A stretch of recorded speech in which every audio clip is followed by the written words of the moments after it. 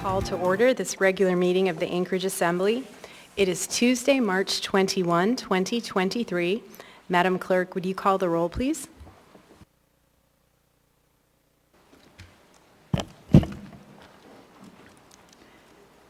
Yes, Madam Chair. Mr. Solt. Here. Mr. Perez Verdia. Here. Ms. Dern. Here. Mr. Rivera. Present. Mr. Sweet. Present. Ms. LaFrance. Here. Mr. Constant. Here. Ms. Zolotel. Here. Mr. Cross. Here. Ms. Quinn Davidson. Here.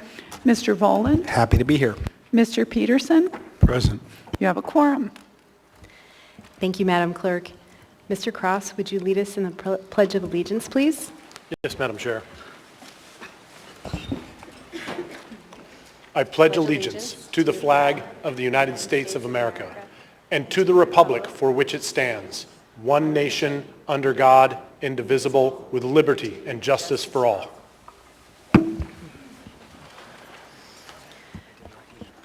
Mr. Peterson, would you read the land acknowledgement, please? Certainly, Madam Chair. A land acknowledgement is a formal statement recognizing the indigenous people of a place. It is a public gesture of appreciation for the past and present indigenous stewardship of the lands that we now occupy. It is an actionable statement that marks the collective movement towards decolonization and equity.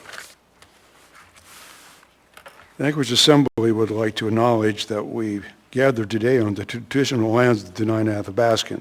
For thousands of years, the Dena'ina have been and continue to be stewards of this land. It is with gratefulness and respect that we recognize the contributions, innovations, and contemporary perspectives of the Upper Cook Inlet Dena'ina. Thank you. There are minutes from previous meetings. Mr. Vice Chair, may I have a motion to approve the minutes of the special meeting of January 20, 2023, the special meeting of January 23, 2023, the regular meeting of January 24, 2023, the special meeting of February 2, 2023, and the special meeting of February 14, 2023. Second. Moved by Mr. Constant, seconded by Mr. Peterson, seeking unanimous consent on the approval of the minutes. Seeing and hearing no opposition, the minutes from the special meeting of January 20, 2023, the special meeting of January 23, 2023, the regular meeting of January 24, 2023, the special meeting of February 2, 2023, and the special meeting of February 14, 2023 have been approved. Next is the Mayor's report. Mr. Mayor? Thank you, Madam Chair. Good evening, everyone. It's great to see you all here tonight. Looks like we got a pretty good crowd. Yesterday, I announced the opening of the application period for the Mayor's Community Grants. That's an annual program. The Mayor's Community Grants which are an important tool to support our community and make lasting impacts on the lives of our residents. This year, the application period will run from March 20th to April 28th. Our goal is to push grant awards out the door and into the hands of recipients much faster than last year. Over 30 organizations representing all walks of life were supported last year. I encourage nonprofits and civic organizations to apply for funding as we work to build a vibrant and dynamic Anchorage.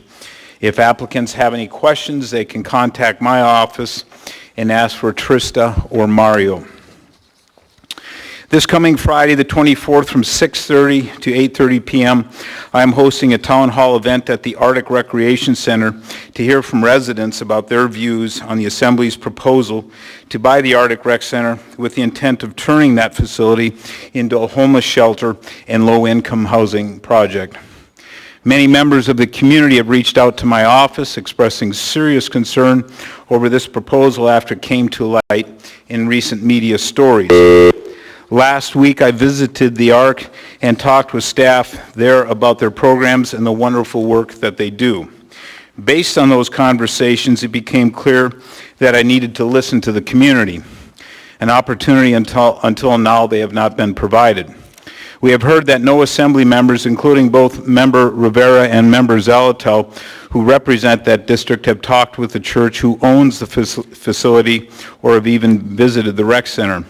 I found this odd irresponsible, bad public process given the Assembly's recent trip to Juneau, where members of this body specifically lobbied for the $25 million for the purchase of this facility for the specific use as a homeless and transient shelter.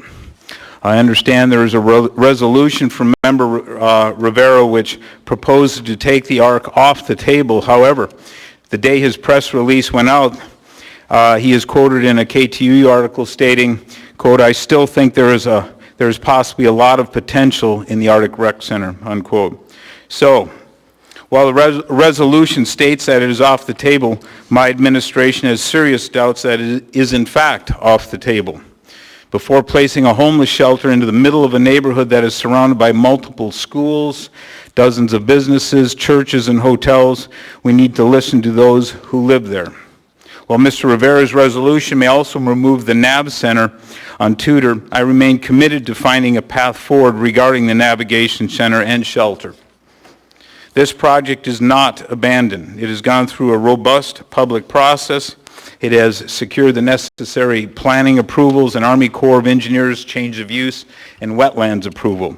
This is a project waiting for the Assembly and me to finish what we started. That is all for me tonight, Madam Chair. Thank you very much. Thank you, Mr. Mayor. There are two members in the queue with questions. First is Mr. Constant.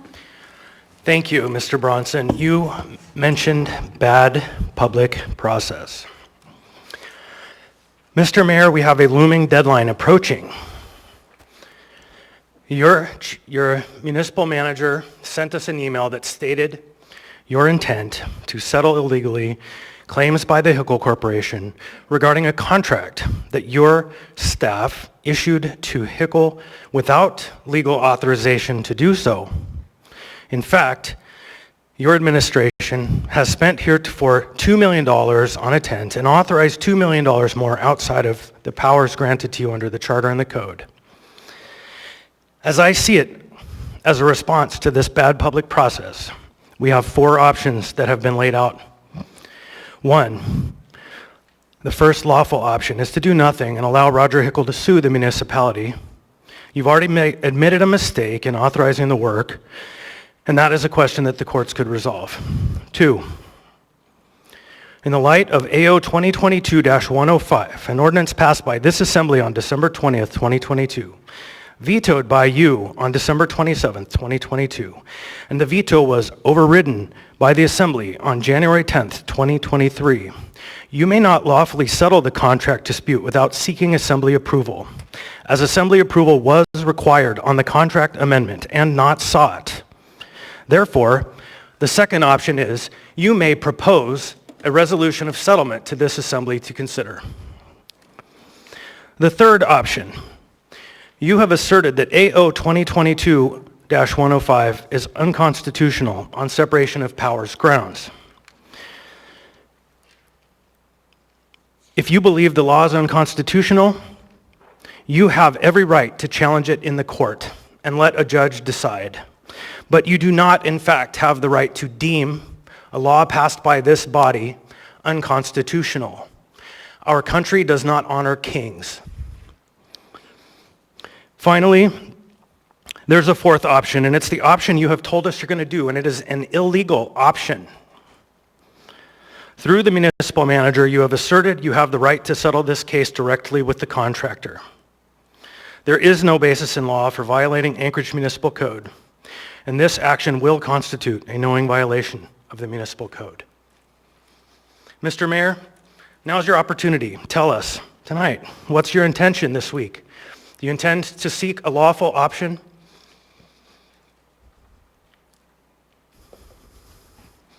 Through the chair, Mr. Constant, yes, I do. And this, your questions, I think you have factual errors in your statement. I'll turn it over to Municipal Attorney Ann Helzer to address the legality of the issue. My focus is remaining legal in this process, notwithstanding your comments to the contrary. Thank you.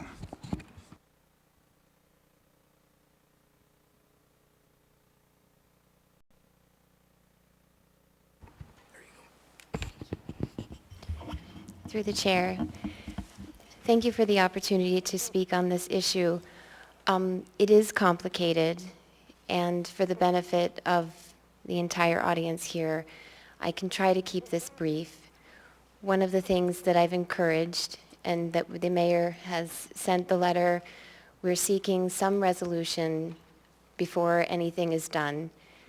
I've reached out as of yesterday and before to try to arrange a small meeting so that we can figure out a path forward.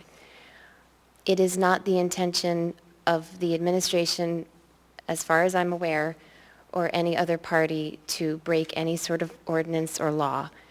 The Department of Law has indicated that this is the payment of a bill, and so just today I requested all of the contracts, and I'd like to take the opportunity to walk you through the process and how this all came about. The issue is we have a legitimate bill and services were rendered, and we'd like to resolve that bill before any sort of lawsuit occurs. And I think we can get there if you would be agreeable to meeting before that bill is paid. So we welcome that input, and I welcome the opportunity to take you through that analysis step by step as to what happened and try to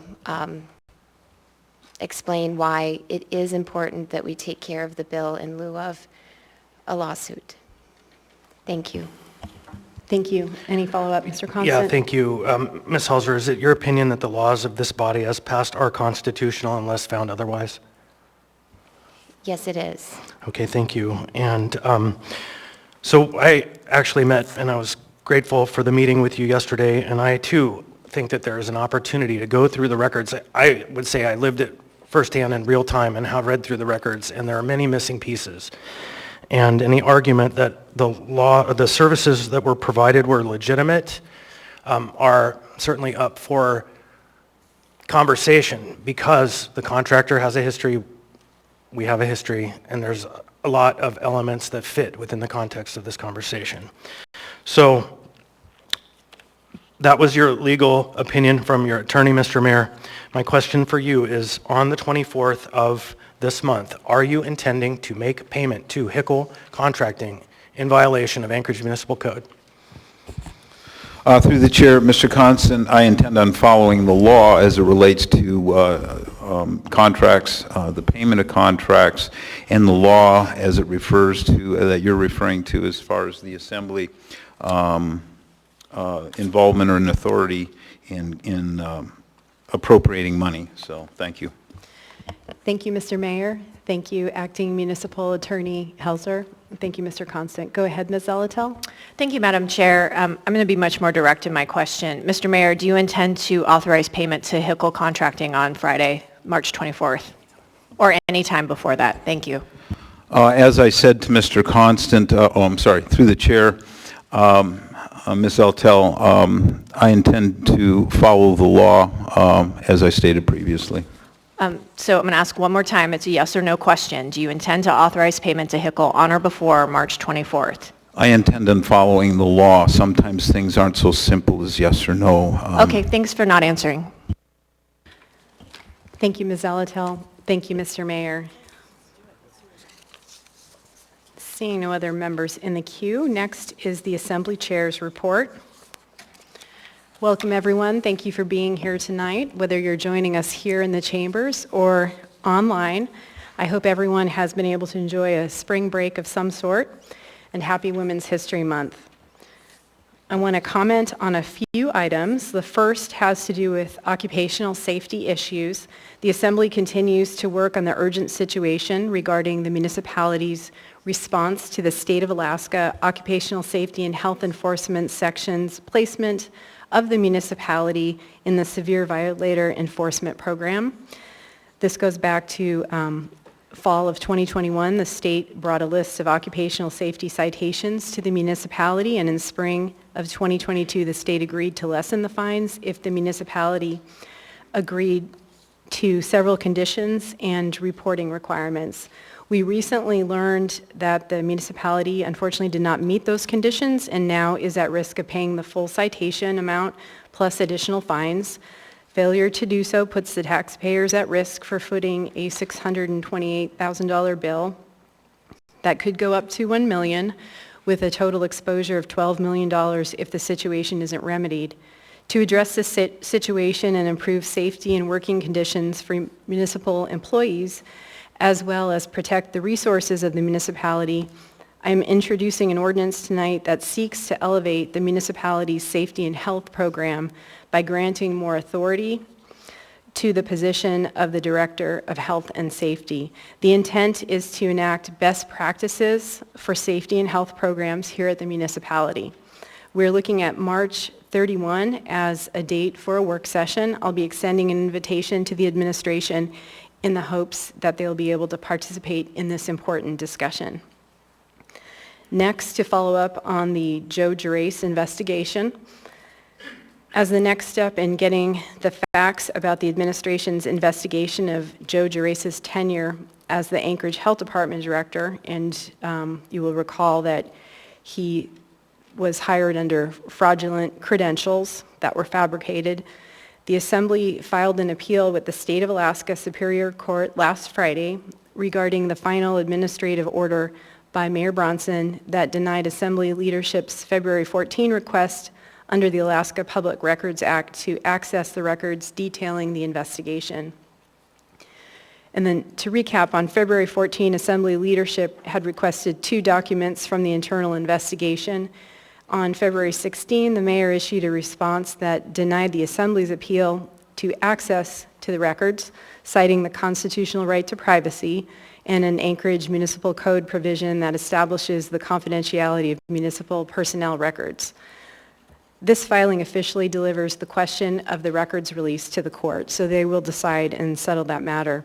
So I just want to be very clear that the Assembly is not asking for any confidential information. We're trying to do our due diligence to make sure that the report that the mayor's team promised to the public is shared with the public. If there's confidential information in the report, it can be blacked out. This is a very simple request. It's frustrating. It's taking so much time and effort, and that it had to go to the courts to resolve. It amounts to additional costs, which we all know are paid by taxpayers. And finally, on the Arctic Recreation Center, we'll talk about this later as Mr. Rivera has an item to lay on the table.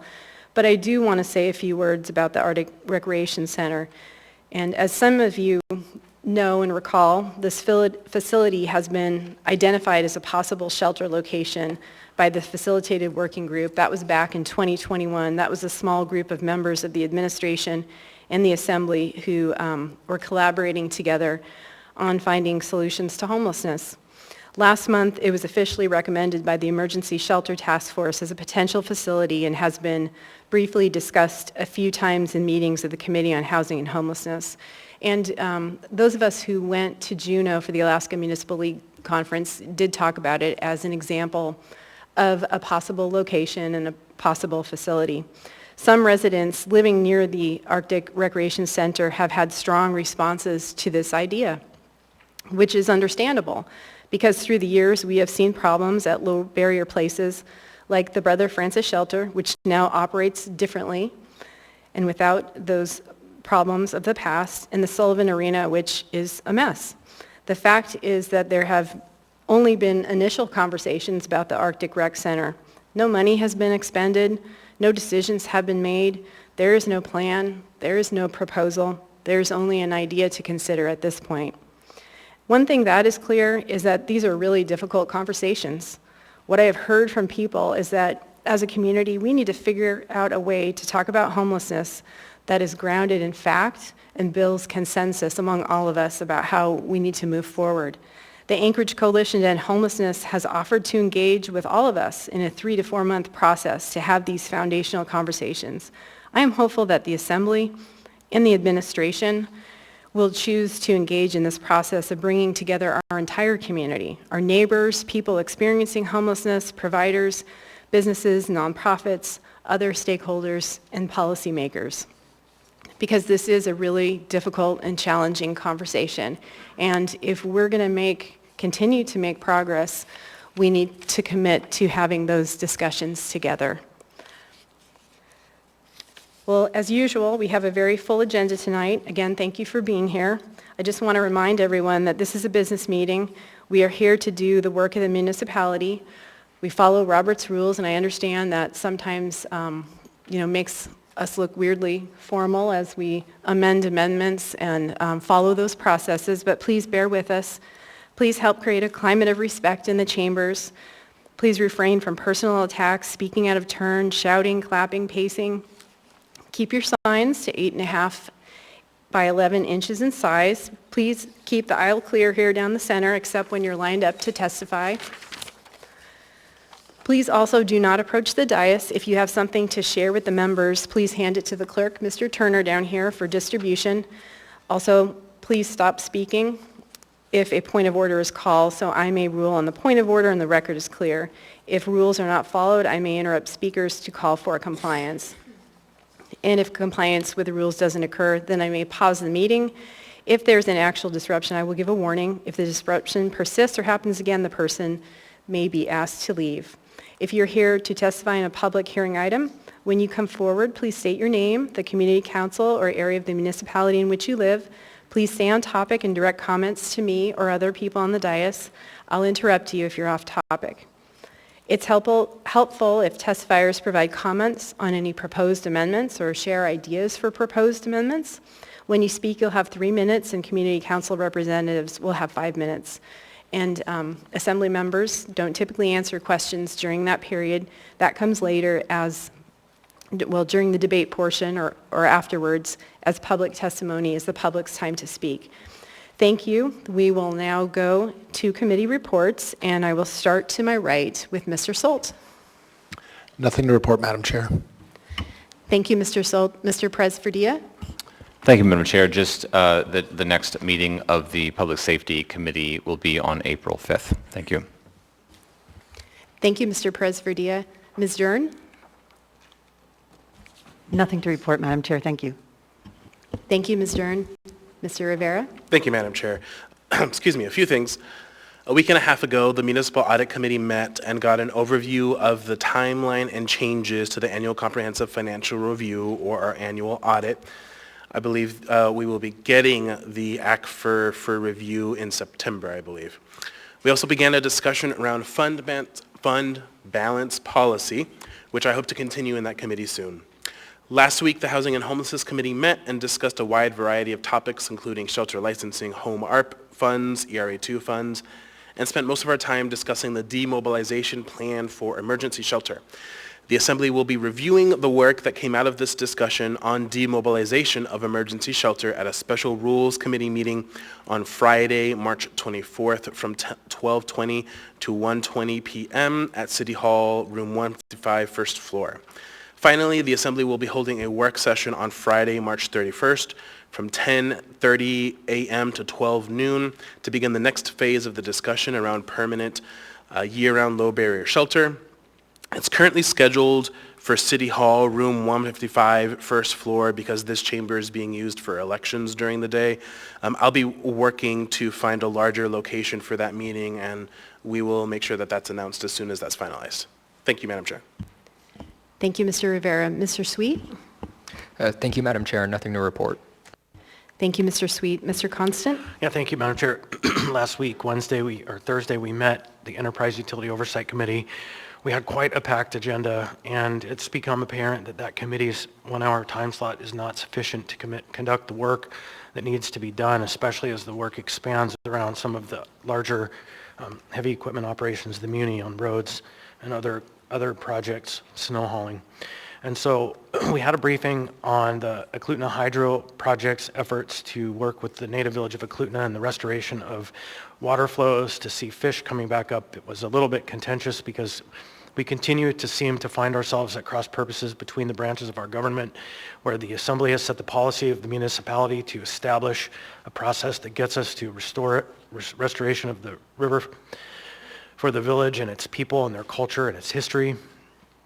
And the users continue to rely on an outdated agreement that left out the primary party of the question. And so that took up a substantial amount of the time of that meeting, and it rises up a number of potential legislative fixes to the conversation as well. Ms. Quinn Davidson and I will be making an appeal to our congressional delegation to turn their attention to this question and help bring some relief to the people of the Native Village. On top of that, we had a briefing on a contract that's been awarded, Amendment Number 7, to Hattenberg, Dilly, and Linnell, which are consultants to the Merrill Field project. They're here tonight. That item is up for a vote. And then finally, we had a very truncated conversation about the Port of Alaska modernization, which kind of brought us to the point where we recognize we need to rearrange how we conduct the business around the port to ensure it's done in a timely manner and thoughtfully.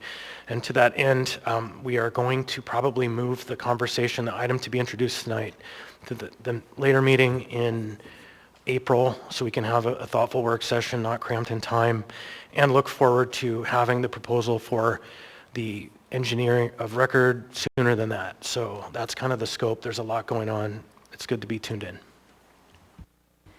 Thank you, Mr. Constant. Ms. Zalatel? Thank you, Madam Chair. I'm going to just provide an update on one item out of Budget and Finance that was last week, and I believe my co-chair, Ms. Quinn Davidson, will provide the rest. I wanted to highlight that we learned in the fund balance conversation that the alcohol tax was underspent in 2022 by approximately $11 million. And so we've asked for a reconciliation of that alcohol tax to know what programs didn't get implemented, because really those funds aren't effective unless we are actually spending them on the programs that they're designated for. So we look forward to getting that and having it be a part of our first quarter budget revision conversation. I'll leave the rest for my co-chair. Thank you. Thank you, Ms. Zalatel. Mr. Cross? Yes, Madam Chair. The Community and Economic Development Committee met on March 17th at the Building Services. We discussed three things. One is federal funding that's funneling through the state for broadband equity. That's basically an expansion of broadband internet connections into areas of Alaska that are inadequately served.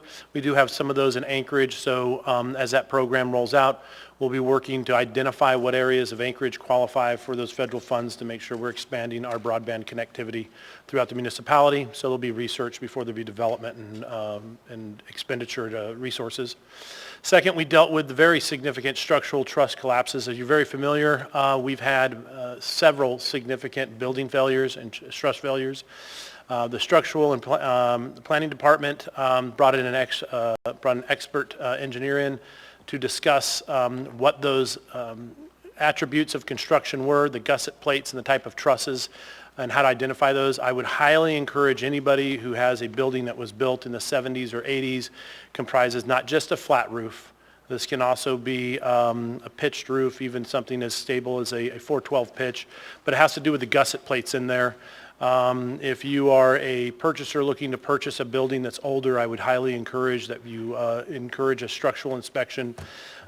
This is just a failure of buildings over time, and it's a small flaw in the design. But the information is available through the municipality. The mayor put out a press release that brings a lot of their information. I would just highly encourage the public to get involved and realize that it can be a very significant issue, and these roofs are collapsing at a fraction of the load weight they were designed to hold. And so just understand that that is a big concern. And so we're encouraging the public to be proactive and have their buildings investigated and not wait till a problem is overly glaringly obvious to address it.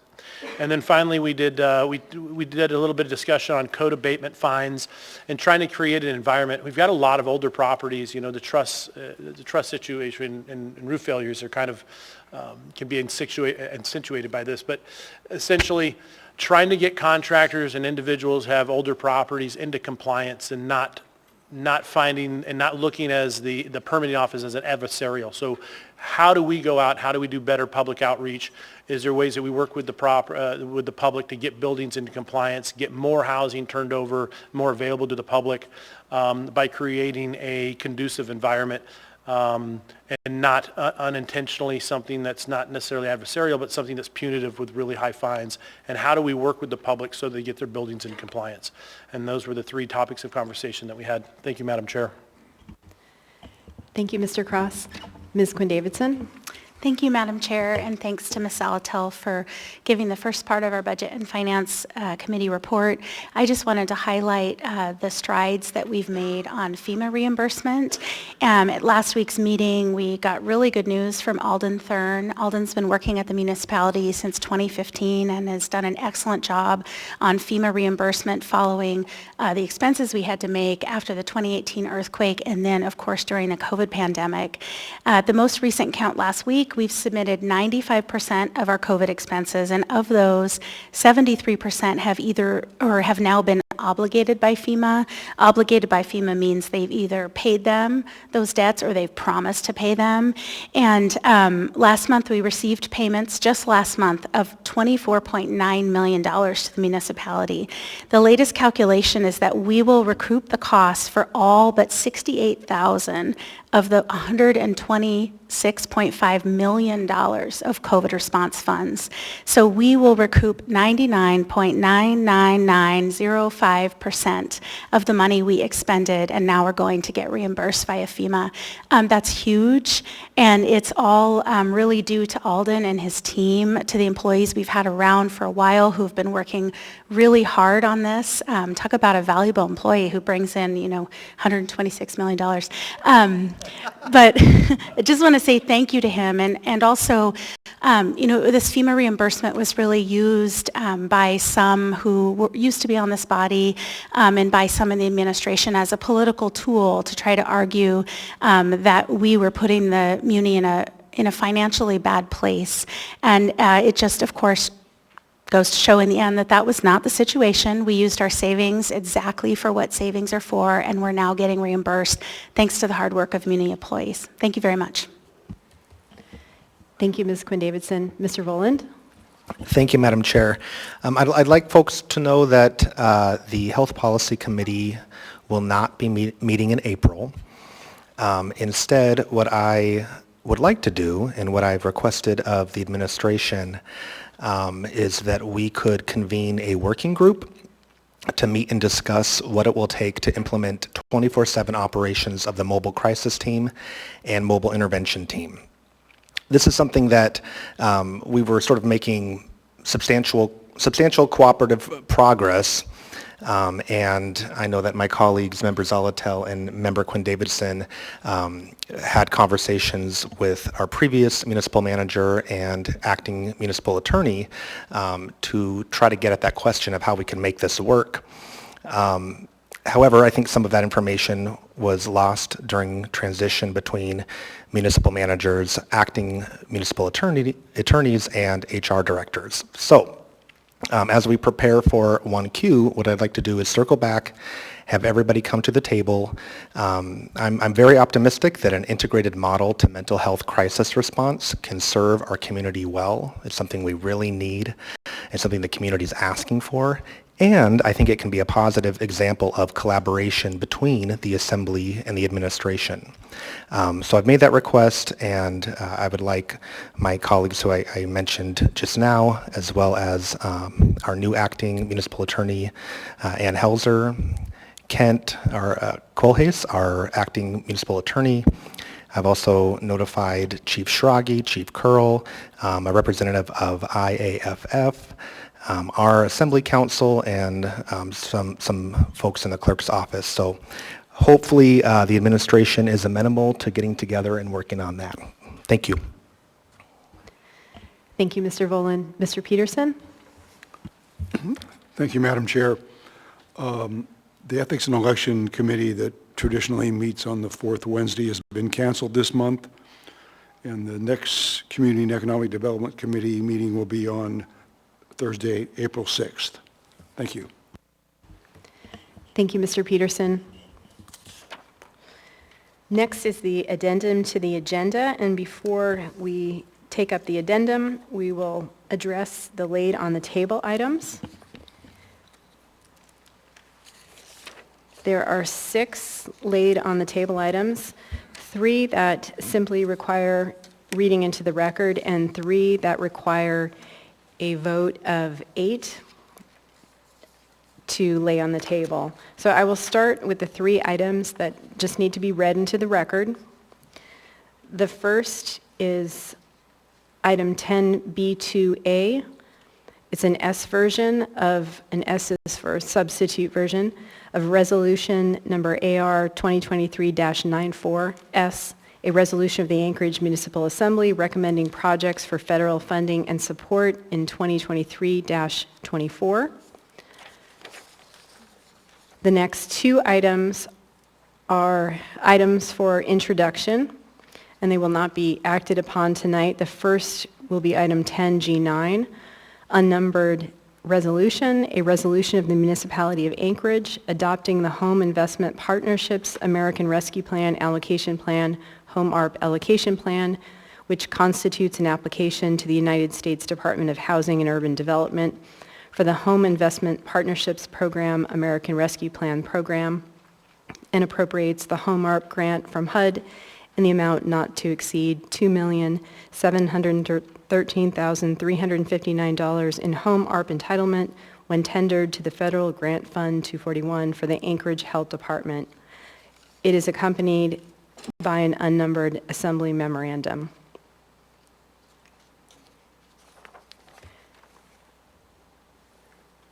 Mr. Rivera? No, okay.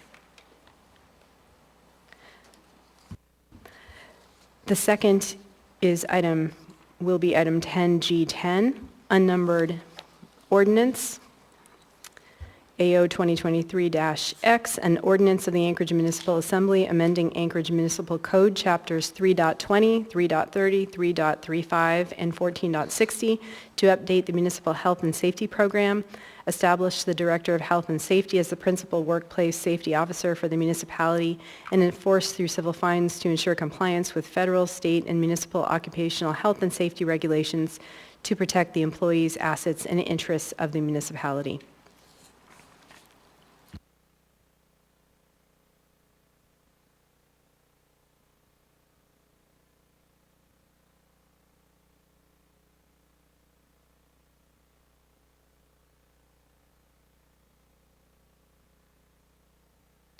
And I just want to note the ordinance for introduction will be set for public hearing for the April 11 regular meeting. The next three items require the members to vote to lay them on the table. The first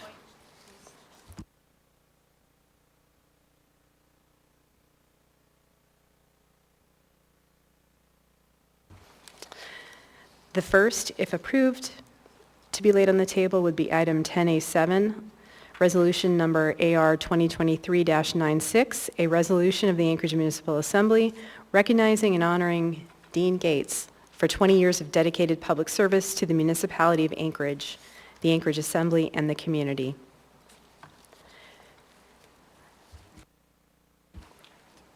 I move to lay that item on the table. Second. Moved by Mr. Constant to lay the item on the table, seconded by Ms. Zelatel. Mr. Constant, do you wish to speak to why this item is being laid on the table? Yeah, thanks.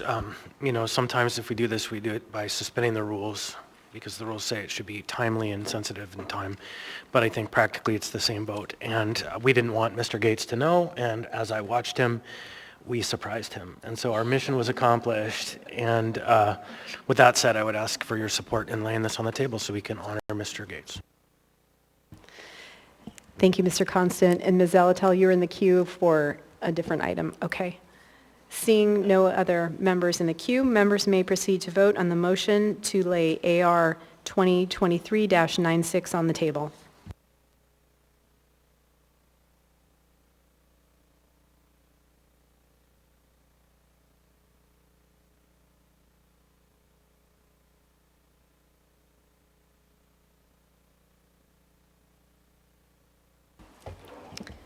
The motion is approved 12-0.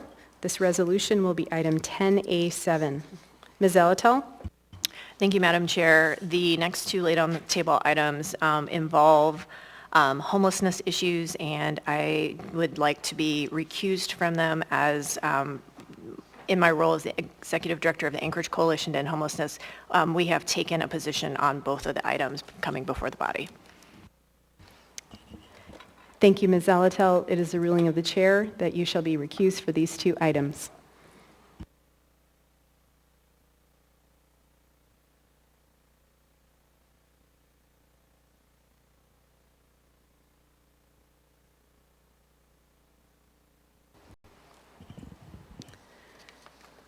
The next item, if approved to be laid on the table, will be item 10B3. It is an unnumbered resolution, a resolution of the Anchorage Municipal Assembly adopting the Clean Slate Strategy. Assemblymember Rivera. It is accompanied by two information memorandum, 10B, which would be 10B3A and 10B3B. The latter, Anchorage Coalition to End Homelessness letter regarding laid on the table clean slate approach. Mr. Rivera? Move to lay on the table. Second. A motion to lay the unnumbered resolution on the table has been made by Mr. Rivera and seconded by Mr. Peterson. Go ahead, Mr. Rivera. Thank you, Madam Chair. So first off, if folks in the audience want a copy of the resolution, there should be copies at the dais. Feel free to grab one. So there are two main reasons why this is timely. First is November 1st, 2023. Feels like it's a long time from now. That is the goal that I have set up in this resolution for making sure that we stand up a new permanent year-round low-barrier shelter. And if we delay this conversation any longer, I don't know if we will be able to meet that goal. Second reason why this is timely, the mayor is hosting a town hall this Friday, and I think it would be a good idea for this body to provide some type of assurance or opinion to our constituents by that town hall. Thank you, Madam Chair. Thank you, Mr. Rivera, and I'll go through the queue, and I just want to remind members to please keep your questions focused on the motion to lay this item on the table and why it needs to be taken up now. Mr. Cross? Yeah, I don't support laying it on the table. I think some of the whereases as far as, and also what the Anchorage Assembly resolves, is something that merits deeper conversation in a work session and shouldn't just be thrown on the table for us to go through these documents here this evening and then be voted on it. In order to give it merit, and I believe it requires much deeper investigation. Thank you. Thank you, Mr. Cross. Mr. Voland? Thank you, Madam Chair. I totally agree with my colleague, Member Cross. I'm strongly opposed to laying this on the table this evening for a number of reasons. Number one, I don't think that it is of an urgent matter. I also think it conflicts with conversation in our Housing and Homeless Committee meetings, and the press release in advance of this item that we're just now seeing caused a lot of confusion in my district. So I will be voting no to lay this item on the table. Thank you. Thank you, Mr. Voland. Any other discussion on the motion to lay the unnumbered resolution on the table? Seeing no members. Are you putting yourself in? Go ahead, Mr. Constant. That was close. Yeah, I know. I'm sorry. I just want to speak to the fact that there are people who sit in offices of power who are using this conversation as a political attack during an election. And in some ways, while it is within the purview of that office to speak, they're speaking in a way that is on the edge of ethical. And for me, I think this whole question should be taken up outside of the process that we're underway with an election, because it makes people riled up in a way and energized in a way that is, I think, unfair to the question. And so I am quite torn on this, but watching the political chicanery going on has been a very a letdown. Not surprising, but, sad. Thank you, Mr. Constant. Ms. Quinn Davidson? Thank you, Madam Chair. Yeah, just to follow up on that, when I saw the press releases coming from the mayor saying that the assembly had a plan or proposal, There's no plan or proposal. We've had discussions about a number of different possible facilities, and you know what? We have to have those discussions because they don't have any plans. So we have to actually provide leadership, and providing leadership is hard, and sometimes it means having hard conversations with community members. And so I think it's just really cheap and really easy to pretend that we're the bad guys so that he can score some political wins. And it's really sad because neighbors and people we care about get caught in the middle when misinformation is shared. So I think Mr. Rivera is trying to curb that misinformation and provide an avenue for a conversation. I guess I have a question maybe to the chair about how I approach this. I don't necessarily support the substance of some of what's in here, and I think I share some of the concern that Mr. Cross and Mr. Volan noted, but is the question right now just whether this is timely and should be something we take up, and should I save any substantive concern until we debate it, or how would you recommend we all approach that? Yes, right now, questions should just focus on the motion of whether or not, as you said, it is timely and warrants laying on the table given the circumstances as described by the sponsor. And any questions of substance would be taken up should this be laid on the table and then pulled off the consent agenda. Thank you, Ms. Quinn-Davidson. Mr. Solt? Thank you, Madam Chair. Just looking at this and the other two items that are being laid on the table, and for the public's benefit, we don't generally see this stuff till tonight. So sometimes it's a lot to go through, sometimes it's a full binder. But again, I don't think this has the urgency or any pressing reason as to why it should be laid on the table tonight. I'm all for debating it, but just don't, I think we need to, we've all talked in our Rules Committee about breaking this trend, and we should start at some point. Maybe this is the right place. Thank you, Mr. Solt. Mayor Bronson? Thank you, Madam Chair. Just to correct the record here, Madam Chair, I have had a plan for nearly 2 years, and it was a NAV center. You've acknowledged it in the documents here.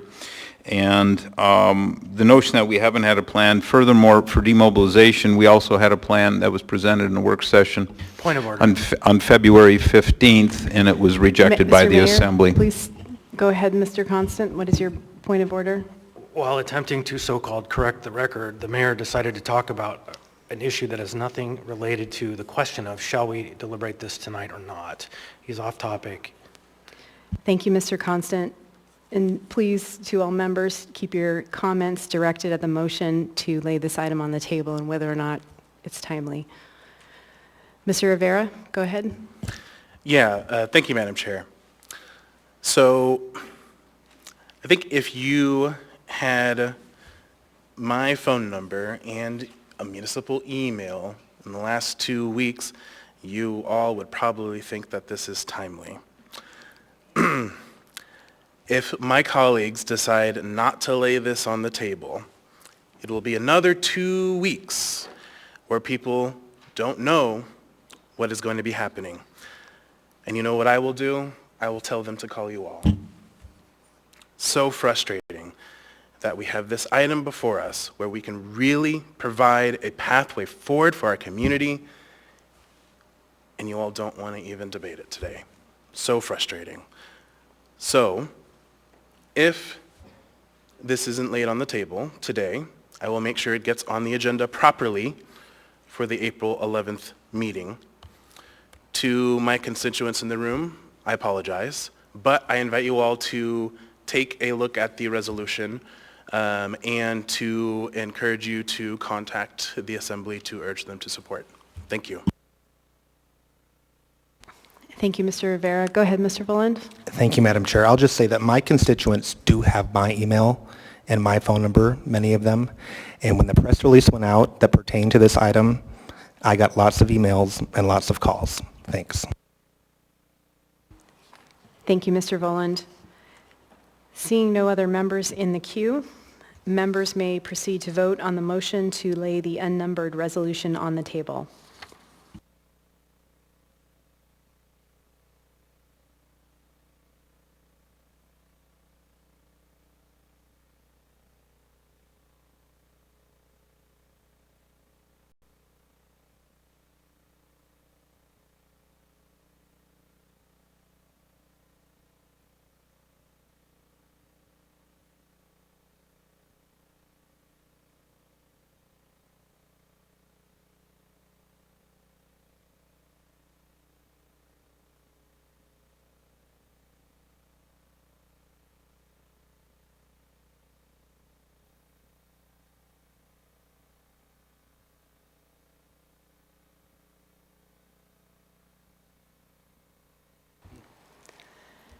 The motion is approved 8-3.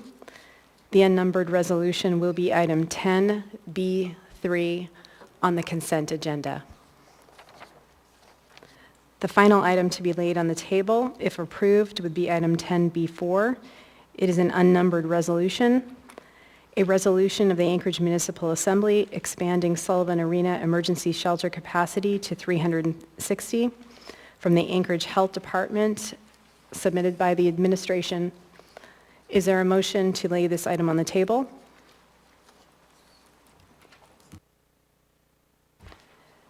This is the unnumbered resolution to expand the Sullivan Arena emergency shelter capacity to 360.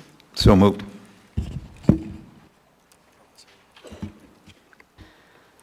Second. Moved by Mayor Bronson, seconded by Mr. Cross. Mayor Bronson, would you speak to why this item needs to be laid on the table?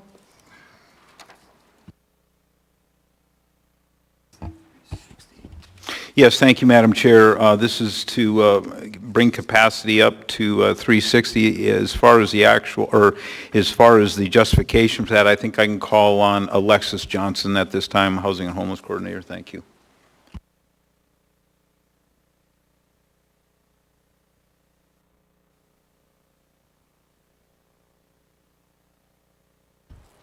Good evening, everyone. Alexis Johnson, Housing and Homeless Coordinator for the municipality. We put forward a 360 capacity with the extension through March 31st. And so this just extends it through the end of April. If this is not voted on today, March 31st, we'll go back down to a 200-person capacity. Thank you. Thank you. I'll go through the queue. Mr. Constant? 2 questions. Ms. Johnson, one for you. What's the fund source that's paying for the next month? Is that arranged already? Through the chair to Mr. Constant, you've already approved the fund source through April 30th. 2023-43, I believe, the $4.7 million appropriation. Okay, thank you. And that's it for you. I just want to make sure we had that on the record. So, And keep in mind, too, that the discussion to lay is on the focused table. on I laying this item on the understand. table. I understand. And the frustration by my peer from North Anchorage is that the last item predisposes that individuals stay stuck in Fairview. And this item, while it's the compassionate answer, is one more brick in that wall. And when you hear tonight, or if we don't get to it tonight at our next meeting, the heat that comes from this conversation, you have to know it comes from the fact that the default answer is always this. And there is no leadership. The argument of a 1,000-person or a 500-person secured exit facility is not the answer. Anyhow, so I do support this because we can't disengage hundreds of people into the neighborhood without more thoughtful engagement, and it's still cold out. Thank you, Mr. Constant. Mr. Solt? Thank you, Madam Chair. This is for Ms. Johnson. So I was wondering if you could elaborate on why this is urgent, why this needs to be done now, what's changed, why we have to address this tonight. Yeah, absolutely. Through the chair to Mr. Solt. So originally, there was 150 max capacity that's in code for any shelter, and that was increased during cold weather to allow for 50. Then the body voted and said that if all other shelters were at 90% capacity full for 5 days, that we could increase capacity to 360. And so that's gone on, and that will expire March 31st of this year. But as of last night, we had 359 people accessing the Sullivan Arena. So there is a need for the shelter continuing on through April. So you're saying the other shelters are at 90% plus? We are absolutely at full capacity at every shelter in the city. Thank you, Madam Chair. Thank you, Mr. Solt. Ms. Quinn Davidson? Yeah, this is for you too, Alexis. Thank you.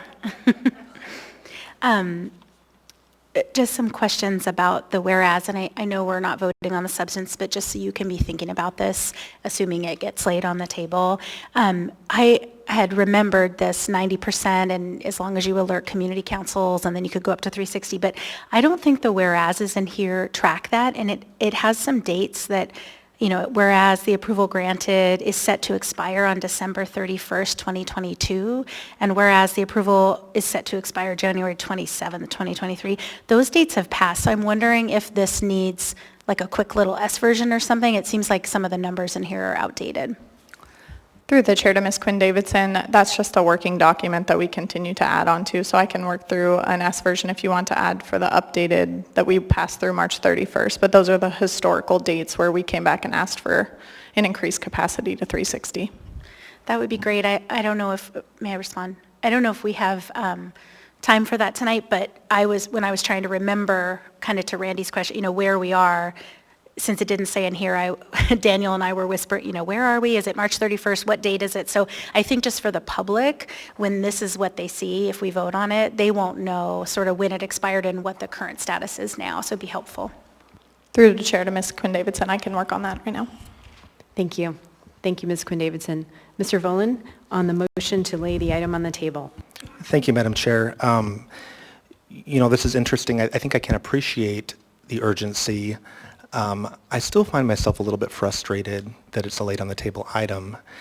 I know that yourself and the mayor had the opportunity to attend a community workshop in Fairview at the rec center with some folks who've really taken responsibility for trying to improve the neighborhood and taken upon themselves to try to mitigate some of the impacts around the Sullivan Arena.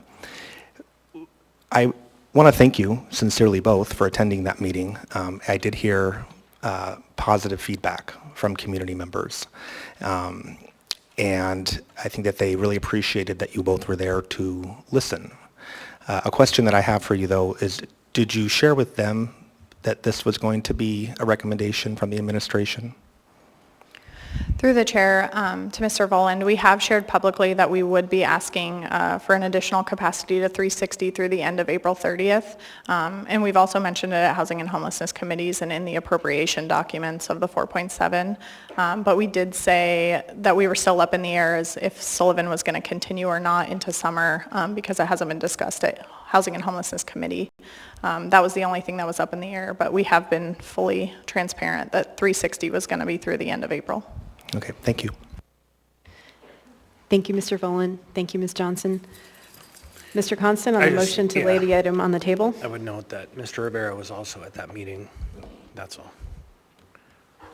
Thank you, Mr. Constant. Seeing no other members in the queue, members may proceed to vote on the motion to lay the unnumbered AR that would expand Sullivan Arena emergency shelter capacity to 360 on the table.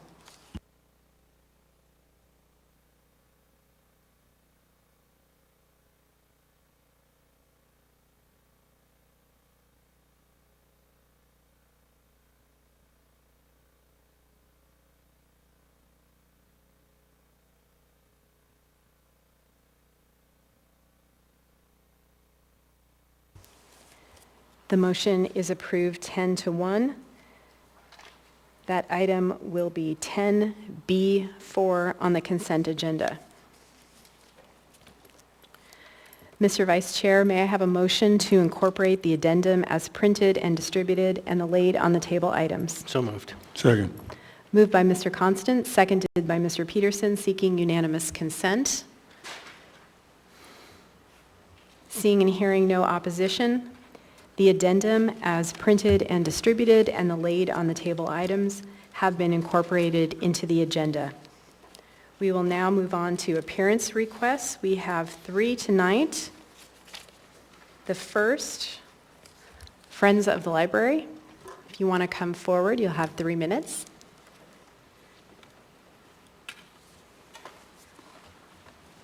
That's right, because there are a bunch here.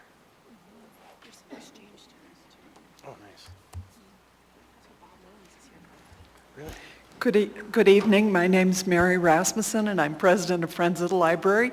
And these are cohorts who are also library supporters, so we've come to do our yearly kind of pat ourselves on the back and educate the assembly members and the public about what we've been up to. I see lots of new faces, so I will give a little bit of a background of who we are. Friends of the Library is a nonprofit, 501c3, and we're a grassroots membership organization.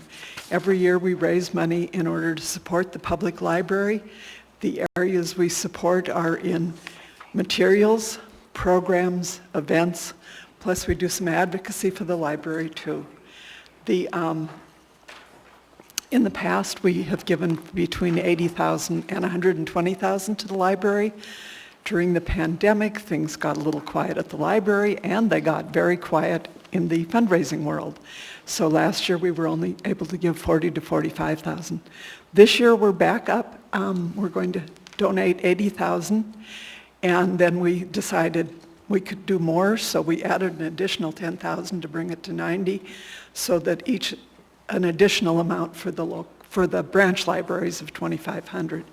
The areas we usually work on, the way it works is we ask the librarians for a request. We say, we can give you $80,000, what do you need? And then they give us a very specific request of things that they want and that they need. And this year, that it broke down to an adult service group, a youth services, collection development, community relations, and then staff support. And we're really excited to be doing all these things, so moving forward on that. Wanted to let you know that our big fundraisers are how we make the majority of money. We do get some nice donations, straight donations, but we also have two big fundraisers, and one of them's coming up. It's Beyond the Stacks. It is on April 1st, and we really would like you to come. And if you want to learn information about it, you can go to our website, which is librarychampion.com, and that's to tell the public out there that it's coming up and it's a big deal. And our keynote speaker is Mr. Whitekeys, who has a brand new book, and that should be really fun. I got a half a minute. Does anybody else want to say something or at least introduce themselves? Can I do a quick quote? This is just a quick quote. See if you can guess who said it. I have found the most valuable thing in my wallet is my library card. Anybody can guess? That was Laura Bush. She's a librarian and the wife of George W. Bush, 43rd President of the United States. We also wanted to do a picture with perhaps the Assembly Chair and the Mayor presenting you a check for this amount. But I would like my associates, if I get the extra time, to at least introduce themselves. And do we have the CFO here who is the one, I would be happy to be in the picture, but I believe the CFO is the one who's supposed to accept the check? And if, oh good, he's here too. And if the rest of you want to go ahead and say your names? My name is Denise Yancey, and I really appreciate the help the public gives us. We couldn't do it without them. Susan Hines, thanks. Sarah Nog Nunez, thank you. Barbara Dura, thank you. Carol Sturgielewski, thank you. And I see library cards going up. How many people here have a library card or know people in their family who have a library card? The library is for all of us. Thank you. Since the chair is down there, I'm going to grab the chair and just say thank you to all of you who support the library. Libraries have become a flashpoint again, as they do from time to time, and you are true heroes for keeping information free and open and available.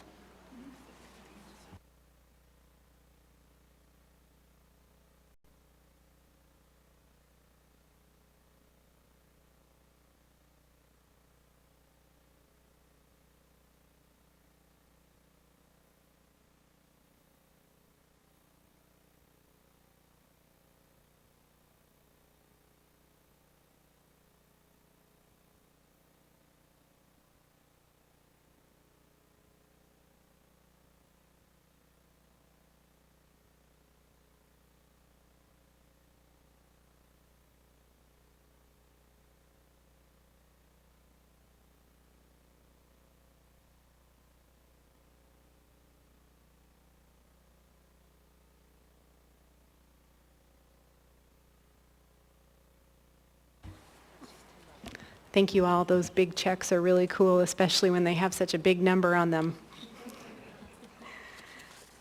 Next is Erin Jackson Hill. Welcome.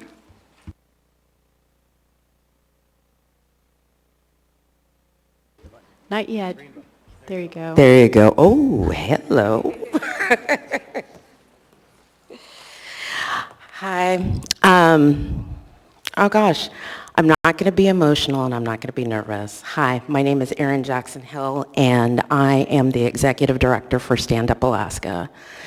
And today I would like to discuss our value as human beings and who has value and who decides what that value is or is not.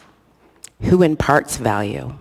Is it our parents, our family, our community, our assembly, our mayor, society? I would argue it's none of these people or systems. Value is not given, it's intrinsic. When a baby is born, the doctor does not hold up the baby and say, "Someone give this child its value." Value just is, and as leaders, it's your responsibility to see the value in every single one of your constituents, regardless of their race, ethnicity, gender, sexual orientation, or socioeconomic status. And if you examine the housing crisis in Anchorage and how it has spiraled, it is clear that you have failed to recognize the value as leaders, and we as a community are failing our most vulnerable citizens. As stated, the housing crisis in the Anchorage area has been steadily increasing over the last few years due to current and past administrations' failure to address the underlying causes of homelessness. Policies have been lacking in resources, commitments, and overall strategy to adequately address the complex problems of poverty and homelessness in Anchorage. The responsibility does not entirely lie with this body or with this mayor. There is a direct correlation between the Dunleavy's administration defunding of mental health services and the increase in housing insecurity. The lack of funding for mental health services has not only had an impact on the people suffering from mental illness in our community, but has had an even larger ripple effect on the housing market overall. Anchorage's current administration has been unable to create or implement a comprehensive plan to address the causes and symptoms of homelessness. Thus far, their initiatives have not created any long-term housing solutions and have provided at best temporary subpar solutions with no real plan. I know people have made visits to different sites, but I need you to look into these folks' eyes. They have value. It is time for you to recognize it and act accordingly. There's no excuse. Come together and fix it. Thank you. Thank you.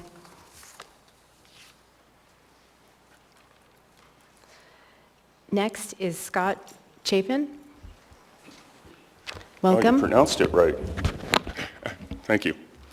Good evening. I'm Scott Chafin. I retired from UAA as a lieutenant in 2012.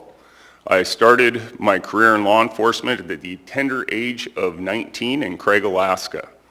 I've served as, after going into law enforcement, I then went into the U.S. Army as a military police officer, and when I got out, I served in various communities throughout Alaska as a peace officer.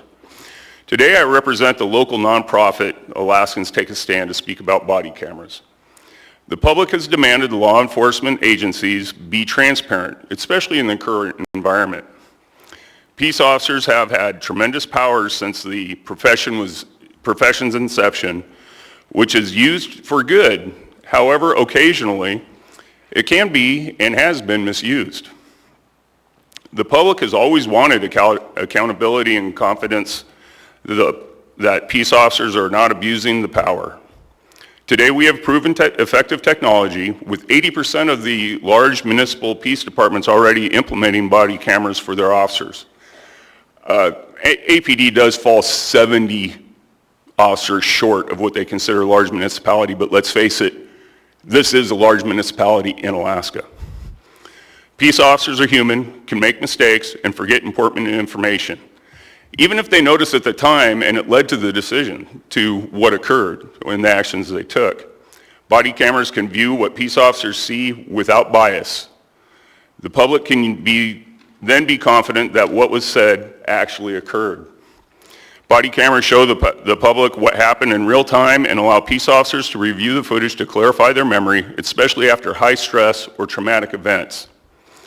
I'm not saying that peace officers of APD are beating people to death, but if you look at the events in Memphis, you will see the body cameras work. Tyree Nichols' needless death was caught on numerous body cams worn by peace officers, allowing the police department to see what happened and act on it, holding the officers that assaulted Mr. Nichols accountable in a timely manner. Body cameras can also work for peace officers and the city by refuting false civil claims and creating an added layer of protection for both sides. In Anchorage, the last article I read anyway was in 2022, the police chief would like to put body cameras on his peace officers. However, the municipal attorney has yet to devise a way to make the policy work with privacy statutes in the state of Alaska. The Alaska State Troopers have already developed a policy addressing privacy issues. The municipal attorney needs to help to do so and can look at the Alaska State Troopers policy on body cameras for the necessary language required and adopt that into the Anchorage Police Department, continuing to demonstrate that the Peace Department wants the citizens' trust and believes in transparency. Thank you for your time today. Thank you. Before we move on, I just want to confirm that we have Mr. Solt on the line. I'm here, Madam Chair. Thank you.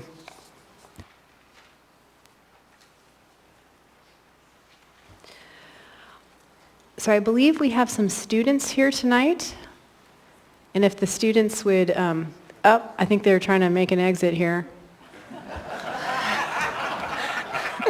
Security? No, just kidding. I'm just kidding. That was a joke. Are there any other students here? Would you all come on up?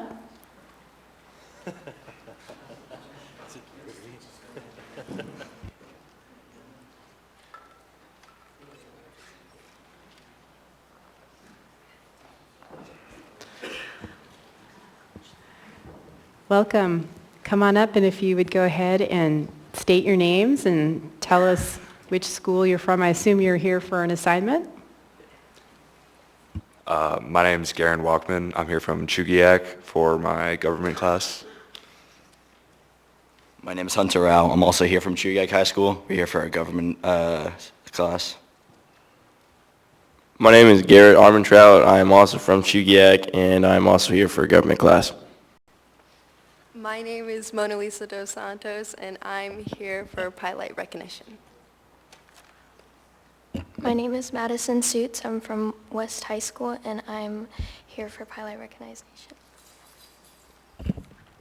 Hi, my name is Zaki Matulda, and I'm from Betty Davis East High School, and I'm an exchange student from Malaysia. Welcome. All right. Thanks for being here tonight. We will move on to the consent agenda. Consent agenda items numbered 10A through 10F are typically routine or non-controversial items such as bid awards, new business, information and reports, and ordinances and resolutions for introduction. The items on the consent agenda may be approved by the Assembly by a single vote on a motion to approve the consent agenda. Prior to approval, items may be pulled by an Assembly member for discussion and separate vote on each of those items. Under the Assembly Rules of Procedure, all ordinances and some resolutions will have an opportunity for public hearing on a future date. I will now go down the dais and ask each member if they would like to pull any items. Mr. Peterson, any items to pull? Thank you, Madam Chair. I'd like to pull item 10A3. I'm going to be presenting that. Mr. Cross will be reading. Thank you. Item 10A3. Mr. Volan? Thank you, Madam Chair. I will pull item 10A2, I will be reading, and then item 10A4, I will be presenting, and Member Sweet will be reading. Thank you. Thank you, Mr. Volan. Item 10A2 and item 10A4. Ms. Quinn Davidson?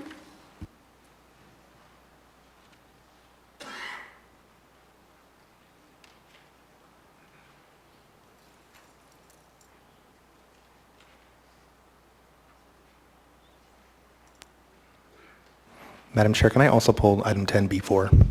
Thank you. Item 10B4, as in Bravo, correct? Yes. Which was the laid on the one of the laid on the table items.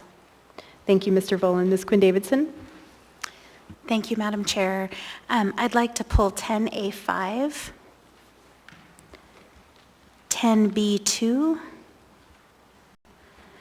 I assume Mr. Rivera will be pulling 10B3, so let him do that. 10D26 and 10E9, please.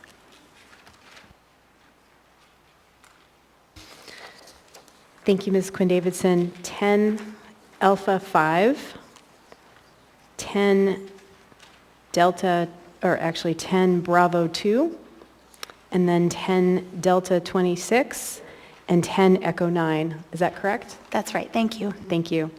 Mr. Cross? Likewise, assuming Mr. Rivera will be pulling 10B3, nothing to pull. Madam Chair, thank you. Thank you, Mr. Cross. Ms. Zelatel? Thank you. I will pull 10B3. And then 10 Delta 11, 10 Delta 21, and 10 Golf 2.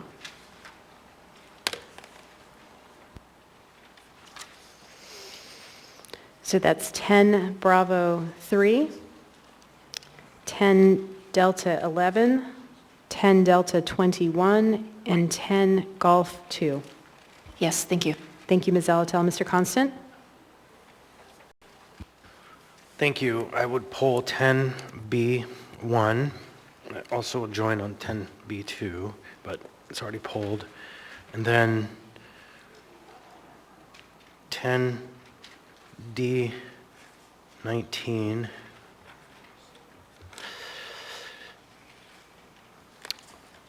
And then 10F,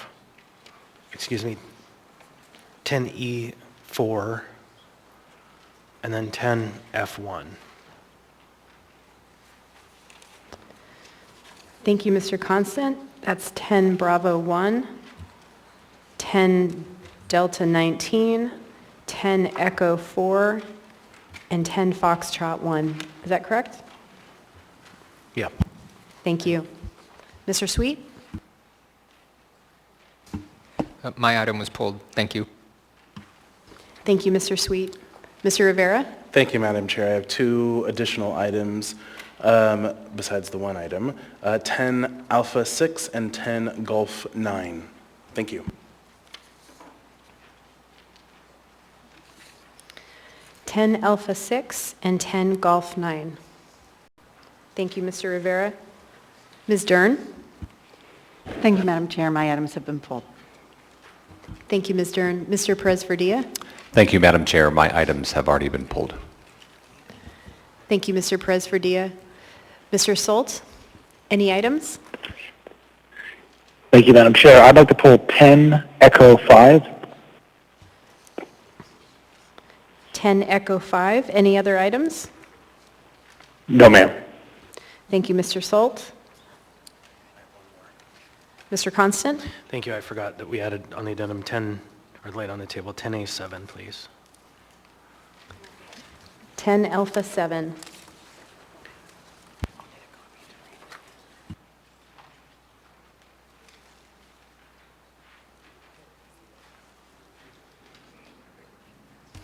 I'll go through the list, and if members have any other items to pull, let me know. Under 10A Alpha, 2, Mr. Voland, 3, Mr. Peterson, 4, Mr. Voland, 5, Ms. Quinn Davidson, 6, Mr. Rivera, and 7, Mr. Constant.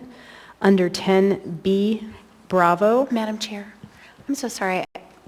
I guess point of information. Did you say 10A6, Ms. Quinn Davidson? I pulled 10A5, so I'm just wondering if your numbers were off, so you go to the right person.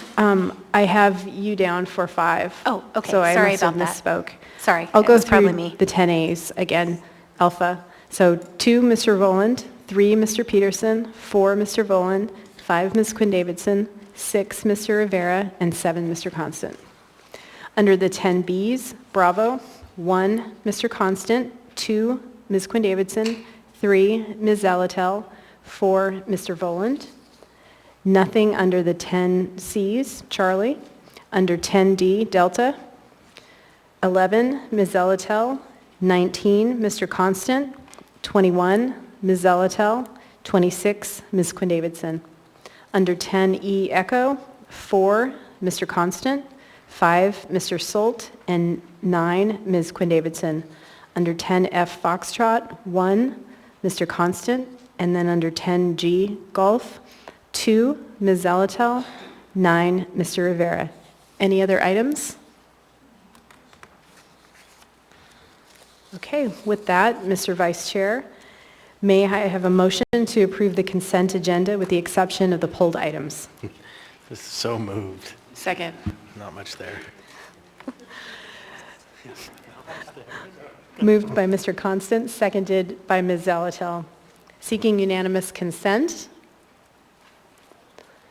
Seeing and hearing no opposition, the motion to approve the consent agenda minus the pulled items has been approved. And so for the public's information, the Assembly has now passed or accepted all items in 10A through 10F, other than the items that were just pulled, which we will take up next, or that have been introduced for a future public hearing, which are all the items in 10G. If you were here to see action on an item listed on the consent agenda that was not pulled, those items have been passed or accepted. So now we will go through and take up the pulled items one by one. The first is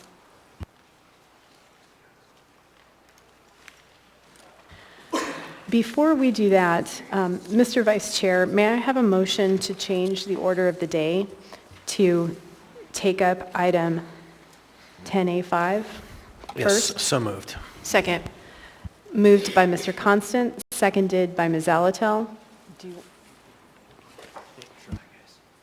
Yeah, just we have some students here with the Prudential Youth Leadership Institute, PYLI, that have another engagement tonight that they need to get to, and we're already a little bit behind schedule in the context of getting through these resolutions, so they are here to receive it, and it would be nice if we could take it up so they could get on to their next event.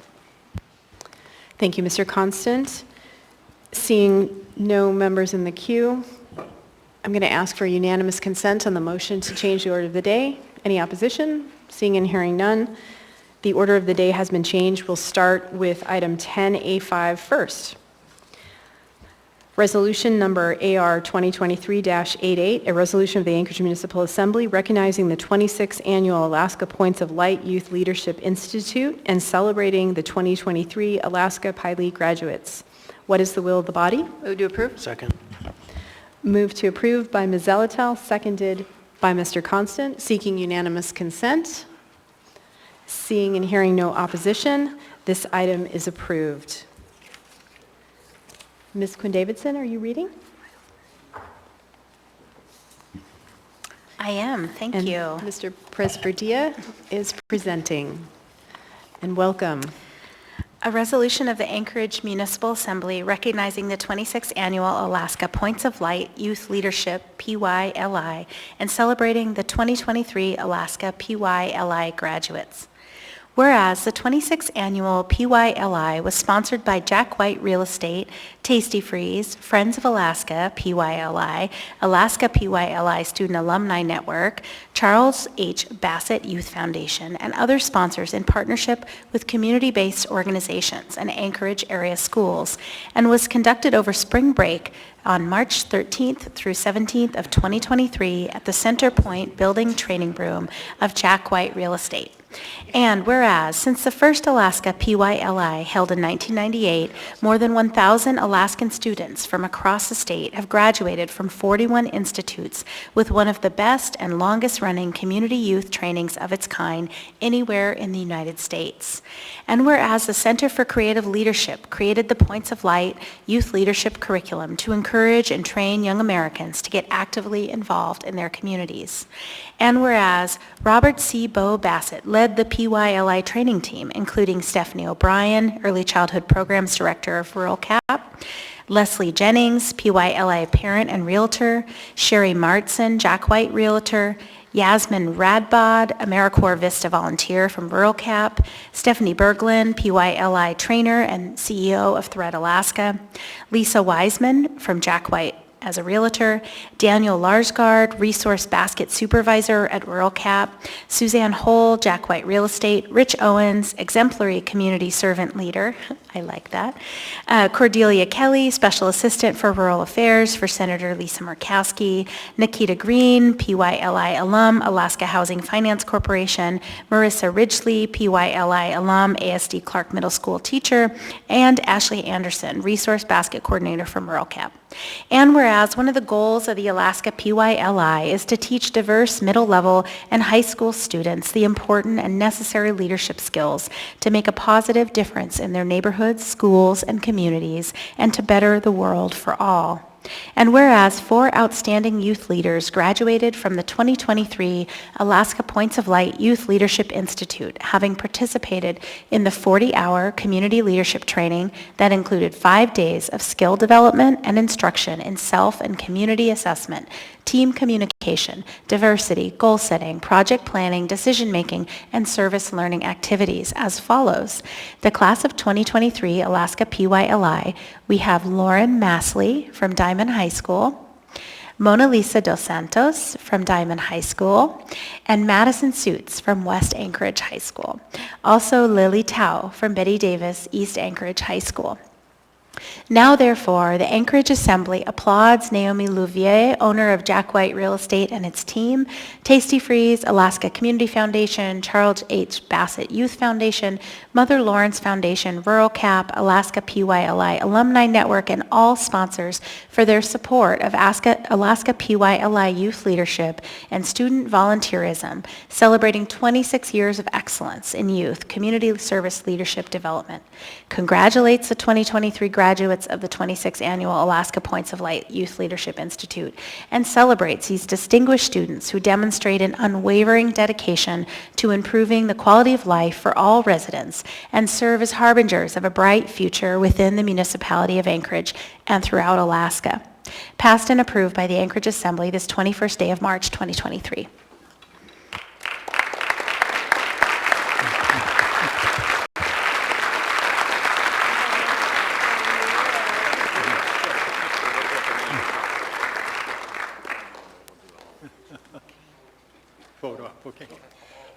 Madam Chair, members of the Assembly, Mr. Mayor, thank you once again.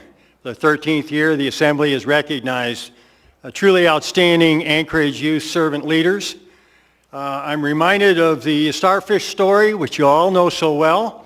I'll just briefly retell it. A young Alaskan girl on a remote Prince William Sound beach was confronted with hundreds, if not thousands, of starfish, and slowly proceeded down the beach and picked up a starfish and tossed it into the Prince William Sound. Walked along, tossed another one, and someone commented, "Why are you doing that? Doesn't really gonna make a difference." So she walked a little farther, picked up the next one, and said the following: "It makes a difference to that one." That was the nature of PYLI this year. We had 4 outstanding young participants, 3 from Diamond High. We also had a student from West High, and we had a student from East that could not attend. We followed the fact that it's National Women's Month.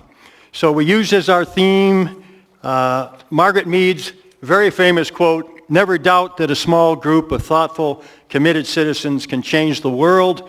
Indeed, it's the only thing that ever does." We also honored Dr. Dorothy Height. Without community service, we would not have a strong quality of life. So with that, we proceeded through the training during National Women's Month, and these great young women did a wonderful job, worked really hard. We're surprised, we're shocked. They had 10 additional adults that came in to work with them and mentor them. Pili this year was very much of a mentoring program because this old dog had done a lot of tricks, but to offer a training for 20 to 30 to 4 young people was a little too much for me this year. So the adult mentors made the difference. Thanks to the support of Naomi Louvier and Rich Owens, the program has continued now for its 26th year. It is the last and remaining Points of Light Youth Leadership Institute in the United States, and we intend to keep it that way. We would like to thank the Assembly for giving public recognition. I'm focused on the fact that we seem to be in a bit of a low point for our public service. We struggle to have volunteers in different organizations, and even in Pili this year we struggled to enroll students. And I asked myself, why would we not get unlimited number of young people to take advantage of a world-class servant leader training that's going to allow them to be successful in college and in career and in life. And I think we need to do a better job of promoting servant leadership and leadership for all young people. I think we should take up the banner of good citizenship again, and I think we need to take up the banner of good character. I think we can all pull together as a community and embrace training more young people to serve the community. When a young person comes to Pili, they complete the 40-hour training, and a young person must have motivation, commitment, and energy. This year we were blessed to have a wonderful new AmeriCorps Vista volunteer. In 1978, I was a Vista volunteer in this very community. And Yasmin Rodbed has come to Anchorage to serve with Rural Cap as a Vista volunteer. And Yasmin came to Pili to mentor the young ladies. And Yasmin's grandfather was with the Army Corps of Engineers team, which built the Alaska Highway during World War II. So with that, I'd like to introduce the 2 Pili participants and Yasmin to say a few words.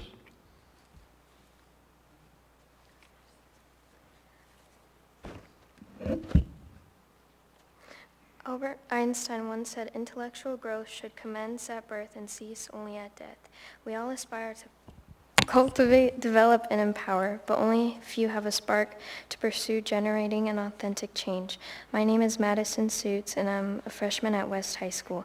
I'm so honored and privileged to be given this opportunity of guidance for generosity, integrity, and persistent commitment. These critical and crucial skills are essential for all of our paths into adulthood, some of us beginning high school and some of us graduating soon. Last Friday, me, Mona, Charlotte, and Lauren gave back to the community by giving out thank you gifts. We put our social, guidance, and charitable skills to work. Nevertheless, we couldn't have done it. We couldn't have achieved success without our exceptional mentors, enthusiastic speakers, the Anchorage Assembly, and lastly, each other. I can't express my gratitude and appreciation enough for this extensive program. Thank you.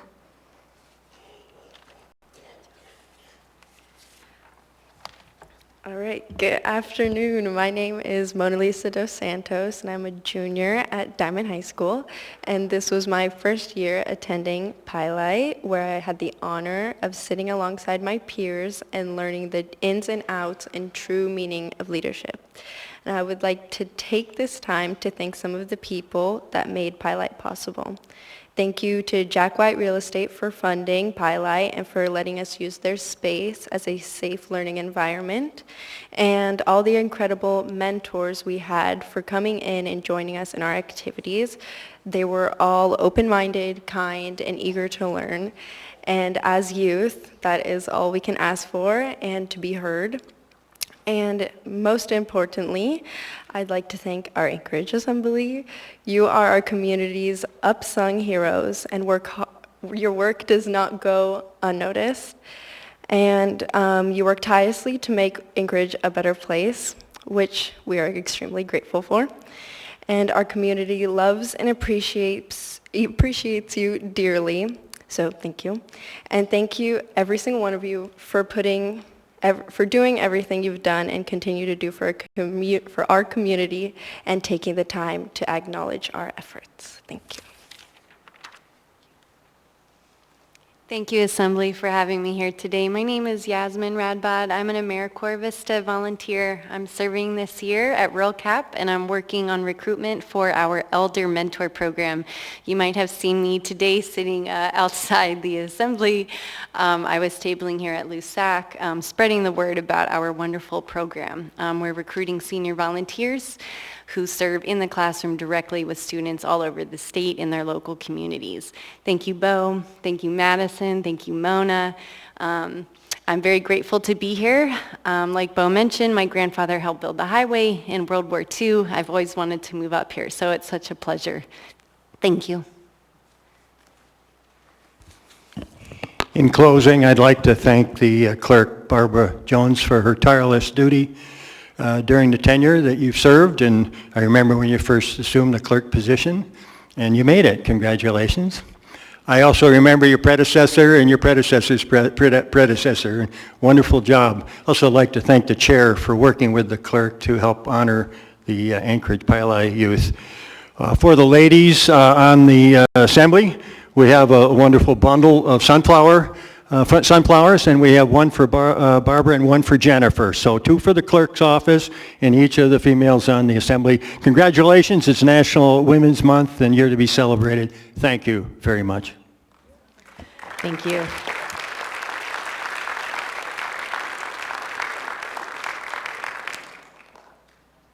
Actually, we didn't get a picture. Could we get a picture real quick? I think Mr. Turner was...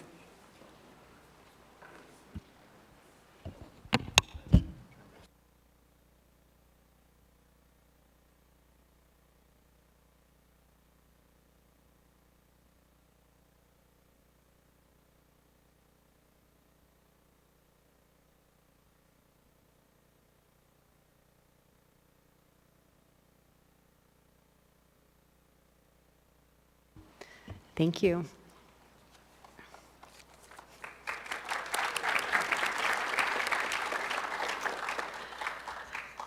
We will now take up item 10A2, resolution number AR 2023-76, a resolution of the Anchorage Municipal Assembly supporting Active People, Healthy Nation initiative. What is the will of the body? Move to approve. Second. Move to approve by Ms. Zalatel, seconded by Mr. Peterson, seeking unanimous consent. Seeing and hearing no opposition, this item is approved, and we have folks here to accept. If you would come forward, welcome.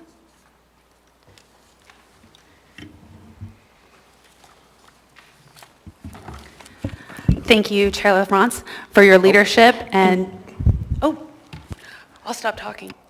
Actually, I'm going to go ahead and read the resolution, and then we would be more than happy to hear your comments. This is a resolution of the Anchorage Municipal Assembly supporting Active People, Healthy Nation initiative. Whereas the municipality of Anchorage is committed to supporting a thriving, vibrant, and healthier community for residents of all ages and abilities, and whereas the municipality of Anchorage recognizes the importance of providing access to safe and convenient places to be physically active for people regardless of age, race, income, socioeconomic status, disability status, and geographic location. And whereas 1 in 2 adults live with a chronic disease, and about half of this group have 2 or more chronic diseases, and whereas about 1 in 4 young adults, 25%, is too heavy to serve in our military, and whereas the physical activity guidelines for Americans recommend that children ages 16 to 17 years do 60 minutes or more of moderate to vigorous intensity physical activity each day, and adults ages 18 years and older do at least 150 minutes a week of moderate intensity activity, such as brisk walking. And whereas only half of adults and 1/4 of youth get the recommended amounts of aerobic physical activity they need to help reduce and prevent chronic diseases, and whereas physical activity is vital for healthy aging and can reduce chronic diseases and prevent early death, and whereas physically active people generally live longer and are at less risk for serious health problems like heart disease, type 2 diabetes, and some cancers, and for people with chronic diseases, physical activity can help manage these conditions and complications. And whereas physical activity can benefit the workforce because physically active people do tend to take fewer sick days, and whereas the Centers for Disease Control and Prevention is leading Active People, Healthy Nation, a national initiative to help 27 million Americans become more physically active by 2027, and whereas communities can support Active People Healthy Nation by implementing one or more of 7 evidence-based strategies recommended by CDC to increase physical activity across sectors and settings, and whereas building active and walkable communities can help increase levels of retail economic activity and employment, increase property values, support neighborhood revitalization, and reduce healthcare costs, and whereas walkable communities can improve traffic safety for people who walk, ride bicycles, and drive, and whereas individual effort alone is insufficient to improve opportunities for people to be physically active, and significant policy, systems, and environmental changes are needed to support and protect individual efforts to make healthier choices, and whereas the government of the municipality of Anchorage recognizes its ability to expand achievable, measurable, and sustainable efforts to increase physical activity across the community by supporting Active People Healthy Nation strategies, and whereas it is important to ensure that longtime residents have the opportunity to benefit from increased community investment and that community improvement projects do not result in community displacement, and whereas every Active People Healthy Nation strategy can be designed to support the goal of equitable and inclusive access to opportunities for physical activity, now therefore, effective immediately, the municipality of Anchorage recognizes that physical activity is one of the best things adults, children, and families in Alaska can do to improve their health.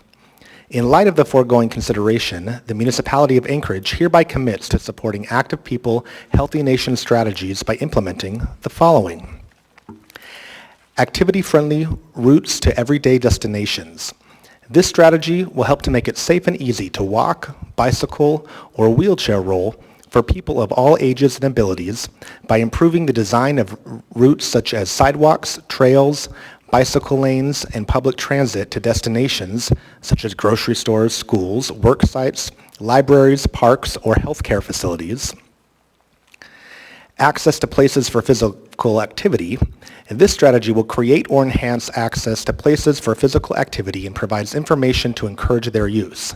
Places will include public parks and trails, fitness and recreational facilities, schools and universities, malls, senior centers, and work sites. Information may involve training, incentives, and teaching about healthy behaviors. School and youth programs. This strategy uses a combination of approaches to increase physical activity before, during, and after school. Components may include physical education, recess, classroom physical activity, staff involvement before or after school, and family and community engagement. Social supports. This strategy will provide supportive social networks, friendships, and actions that can help people in Anchorage to start, maintain, or increase physical activity. Social supports will include buddy systems, challenges, and walking or other activity groups. Individual supports. This strategy will support individual members of our community to incorporate physical activity into their daily routines by teaching behavioral skills, such as goal setting and problem solving, that are tailored to a person's individual interest and needs. Prompts to encourage physical activity. This strategy will inform and motivate people to make active choices in places such as transit stations, work sites, universities, shopping malls, airports, and walkable community environments through prompts such as signs or reminders. passed and approved by the Anchorage Assembly this 21st day of March 2023.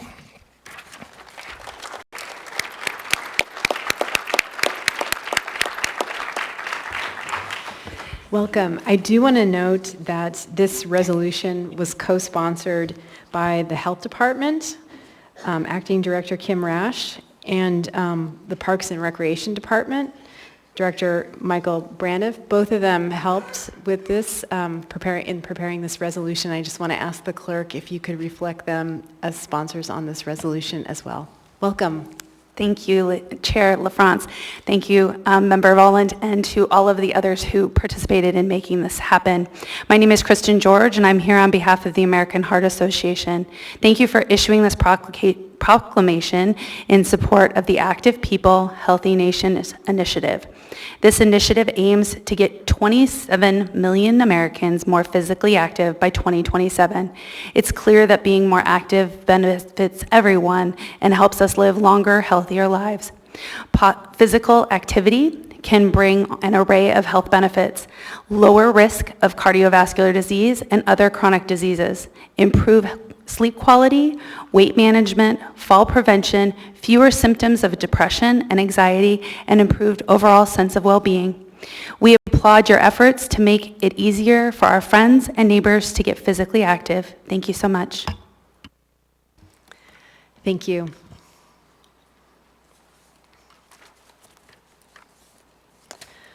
We now have before us item 10A3, resolution number AR 2023-79, a resolution of the Anchorage Municipal Assembly recognizing and honoring Steve Schmidt for his 13 years of service with the municipality of Anchorage. What is the will of the body? Move to approve. Second. Move to approve by Mr. Peterson, seconded by Mr. Cross, seeking unanimous consent. Seeing and hearing no opposition, this item is approved. And I understand we have folks here to receive the resolution, and Mr. Cross, you are reading, and Mr. Peterson is presenting.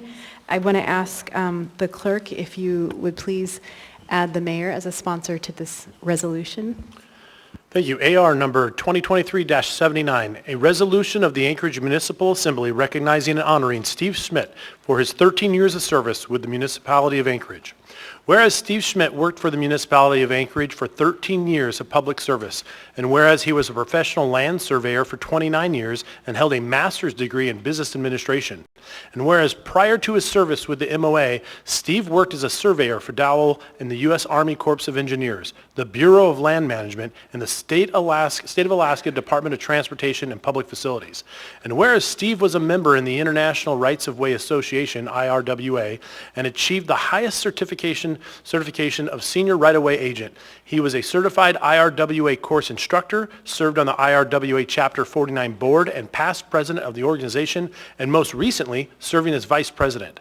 And whereas he worked his way up through the various public work roles, beginning as a realty officer, then as a surveyor performing plat and right-of-way acquisition documentation review before being promoted to the municipal surveyor.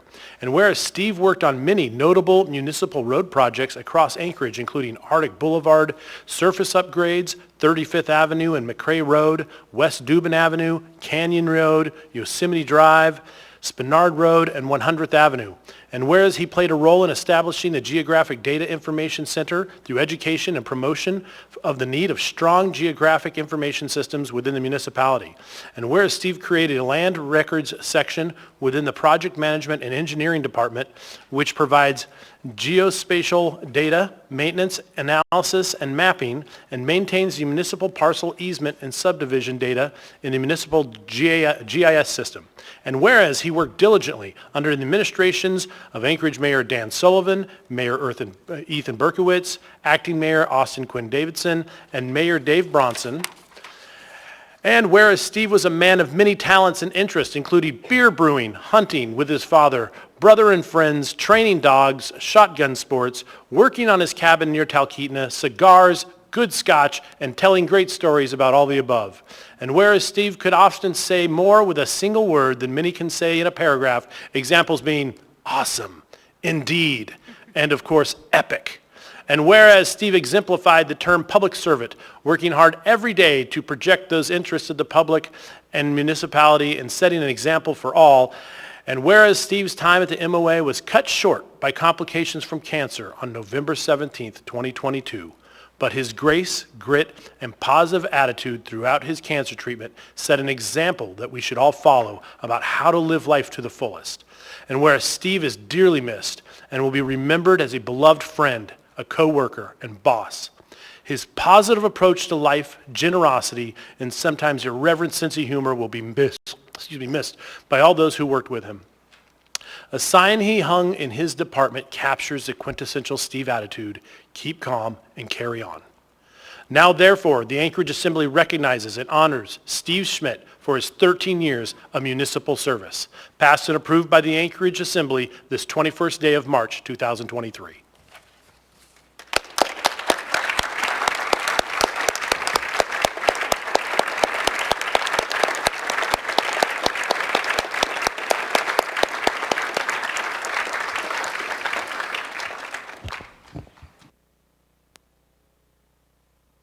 There's a green button. And if you could go ahead and press the button there on the box. Almost. There you go. Oh. It's on now. All right. Thank you very much. I'm Steve Schmidt's wife, Shelley Schmidt, my son Braden, and my son Sam, and all friends and family. And this is very much an honor, and I appreciate you doing this. Thank you. Thank you.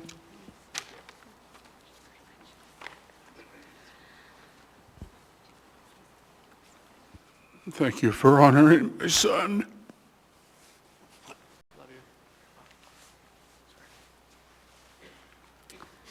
Good evening, Madam Chair and Assembly members. I'm Melinda Kohlhaas from Project Management and Engineering.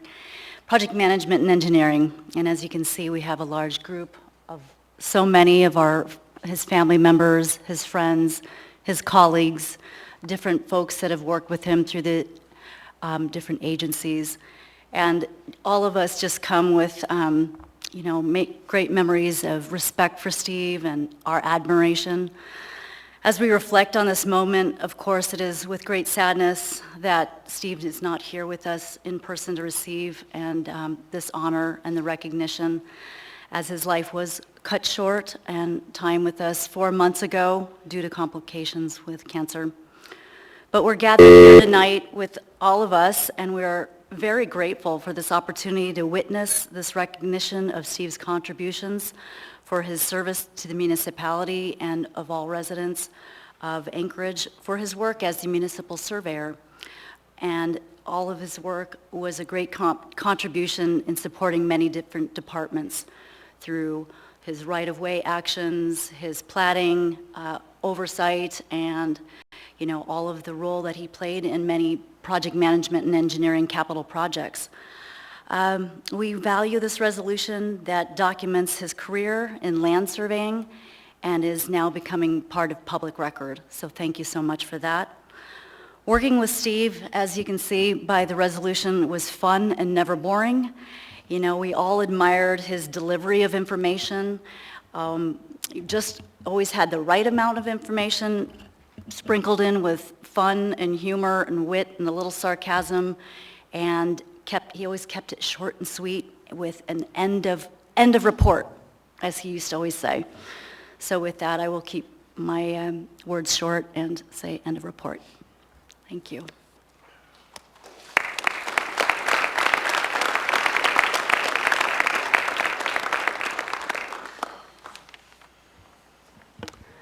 Thank you. Mayor Bronson, you were in the queue, I believe, on this item, and I just wanted to check. Thank you all for being here. We're so sorry for your loss.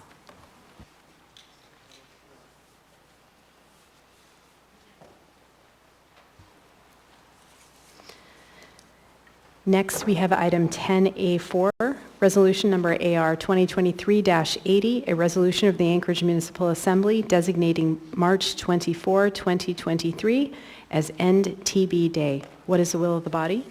Move to approve. Second. A motion to approve has been made by Ms. Zalatel, seconded by Mr. Rivera. Is that correct? Seeking unanimous consent. Seeing and hearing no opposition, this item is approved. Mr. Sweet, you are reading, and Mr. Voland is presenting. That is correct. A resolution of the Anchorage Municipal Assembly designating March 24th, 2023 as End TB Day. Whereas more than a century has passed since the March 24th, 1882 announcement by Robert Koch that the Mycobacterium tuberculosis bacteria causes tuberculosis, but the disease still ranks as one of the world's great killers, claiming 1.4 million lives in 2019 alone. And whereas 28% of cases had a known epidemiologic link to another active case, demonstrating the significance of recent transmission, and whereas in the early to mid-20th century, Alaska had some of the highest rates of TB morbidity and mortality ever recorded. Much of the TB activity in Alaska today is a consequence of this legacy and of the ongoing challenges of healthcare delivery in the state. And whereas in 2021, Alaska continued to have the highest TB incidence rate in the nation, and whereas the incidence of TB in Anchorage is 4.1 per 100,000, and the incidence of TB in Alaska is 7.9 per 100,000. And whereas, although TB remains a public health priority, the COVID-19 pandemic has negatively impacted TB control by diverting limited public health resources and further limiting access to health care, likely leading to decreased TB diagnosis, reporting, and treatment.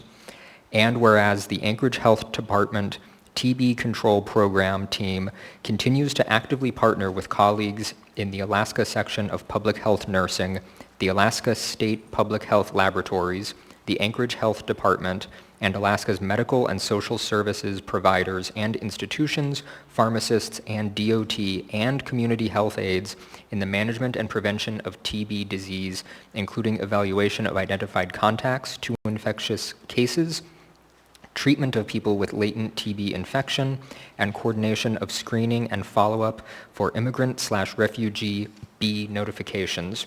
And whereas World Tuberculosis Day is commemorated on March 24th to raise public awareness about the devastating health, social, and economic consequences of TB and to step up efforts to end the TB epidemic.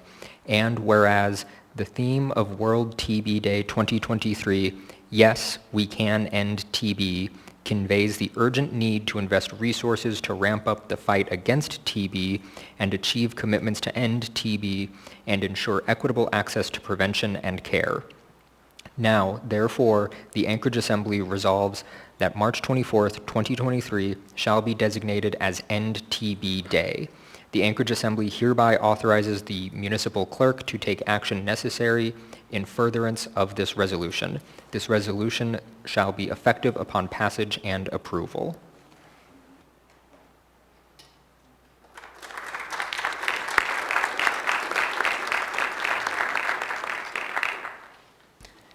Welcome.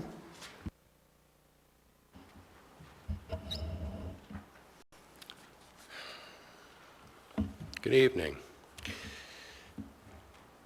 I'm Dr. Sabat. I'm the Chief Medical Officer for the Anchorage Health Department, and I'd like to make a few comments.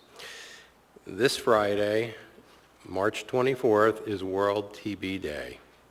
It is meant to bring attention to the ongoing suffering of people from tuberculosis throughout the world. Tuberculosis causes the deaths of nearly 1.5 million people each year, mostly in developing countries. It commemorates the day in 1882 when Dr. Robert Koch discovered the cause of tuberculosis, the TB bacillus. His discoveries opened the way toward diagnosing and curing tuberculosis. The World Health Organization estimates that approximately 1/3 of the global population is infected with tuberculosis. There continue to be more than 1 million deaths due to tuberculosis worldwide each year. Proper follow-up with providers and completion of treatment are critical to controlling the spread of tuberculosis. This is an important resolution as it brings much needed attention to tuberculosis right here in Anchorage and Alaska. To this day, TB remains one of the diseases that continues to debilitate and cause death. Here in Alaska, as of 2021, from the national data released by the CDC Division of Tuberculosis Elimination, the rate remains highest in the nation, about 7.9 per 100,000, almost 3 times the national rate of 2.93 per 100,000.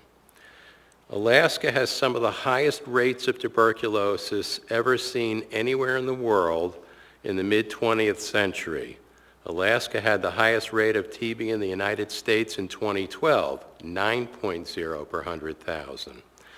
The rate of TB has declined in Alaska compared to rates from the 1950s and 1960s, but we have a long way to go.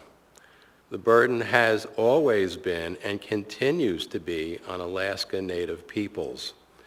Tuberculosis was the major cause of death among Alaska Native peoples during the first half of the 20th century. Until 1950, tuberculosis was the #1 cause of death in Alaska. What may not be generally known is tuberculosis is a treatable disease. Cure can be obtained by anti-TB medications, antibiotics, given over a longer period of time than we're used to seeing with most antibiotics for most other diseases. We classify tuberculosis as either being latent tuberculosis infection or active disease. The latent tuberculosis infection phase is not contagious, but without treatment can progress to active disease. Active disease is contagious and must be treated to stop both further damage to the individual and spread of the disease to others. This is why it is so important to recognize the symptoms and seek early diagnosis and treatment. Greater awareness of this disease will help to end this disease, this year's theme. I would especially like to thank the dedicated people of the Anchorage Health Department who are making a difference on a daily basis. They show compassion and professionalism to all those that we serve. I also want to thank the folks at the State of Alaska Department of Health, Division of Epidemiology, community providers, our infectious disease specialists, and all of the others mentioned in the resolution who have been and continue to be our valued partners. The Anchorage Health Department, in commemoration of World Tuberculosis Day, is having a no-cost TB testing event from 9 a.m. to 4 p.m. Friday, March 24th at the Anchorage Health Department building, 825 L Street, Anchorage, of course. I invite you all to participate in this important event. Please come and show your support. The Anchorage Health Department joins the Alaska Tuberculosis Control Program, World Health Organization, CDC, state and local public health agencies, and now the municipality of Anchorage in recognizing World TB Day and the worldwide efforts to eliminate tuberculosis. Thank you. And thank you to the Health Department for your efforts.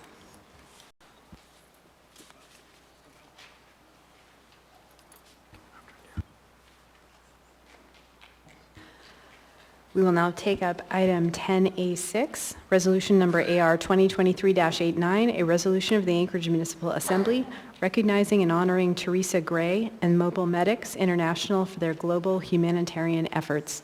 What is the will of the body? Move to approve. Second. Move to approve by Mr. Rivera, seconded by Mr. Constant, seeking unanimous consent. Seeing and hearing no opposition, this item is approved. Mr. Rivera, I understand you are reading.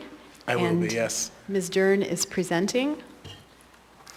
A Resolution of the Anchorage Municipal Assembly recognizing and honoring Teresa Gray and Mobile Medics International for their global humanitarian efforts. Whereas Teresa Gray moved to Alaska from Michigan in 1999 to work as a paramedic and currently resides in Anchorage. And in 2016, she founded Mobile Medics International.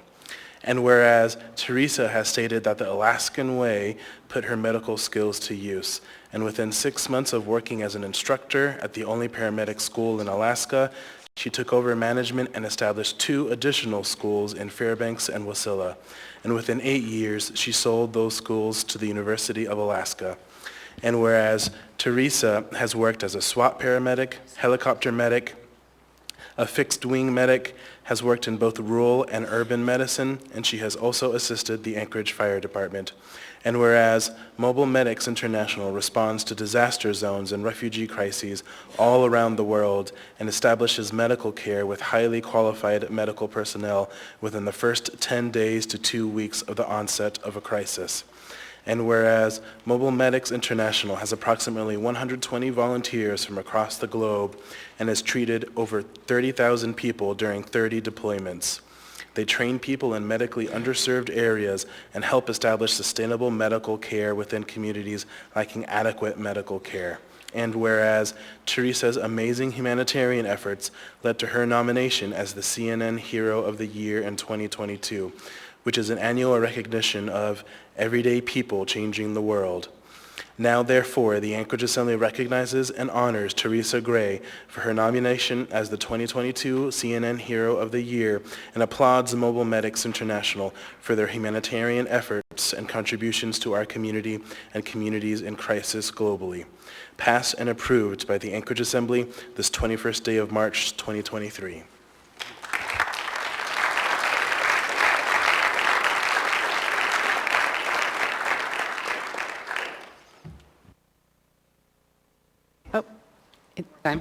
There, we got it?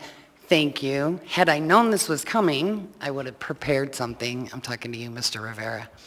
It has been my honor and privilege for the past 6 years to represent the state of Alaska and the city of Anchorage in over 23 countries on 5 continents across the world. Most recently in Turkey for the earthquake, and Saturday we leave for Kenya, where I will continue to hopefully make Alaska proud. So thank you for this, I appreciate it. Surprisingly, but thank you. Don't leave yet, Teresa. Hold on.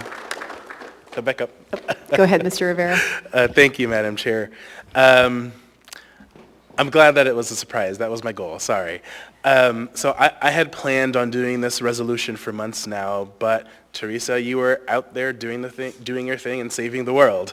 I remember attending a fundraiser for the Alaska Institute for Justice some years ago where you spoke about your time helping with the refugee crisis in Lesbos.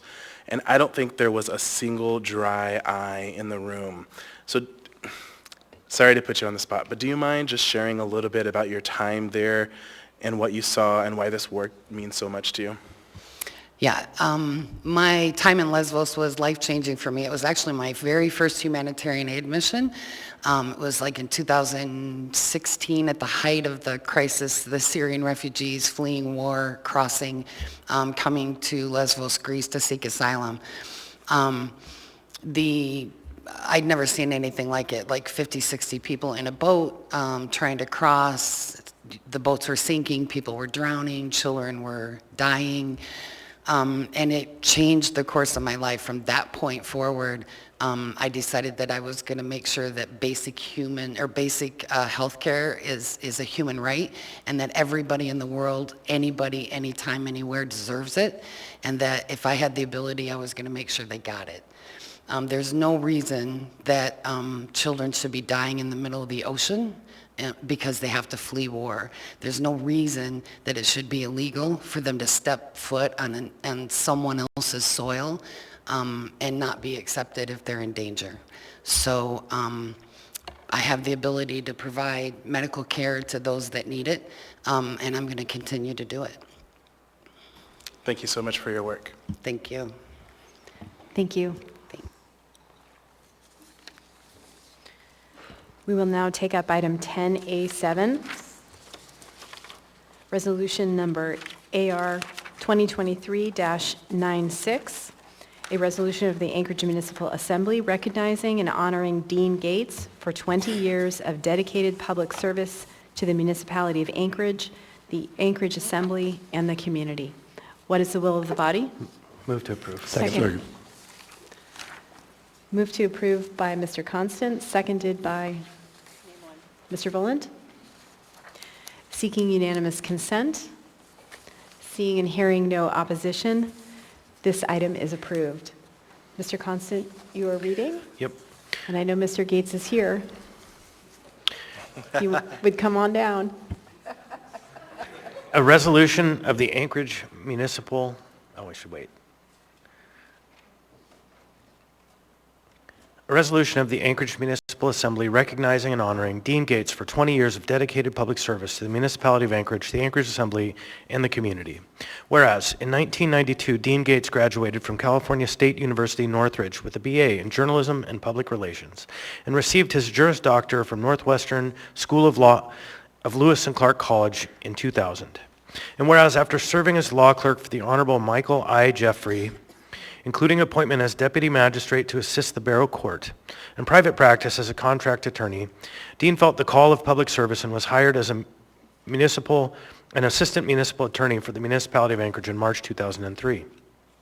And whereas during his service as an assistant municipal attorney, Dean drafted code amendments and legal memoranda for city departments, handled all phases of litigation, including tort defense, tax collection, code enforcement, and administrative appeals, before becoming the official legal reviewer of all proposed amendments to the official Anchorage Municipal Code, a role with enormous responsibilities where his ability to ensure that all of the I's were dotted and the T's were crossed resulted in codes that are understandable and legally implementable.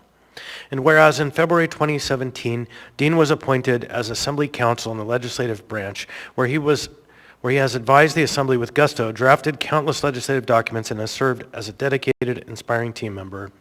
And whereas, as a deaf man, Dean has an inherent passion for fairness, equity, and inclusion, especially for issues involving the deaf and hard of hearing community. He served as a member of the Governor's Council on Disabilities and Special Education, the Alaska Deaf Council, and the Alaska Board of Education of Deaf and Hard of Hearing Students. Dean Gates is a passionate, dedicated public servant who inspires his colleagues and community. Now, therefore, the Anchorage Municipal Assembly recognizes and honors Dean Gates for 20 years of dedicated public service to the municipality of Anchorage, the Anchorage Assembly, and the community. Passed and approved by the Anchorage Assembly this 21st day of March 2023.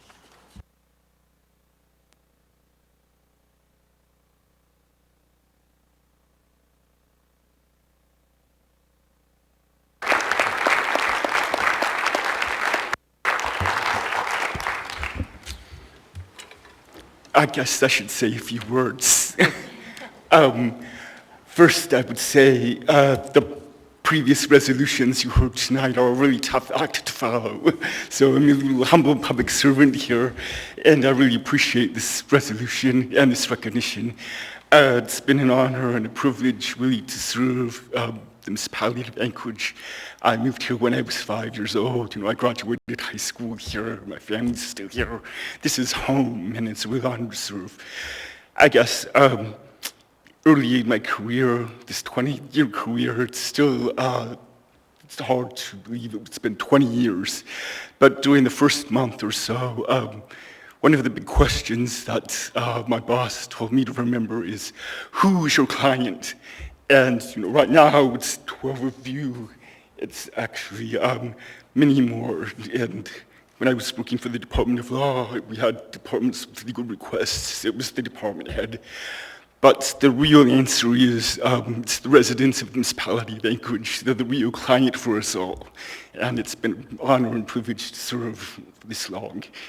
And I guess as a final thought, I would add that this resolution is beautiful, and I've read it, and it looks like all the I's have been dotted and the T's have been crossed. So very impressive work. Thank you. Thank you, Dean. Wait. Dean?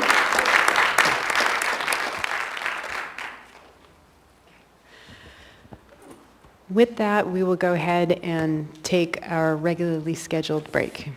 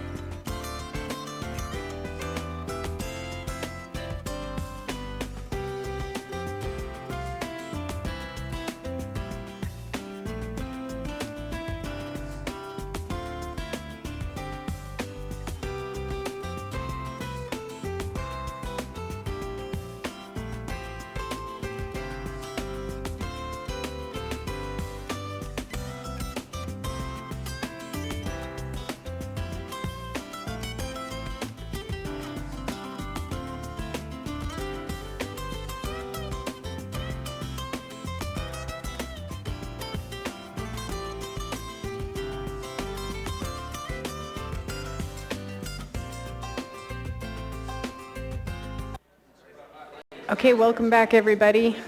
We're going to go ahead and get started.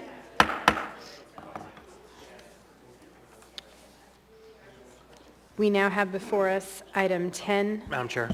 Oh, go ahead, Mr. Constant, for a moment of personal privilege. Yeah, thank you. So earlier in the consent agenda, I made a mistake and identified 10E4 as the item I intended to pull when I meant to pull item 10E2.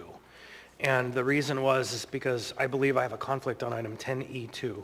And so I am going to ask the body to suspend the rules and allow me to make a motion to reconsider item 10E2 and then declare a conflict so that you guys can vote on it without me. So I'd make that motion now, motion to reconsider item 10E2. Second. A motion to reconsider item 10E2 has been made by Mr. Constant and seconded by Mr. Schultz.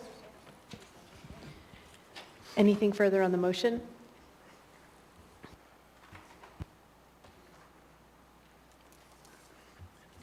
Seeking unanimous consent. Seeing and hearing no opposition, the motion to reconsider item 10E2 is approved.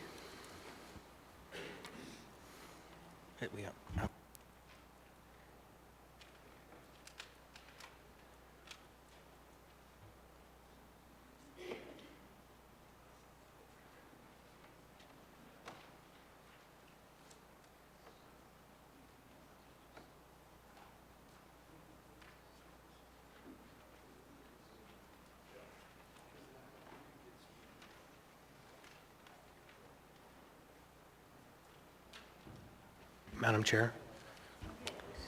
Go ahead, Mr. Constant. So it's late because I should have done this before the item was moved, but because we moved it on the consent agenda and that's the item we have brought back, this item is now on the floor. And I want to describe to you why I believe I have a conflict on this item. 10E2 is a proposal to fund a grant through the planning department, or to support a grant through the planning department for historic preservation for a property known as the Wireless Building on Government Hill. And this will do archaeological work and it will begin pre-development work again, second go around or maybe the third, to see about putting it into use again. This property directly abuts my personal home. And so any change to that property will have a significant impact on my personal home, the value, quality of life. And so I believe because of that factor, I should not participate in the deliberations on this item. Do members have any questions for Mr. Constant?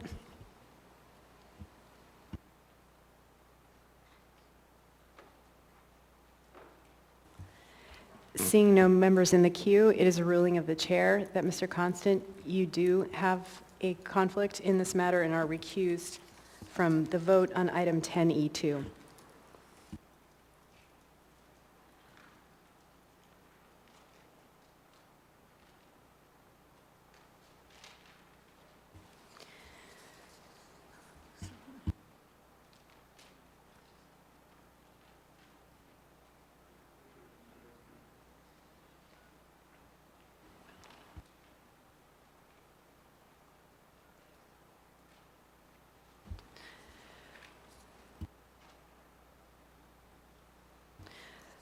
So I will go ahead and read 10E2 into the record.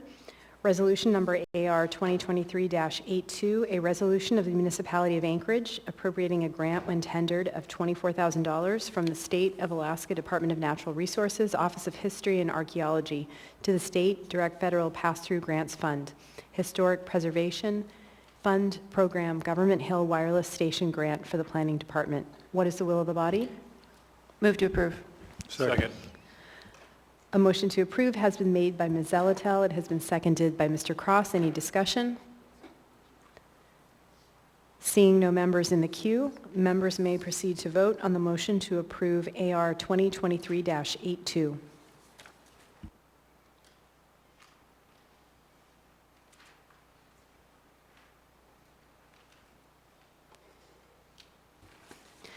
The motion is approved 11-0.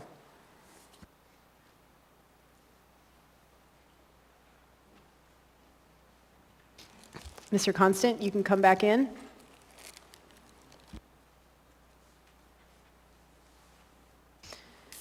We now have before us item 10B1. Resolution number AR 2023-78, a resolution of the Anchorage Municipal Assembly approving the transfer of controlling interests of municipal marijuana cultivation license number M26609 to 5031 Eagle Street LLC DBA Eagle Street Plant, stating the Assembly's waive of protest to the transfer of the State of Alaska marijuana license number 26609 for the same establishment respectively, and authorizing the municipal Waive clerk. reading. Thank you.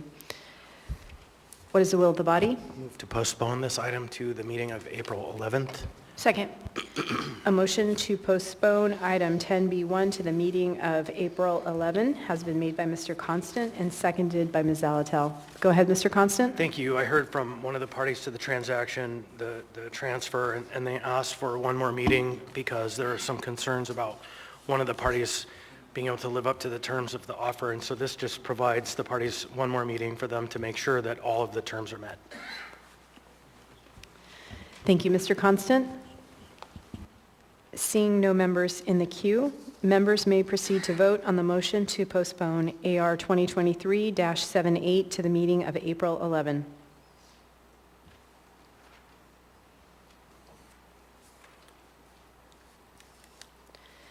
The motion to postpone is approved 12-0. This item will be back before the body at the meeting of April 11.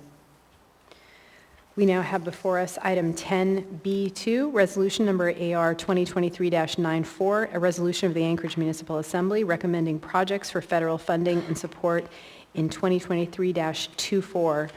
An S version was laid on the table earlier in the meeting. What is the will of the body? Move to approve the S version. Second. A motion to approve the S version has been made by Mr. Constant and seconded by Mr. Voland. Mr. Constant? Yeah, thank you. I'm looking for my S version copy that I don't seem to have around. I have, oh, okay. Go ahead, Ms. Quinn Davidson, if you don't mind, Madam Chair. Either way is good for me. Mr. Constant and I worked on this together with the help of Claire Ross, so thank you very much to Claire. And we had a couple additions that were requested since we discussed it last week or whenever that was. I guess we sent around the talking points for folks to see what we had included. So definitely could take questions on that, but just wanted to highlight that section 6, 7, and 13 through 16 have been added. And Chris might want to speak to some of this, but 6 and 7 are requests from the Anchorage Affordable Housing Land Trust. Those are CDS requests that they made to the federal government that it helps them if they get official municipal support. They're both for housing projects. So we added those. And then Chris might want to speak to the Merrifield one and a couple others, and then Mr. Volan added his name to this because he added a couple as well, so maybe I'll turn it over to them. Thank you, Ms. Quinn Davidson. Mr. Constant? Thanks, and just to raise up a level on the aperture, Ms. Quinn Davidson and I, for the last few years, have had the great fortune to attend the National League of Cities Congressional Conference, and we're going again this week, end of this week. And every time we've gone, it's been a really robust opportunity to engage with our congressional delegation. Previously, it was with all three, Lisa Murkowski, Senator Sullivan, and Congressman Young. This year, Representative Peltola. And every year, we have had an opportunity to discuss priorities for the municipality and the things that are happening here. And last year, they implemented congressionally designated spending for the first time after a number of years, which are kind of the traditional old world of earmarks. And so they asked us to ensure that the municipality had a unified message coming forward, and we sent out communications to the administration asking for projects that they wanted included, and we got a number of them, and we moved forward with an array of other projects. These are not all requests for projects for the muni. A number of them are requests for support for projects in the community. So we're adding them to this list and saying we support these projects, like the Parks Foundation projects and others. And so this tool will be used by us when we go to meet with our delegation next week to ensure that we're not just speaking for ourselves, but we're speaking for the body. Thank you, Mr. Constant. Mr. Boland, did you want to add anything?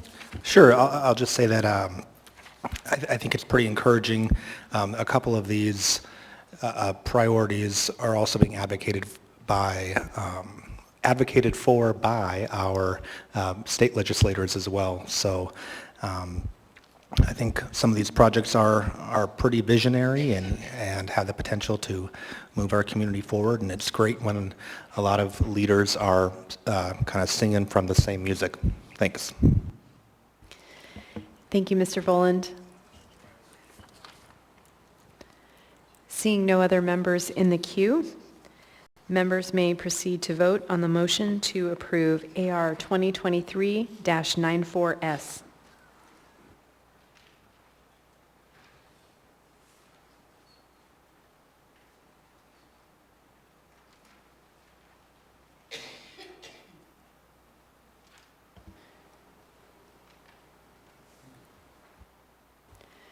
Item 10B2 is approved 12-0.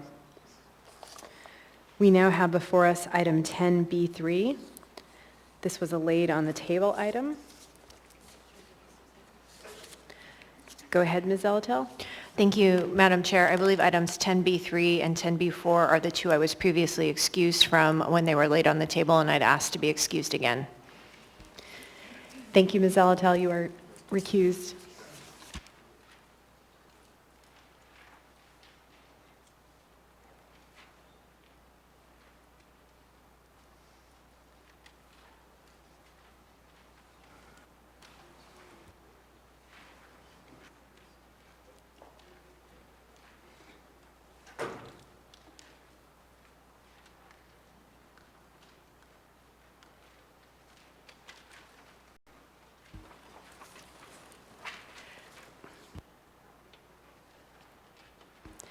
We now have before us item 10B3, a resolution of the Anchorage Municipal Assembly adopting the Clean Slate Strategy. And this is an unnumbered AR that was laid on the table. What is the will of the body? Mr. Rivera? Move to approve. Second. A motion to approve has been made by Mr. Rivera and seconded by Mr. Perez-Verdia. Go ahead, Mr. Rivera. Thank you, Madam Chair. Okay, there is a lot to go through on this, so thanks in advance for your patience. A lot to say. So first, I just want to go through the sections in the resolution and just talk through each of them one by one. I'm going to skip the first two and talk through those later, which means we will start with Section 3. So Section 3 wasn't originally included in the resolution. I actually added it when I heard directly from Fairview and downtown residents that they felt like this proposal would work against them, which definitely wasn't my intent.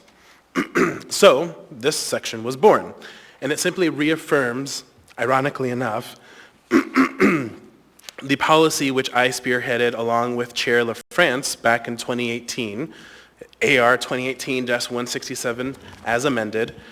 This resolution Madam Chair, just point of information. I want to make sure you said Section 3. Can you be more specific of what you mean by Section 3? Is there something titled Section 3? It's Section 3 of the actual resolution. Okay, so at the bottom. Page 2. Thank you. Thank you very much. Appreciate that. Yep, no problem. Going back to this, so this resolution adopted a dispersed placement, so the AR 2018-167 as amended, adopted a dispersed placement policy. So that was one of the things it did. It also said that we will first look at locations in all other parts of the Anchorage Bowl before we consider placing something in Fairview or downtown. So this section, if this resolution is approved, says that this continues to be our policy. Section 4 speaks to something that I think has been missing in our discussions over the years as we've talked about shelter placement. We already have, I think, a pretty good list of criteria developed through the facilitated collaborative process and through the work of the Emergency Cold Weather Shelter Task Force. But from my recollection, none of them really talked to the interaction in terms of the criteria between shelter and neighborhoods or the interaction between shelter and other institutions like schools. So I think it's important for us as a body to develop these criteria and for us to, at some point in the future, formally adopt them through Assembly resolution so it is very transparent what our criteria will be as we move forward with this discussion. Section 5 is a pretty critical one. It basically says that we as a community need to be laser focused on getting to a solution on shelter. And it sets a timeline to open this new permanent year-round low barrier shelter by November 1st, 2023. Section 6 frames how we will do this work. The discussions will no longer happen behind closed doors, which I know was super frustrating for some of my colleagues and for members of the public when we were engaged in the facilitated collaborative process. This section also commits us to developing and publishing a public engagement timeline so folks can get involved and we can truly have a community conversation, which I'll speak to a bit more later. Part of our work at the March 31st work session, which I already talked about, will be to review this timeline, which I drafted as part of my press release that went out last Friday. So except for the first two sections, in my opinion, it's pretty simple stuff that we probably honestly should have done years ago. Moving on, the whereas statements tell a factual story that is important to understand and are the reason why I put this resolution with the first two sections included. Each of these whereas statements is either backed up by a footnote or by one of the documents in the Assembly Information Memorandum. The preamble tells the story three different ways. What happens when you begin the conversation around shelter with either a facility in mind or a proposal or even the idea of a possible facility. Those three different ways are the Alaska Club, the Tudor and Elmore Navigation Center, and the Arctic Recreation Center. You know, people have asked, why have I put this resolution forward? Why did I change my mind? It isn't that I've changed my mind on the Arctic Recreation Center exactly, speak to that soon, but what did happen was that reality slapped me in the face pretty hard. It was a bit of a come to Jesus moment, really. Here we are again for the third time since 2022, doing the same thing and expecting different results. So the idea of this resolution was born, in large part because I feel a keen sense of duty and obligation to make sure that we stand up a new permanent year-round low barrier shelter sooner rather than later. And I don't want us to repeat the same process that has failed us twice already, and in large part that process started with shock and surprise. So let me go through all three of them. First, we saw it with the Alaska Club when neighbors learned about the proposal, frankly at the exact same time as I did, in a press release and in the news. We saw neighbors organize, go door to door hanging out flyers, and we saw folks coming to assembly meetings. We saw it with the Tudor and Elmore Navigation Center when mayors learned about the proposal when it was announced by the mayor-elect. We saw neighbors organize, go door to door handing out flyers, and we saw folks coming to assembly meetings. This is exactly what has been happening with the Arctic Recreation Center. Neighbors learned about this possibility in a press release, which to this day, and I mean that literally, this press release was brought up to me in a meeting earlier this morning with Midtown constituents. To this very day, continues to be pointed to as some proof of an assembly plan. I've seen neighbors organize, go door to door handing out flyers. I think we have folks in the room today attending our meeting. As a quick aside, I need to take a minute to talk about the story of the Arctic Recreation Center and how it even got injected into this conversation, which I talk about in the whereas statements more fully. So back in the day, when the facilitated collaborative process between the Assembly and the administration was still functioning, that group, which at the time was composed of Christopher Constant, John Weddleton from the Assembly, and Larry Baker and Joe Gerace from the administration, that group decided to put out a request for information, an RFI, on October 7th, 2021, to see if they could solicit any additional locations for a navigation center. Faith Christian Community, which owns the Arctic Recreation Center, submitted a response to that RFI on October 14th, 2021. The facilitated process decided not to move forward for reasons I explained in the whereas statements. But since it got on the list of properties in 2021, it hasn't been taken off as future groups like the Emergency Shelter Task Force look at locations for shelter. Now getting back to what I was saying, we need to reframe this conversation. We need a soft restart, and this clean clean slate strategy I've put forward and the draft timeline I put out last week in the press release will help us as a community to do just that. What should shelter look like in our community? What fears do people have about shelter? What preconceptions do they have about people who need shelter? What does good shelter mean? What does well-run shelter mean? And there's so many more foundational questions that we need to tackle as a community before we even dive into picking a location or talking about locations. So often, people think of the Sullivan Arena or Brother Francis Shelter when they think of shelter. And I wouldn't blame anyone for thinking, not in my neighborhood. But here's the thing. We need to move beyond these two examples, beyond these gut reactions to what shelter can and should be in our community. So a clean slate for me means taking some options off the table so we can focus on the future and not the past, reaffirming our dispersed placement policy, and developing a framework for how we have this conversation moving forward. I fear that if we don't approve this resolution in as close to its original form as possible, that the community conversation I want to have will not be as effective as it could. And listen, I get it, folks. Some don't want us to take any options off the table and want us to consider everything. Heck, I still see possibility in the vision of the Arctic Recreation Center. But this isn't about what I feel or what I think might still be a good idea or not. It is about achieving the goal. And for me, that means putting some ideas behind us, even ideas I might still have excitement for. We need to do what is in the best interest of the community. I also understand that some might be super upset that we are even in this situation in the first place, and that we have come up with solutions, approved shelter locations, and nothing has happened. If history is any indication, if we approve a plan that does not have community buy-in, I have no faith that this administration will implement it. I would not put this resolution forward if I didn't think this was the best way for us to meet the goal of standing up a new, permanent, year-round, low-barrier shelter by November 1st, 2023. And being totally real, this community process I envision doesn't mean folks still won't be upset. I think that is inevitable no matter what. But it does mean that we will have engaged with the community, brought them along, and in the end, we will have made the best decision possible to meet the goal. A couple of last notes before I close. First, folks have noted that the resolution doesn't mention closure of the Sullivan Arena. That's because that will be in another resolution that will be before the body in a draft form this Friday on the demobilization plan of emergency shelter.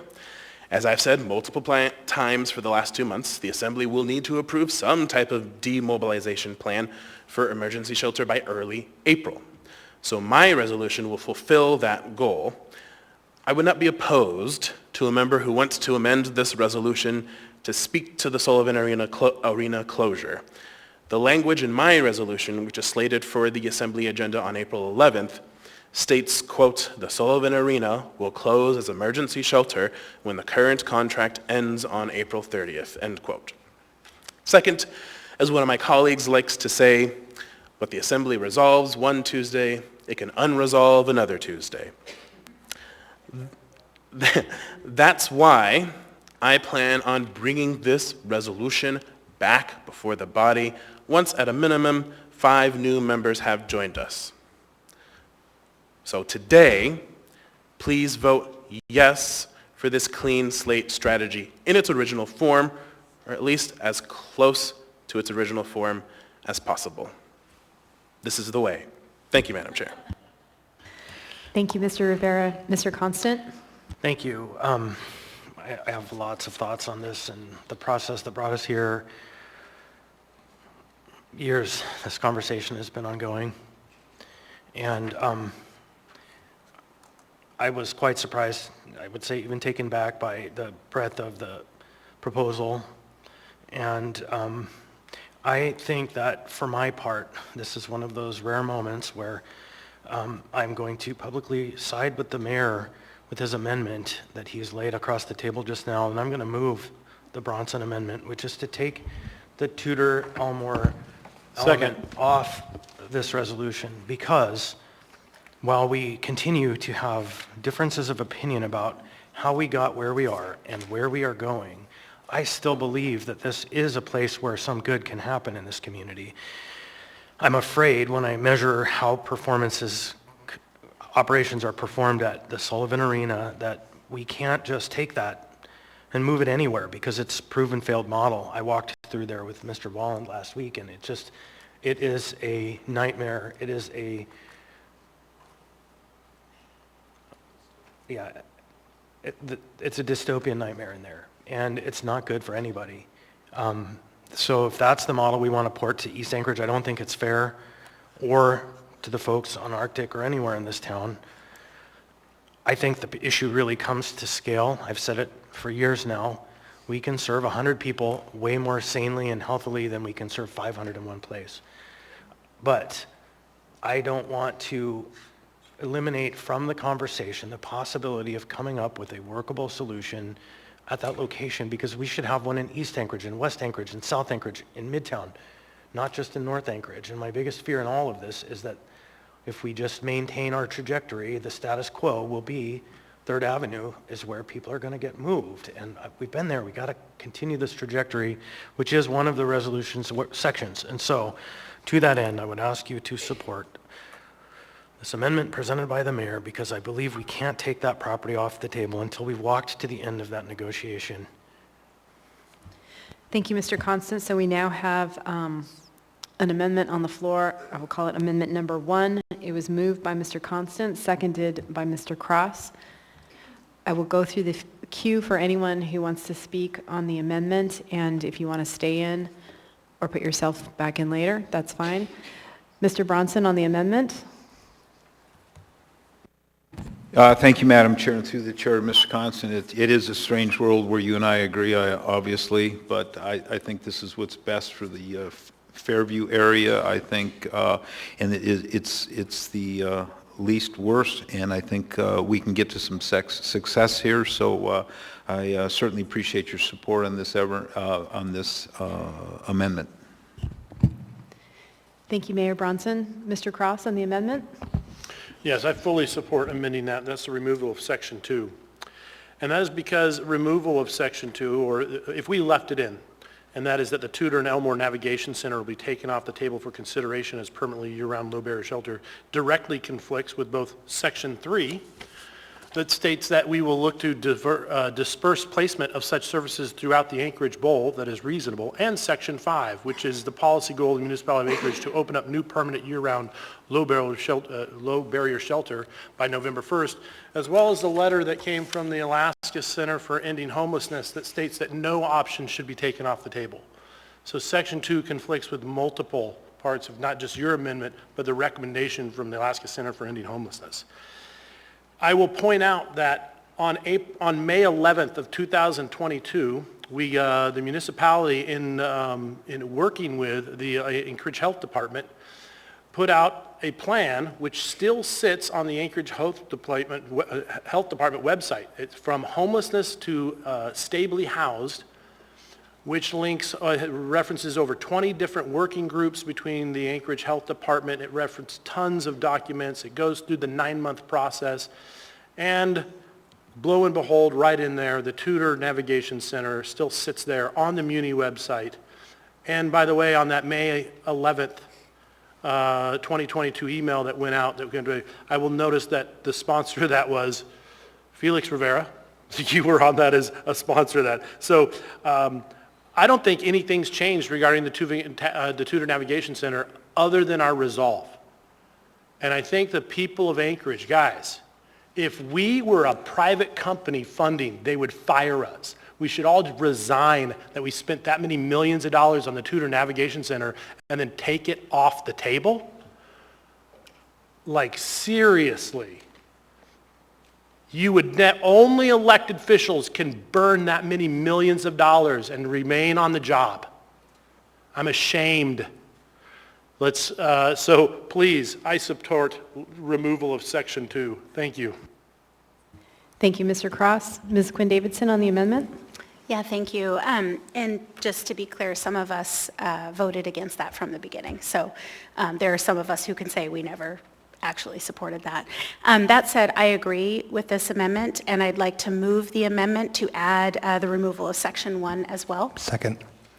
Thank you, Mr. Voland. I think that we've spent years talking about this, and every time we get pushback, we work on things, whether it's the administration or us, we get pushback, we say, okay, no, unless it's in Fairview or downtown, then we say, oh yeah, sure, we'll do it anyway. And we just can't keep doing that. We can't say, oh, people in Girdwood don't want housing. Okay, no. Oh, people here, in East Anchorage don't want this. No. People here don't want that. No. That is, I think, not showing leadership. And what we need to do is look at the right facility and weigh the pros and cons. And that means looking at all facilities. So I can support this, I guess, if we remove the statements that buildings will be taken off the table. Otherwise, I don't really see what the process is. I mean, the process should be to evaluate what sites make sense and what don't. So we shouldn't have a foregone conclusion of removing any sites before we do that evaluation. Thanks. Thank you, Ms. Quinn-Davidson. So we have an amendment to the amendment on the floor. It was moved by Ms. Quinn-Davidson, seconded by Mr. Voland, and would remove Section 1. So I will go through the queue to see who would like to speak to the amendment. And then once we dispense with that, we'll come back to the amendment and then to the main motion. So Mr. Voland on the amendment to the amendment? Sure. Thank you, Madam Chair. I can speak to the amendment to the amendment. I don't think a clean slate conversation preemptively removes options from the table. I also, it's interesting. When I saw Member Rivera's press release, I myself felt a little caught off guard, even though I have a very high respect for my colleagues' leadership over the past few years on this topic.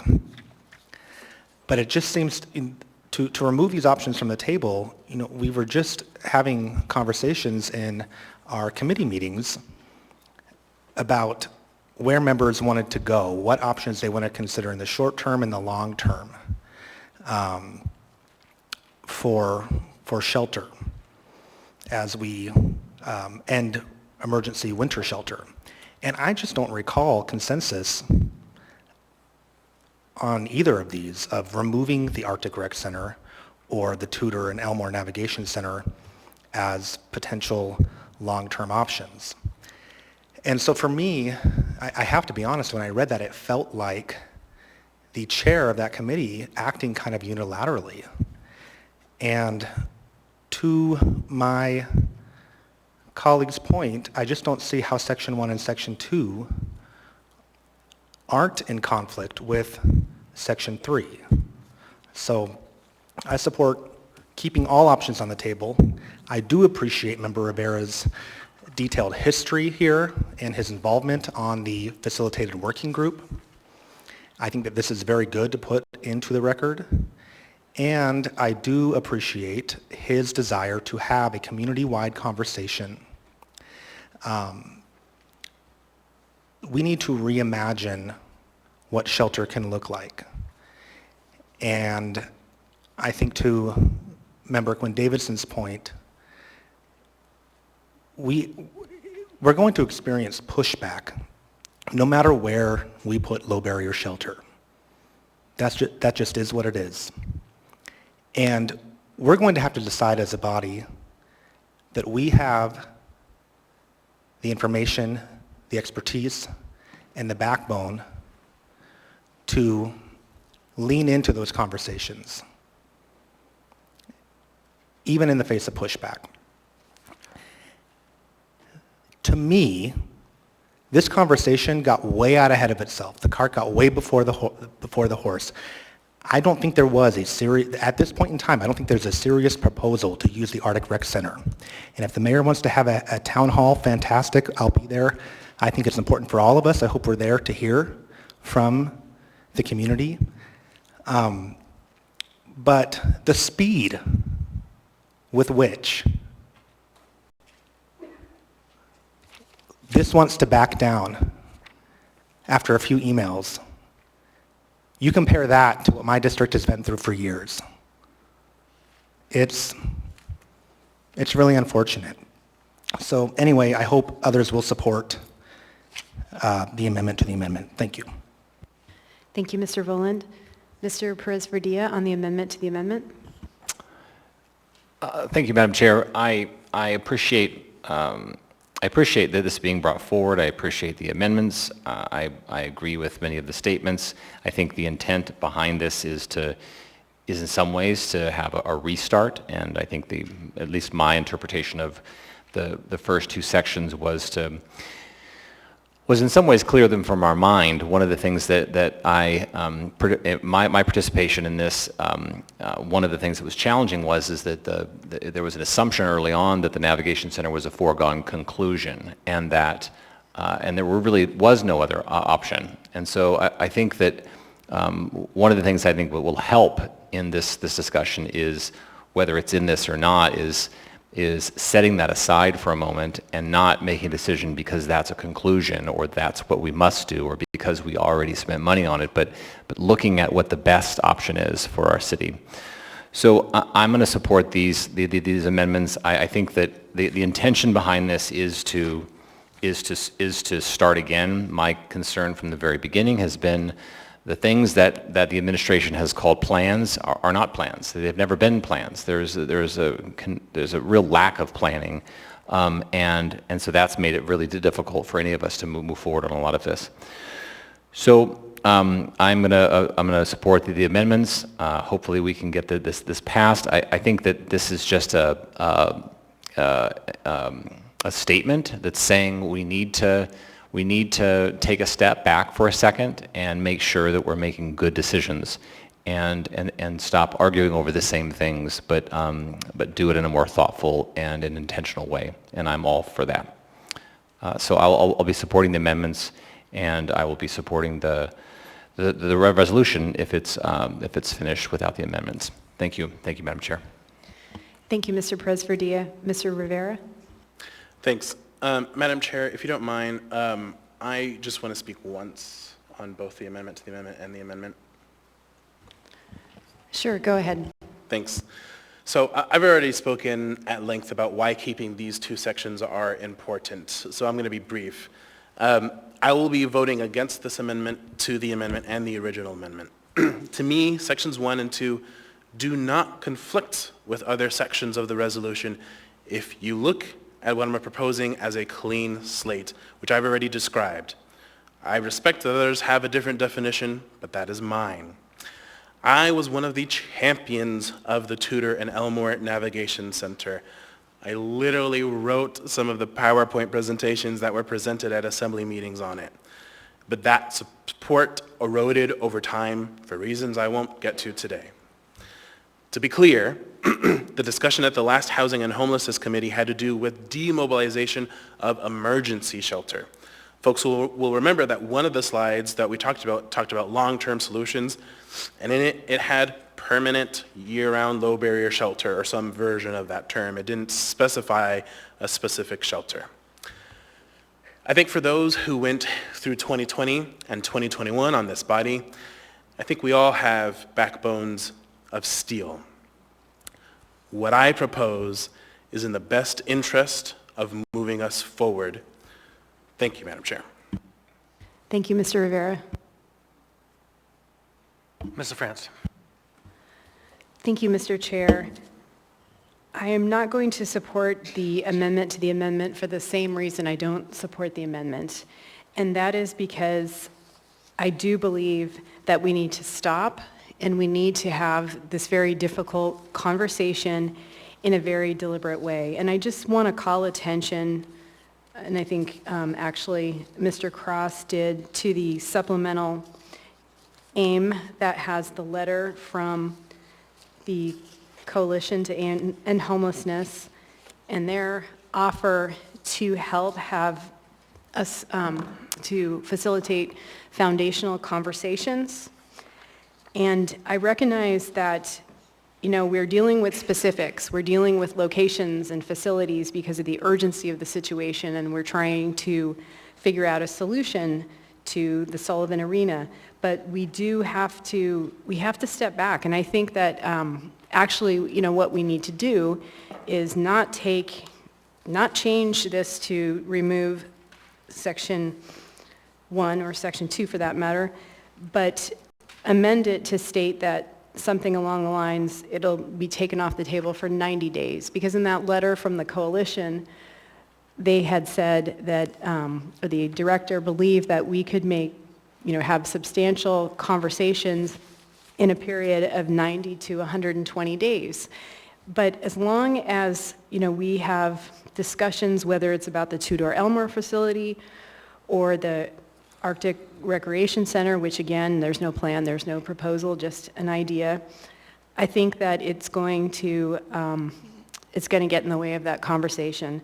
So I'm urging my colleagues to vote no against the amendment to the amendment, and let's try to set out a path forward to do something different and take a new approach to trying to achieve some level of consensus. Yeah, I agree. You're going to have people who, you're not going to get 100% on board, but I understand why people are resistant. Like I said in my remarks earlier, when we look at the Sullivan, and it's failing in its operations. It's failing as far as the negative impact to Mr. Volan's and Mr. Constant's constituents, and the neighbors are suffering there, as well as some of the people in the area and who take shelter at the Sullivan and there as well. So I think if the Sullivan could be operated in a way where it was functional and didn't have that negative impact,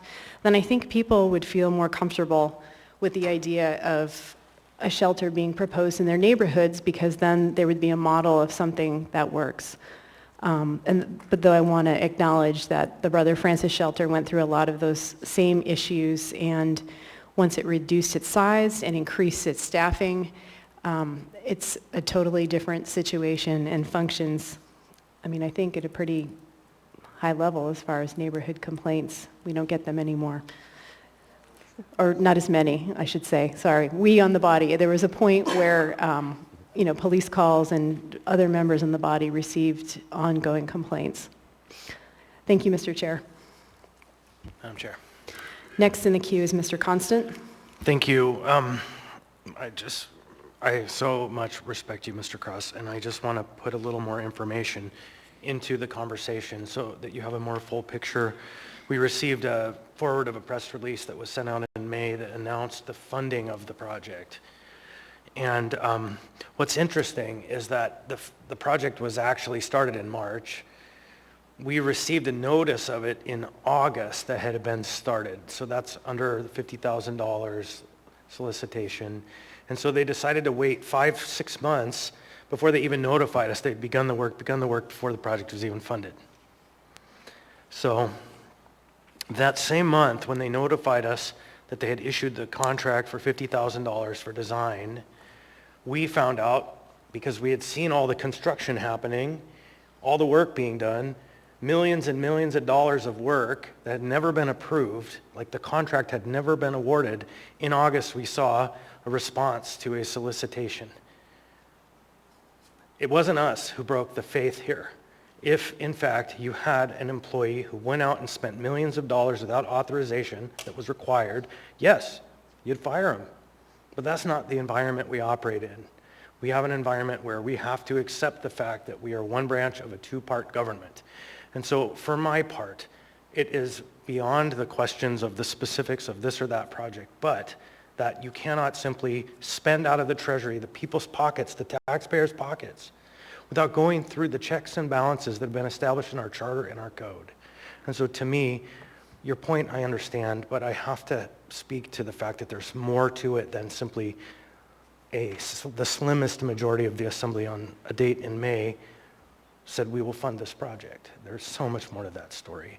And the fact is, in this time, we're talking about removing or adding or making this piece of property is a black line on the map, or a red line, let's say, that we will not use in that way, or a black line for them and a red line for us. And so I'll just end it at that. Thank you, Mr. Constant. Mr. Volin, on the amendment to the amendment. Thank you, Madam Chair. I want to second Member Constant's gratitude in having Member Cross on the body. I think you have brought to the table a lot of knowledge around real estate and construction. It's been very informative for me. Part of what's missing from the conversation around the Tudor and Elmore Navigation Center, in addition to work authorized and money spent without Assembly approval, is the fact that the Assembly requested that the Golden Lion be turned on. It still is languishing. And I want to thank you for the information that you've shared about the Golden Lion as a property. And I hope that we are proceeding with all haste on getting folks housed at the Golden Lion. That being said, I really want to impress upon my colleagues, if we don't remove Section 1 and Section 2, this does not clear the slate. You are predetermining an outcome. Thank you. Thank you, Mr. Volin.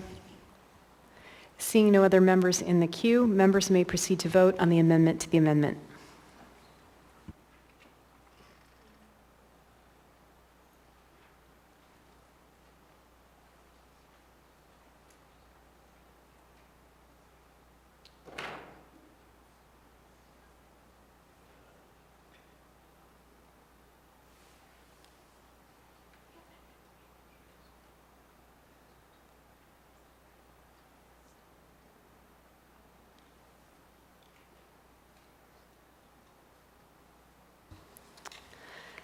The amendment to the amendment for item 10B3 is approved 7-4. We are now back on the amendment as amended. Is there any further discussion?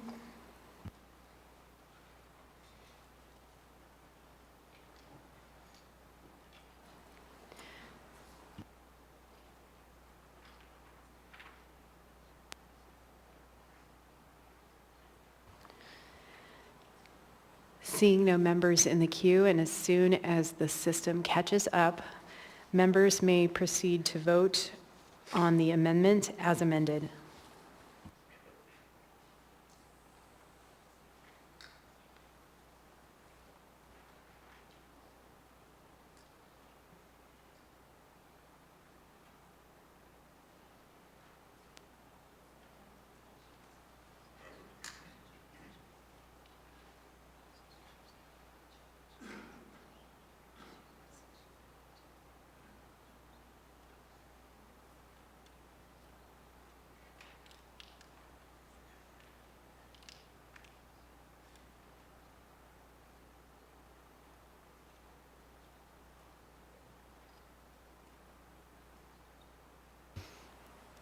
The amendment is approved 7-4.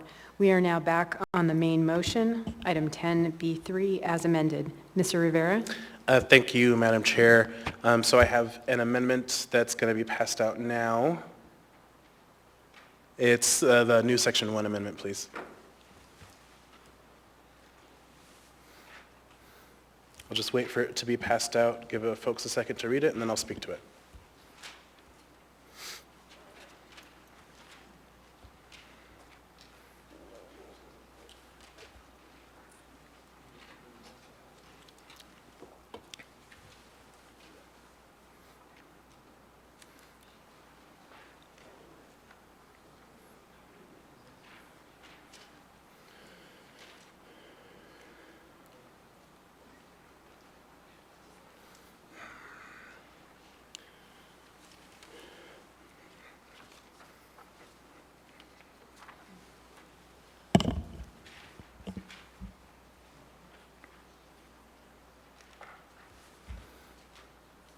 All right, so I'll go ahead and move Rivera Amendment Number 1.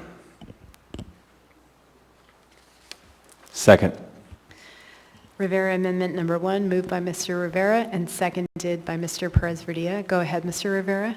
Thank you, Madam Chair. So although I am disappointed by the outcome of taking out those two sections, I always have a plan B. So this amendment should make it, hopefully, really clear to the community that we are not going to be starting this conversation from a facilities or proposed location framework, and that we won't be pushing forward or advocating for either the Arctic Recreation Center or the Tudor and Elmore Navigation Center as we start this process. At a minimum, I urge my colleagues to vote yes and provide this assurance to the community. Thank you, Madam Chair. Thank you, Mr. Rivera. I'll go through the queue on the amendment. Mr. Cross? This just reinserts 1 and 2 in a different form when I read this. That's all it does. It's the same thing, it's just reinserting it in a slightly different language. So I can't support that. I think it's just taking what we just did and making it moot. Thank you. Thank you, Mr. Cross. Mr. Perez-Verdia? Thank you, Madam Chair. I said this earlier, but I believe, and now it's confirmed, that the intention of the Clean Slates idea is to start fresh. And the challenge I have here is that I don't think that the Arctic Recreation Center and the Tudor and Elmore are in the same category as it relates to off the table. The Tudor and Elmore has been the central focus of this administration from the prior to them being elected. It dominated the conversation in the facilitated group. It was something that did not allow most of the people that were working on this to even consider something other than that. So I understand the intention of trying to get our focus off of that for a moment and creating a real clean slate and going back to a process where we're looking at need and opportunity and cost and. So I understand that, and I guess from my perspective, the Arctic Recreation Center is something that has just recently come back into the focus. It's very early in its consideration from my perspective. But again, this entire process discussion is a resolution. So this is all about intention. It's all about trying to sort of set the right next step. So I would like to amend this amendment and simply take out after the first comma, including but not limited to the Arctic Recreation and Tudor and Elmore Navigation Center. Actually, I think the easiest way to do it is just to say no specific facilities or proposed locations shall be discussed, advocated for, or pushed forward. So just remove from the first comma up until just prior to the word shall is my amendment. And what that would do is, I think... And could I get a second first on the amendment to the amendment? I'll second it. Seconded by Mr. Rivera. Go ahead, Mr. Perez-Verdia. I think that serves the same purpose. The idea here is let's stop focusing on 1 or 2 facilities and let's come up with a better plan. And I think that's what the intention of this is, without calling out those specific locations. So that's my attempt at trying to find common ground. Thanks. Thank you, Mr. Perez-Verdia. We've got 5 members in the queue, and I'll go through for the amendment to the amendment, but I think that it's pretty fluid, and if you end up speaking to the amendment, that's fine. Fine. Mr. Schultz? Thank you, Madam Chair. I appreciate what we're trying to do here. In the basic problem solving, you define the problem, you go see and assess, and it feels like maybe the people that work on this plan are a bunch of engineers, because engineers always jump to the solution, and we're trying to prevent that. I guess my biggest problem here is, and I'll just say it, if you're homeless, I'd say move, but Anchorage isn't going to solve your problem. I mean, we are struggling to just get through an AR and to build a shelter, which is great, but really we're not even going near mental health and all the other things that are going to be needed to to really make a dent in our homeless problem here in Anchorage. And I have zero faith that we'll have any sort of shelter by next November. Thank you. Thank you, Mr. Solt. Ms. Quinn Davidson? Thank you, Madam Chair. I guess I have a couple issues with this. One is, I don't know what initial phases means. Is that defined somewhere in the document? Maybe. Go ahead, Mr. Rivera. Yeah, thank you, Madam Chair. So initial phases is not defined in the document. I think what you will see in section 6, I believe it is the fact that we will develop and publish on our website a timeline and process. And so, the way that I envision this, the initial phases of this conversation won't even be talking about a specific location. It will be, as I've said before, really foundational, talking about shelter, and all those questions that I won't go through again. And then after we go through that, then we can start looking at locations and looking at all locations, not necessarily advocating for a specific location from the get-go. Thanks. Okay, thank you. I can't support, maybe it's a lawyer in me, but this is totally confusing to me. No, you can't discuss anything during the initial phases without initial phases being defined. Does that mean Alexis and I are not allowed to talk about, if they have updates at the Tudor Elmore? Like that, to me, that just doesn't, that is not realistic. So I could see supporting an amendment that says no decisions will be made by this body prior to, on any site, prior to a defined point. And maybe that's sort of, Mr. Rivera, to your point, like prior to, engaging with the community or fulfilling sections 1, 2, and 3 or whatever it is. But the way it's worded now is so loosey-goosey that I just can't support it. So yeah, maybe I should try to change it, or if you want to try to change it, I could get on board, but I think you probably get my drift.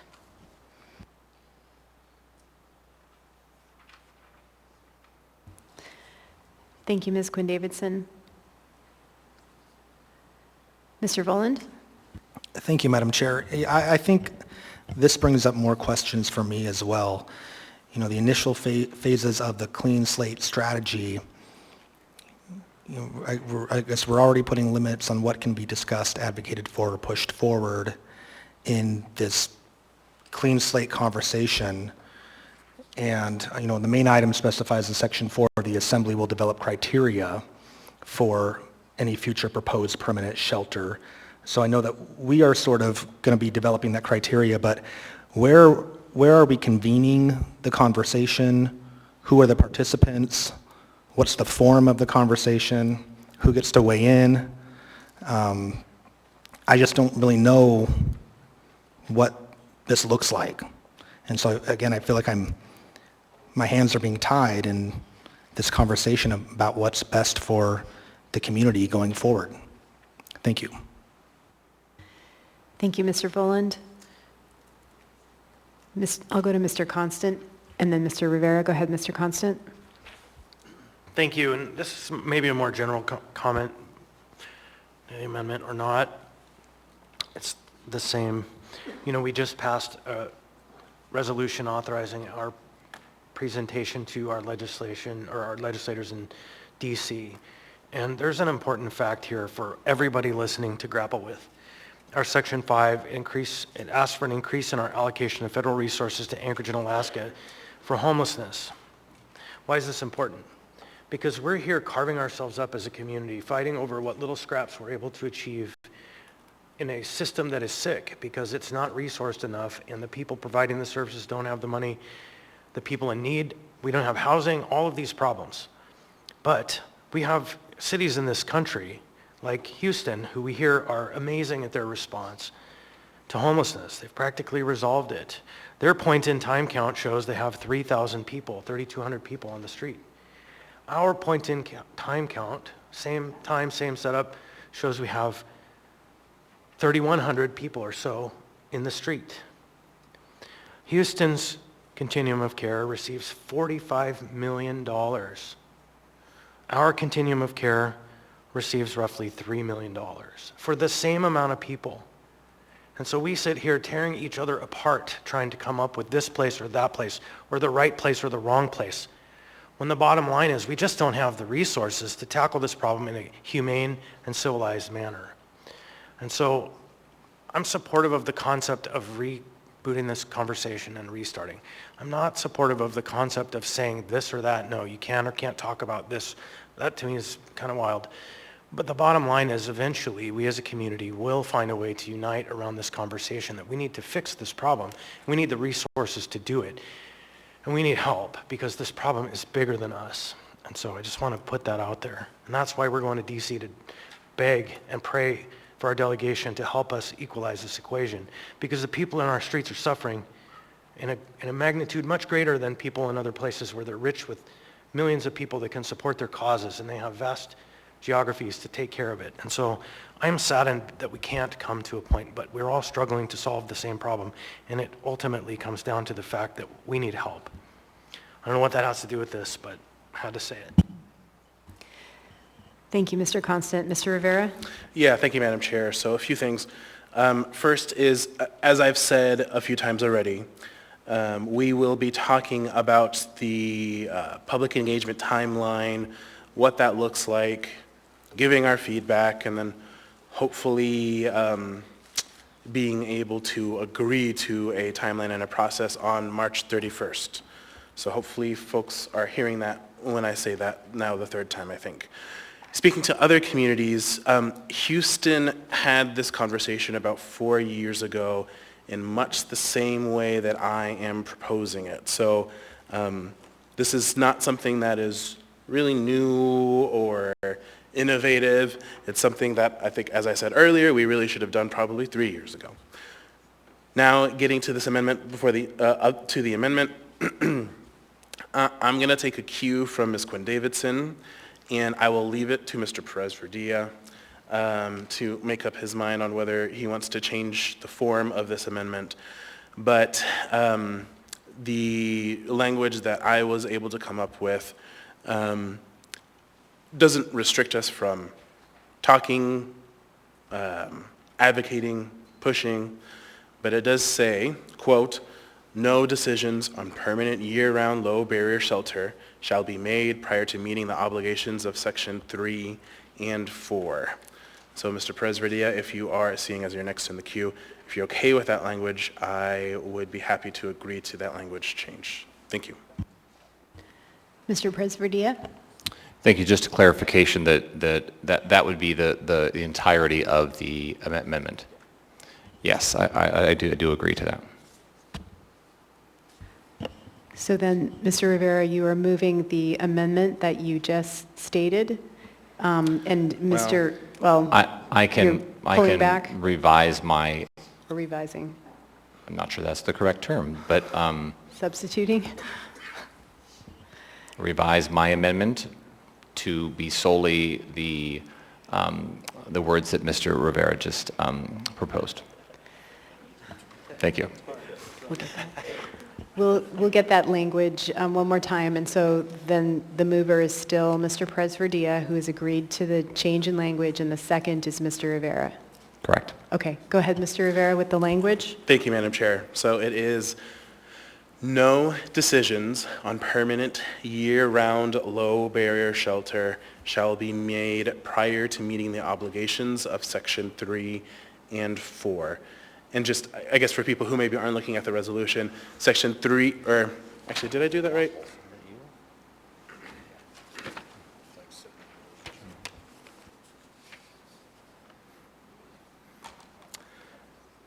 I'm fine keeping it in there. So Section 3 talks about reaffirming our policy position around the dispersed placement, and then Section 4 speaks to the criteria being developed. Maybe others have a different opinion, but I'm fine with that. So just to restate it back, no decisions on permanent year-round low-barrier shelter shall be made prior to meeting the obligations in Sections 3 and 4?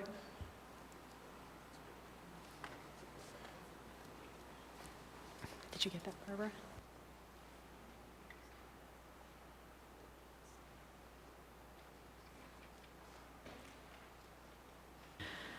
Okay, so there is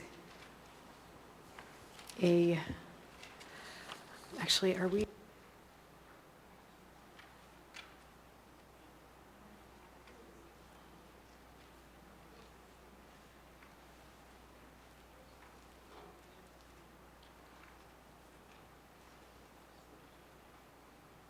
Okay, so this is still an amendment to the amendment. I'll go through the queue.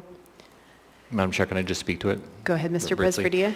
Yeah, and I guess I want to just reemphasize the point I emphasized once already, and that is that it's, for me, it's hard to describe how paralyzing having one project in front of you is to developing a thoughtful process. So I really appreciate the intention here because this sort of looming one project has really created a problem for us in terms of really developing a thoughtful public engagement and planning and all of that. So I appreciate that. If this were to be voted down, I think it's fine. It's clearly on the public record that this is our intention and this is what we want to do. But the attempt here is to just put this in the resolution so it's clear that there is not a presupposed or predetermined project that we're just working with.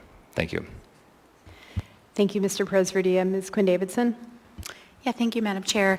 I appreciate that. I think that amendment is a lot more direct and satisfies the concerns I voiced. So thank you, Mr. Rivera.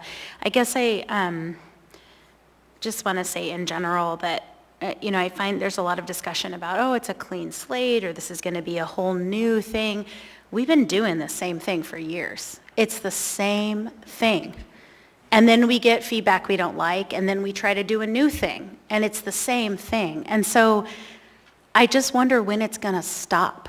When are we just going to say, let's get in a room and make some decisions? And, the reason that, and I'll take full responsibility for it, it wasn't Felix or Meg or anybody else, or when we were in Juneau, I mentioned the Arctic Rec Center as an option.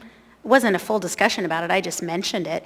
We mentioned the guest house, we mentioned the progress we were making, because I'll tell you, if you put a $20 million ask in for the legislature for homelessness, and you don't say what it's for, and you don't talk about what you're actually doing, guess who's going to support that? No one. They're not going to just give you $20 million. So that's why I did that. It was with no promises of, this is definitely what we're doing, just so everyone knows that. And other members may have had conversations too, but that for my part. Anyway, I'm really struggling with this because I think that your heart is in the right place, Mr. Rivera, and you really are trying to make this a good product, and you always work so hard to do that. But I don't know that it gets us anywhere. Thank you, Ms. Quinn Davidson. Mr. Cross? Yeah, I would like to move to postpone this to April 11th after we've actually got this before the Housing and Homeless Committee. And here's the reason why. A resolution resolves all of us. It's a we, not an I. And Felix, you used I over 12 times in describing why you put this together, but it wasn't a we. And that's why we don't do lay it on the table items. This is why like Chris likes to say, we're making sausage up here. I don't think anybody's going to be very happy with this, and if you want this to go somewhere, if you want to readdress what that plan looks like and come up with a public process plan of how we do that, then perhaps we should get the public involved with that, with the homeless and housing. This is so frustrating. I really think our assembly needs to get out of the homeless business. We should just fire us and hire somebody to do this job for us. As Randy said, we can't even come together with a resolution. Guys, if we were a roofing contractor, our problem to solving your roof leak would just buy lots of buckets and move buckets around. We don't talk about treatment. We don't talk about workforce housing. We don't talk about that. That stuff hasn't come up. There's nowhere in this does it talk about youth outreach in order to help the youth and traumatized, which is the next wave of trauma, the next wave of homeless. Our next homeless are hitting the streets every day. They're the ones that age out 22 that get out of Covenant Center. They're hitting them. Nothing in that. Let's just talk about how we buy more buckets. Someone fire us. Okay? And if you want this to pass, then let's do it in a work session where there's more we's and less I's. So I move to postpone it to April 11th. Thank you. Actually, we can't do that right now. We've got several motions on the floor. Well,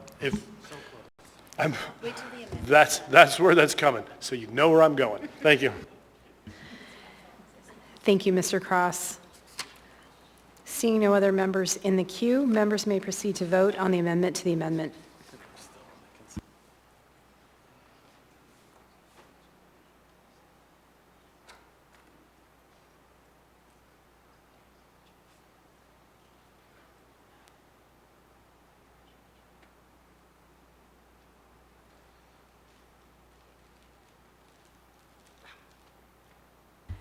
The amendment to the amendment is approved 8-3. We are now back on the amendment as amended. Is there any further discussion? Mr. Cross on the amendment? Oh, the amendment to the amendment, or are we on the motion? Okay, We are on never the mind. amendment as amended. Any further discussion? Okay. Seeing no other members in the queue, members may proceed to vote on the amendment as amended.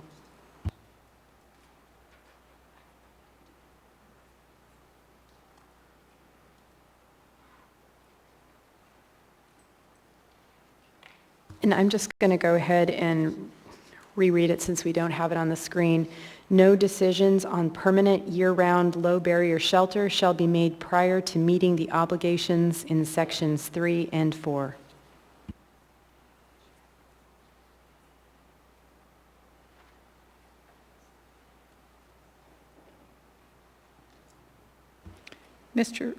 Thank you.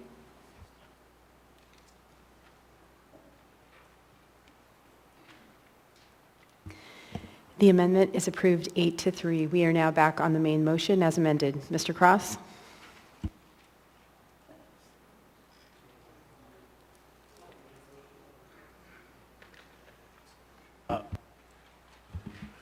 Yes, Madam Chair. I'd like to move to postpone to April 11th.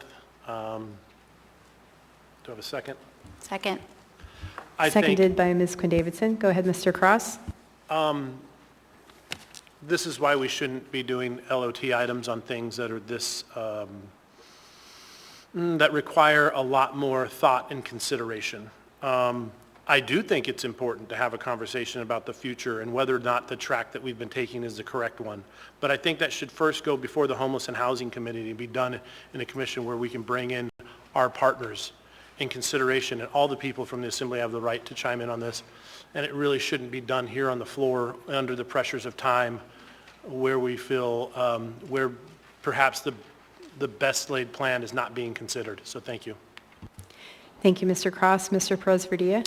Thank you, Madam Chair. Just briefly, again, we're not passing an ordinance. We're passing a resolution. We're passing an intention, and I think it sounds to me like we all agree that we need to have a clean slate and have a thoughtful process for how to move forward. That's all that this is doing. So I would encourage my colleagues to vote for it, and let's move on with the rest of our meeting. Thanks. Thank you, Mr. Perez-Verdia.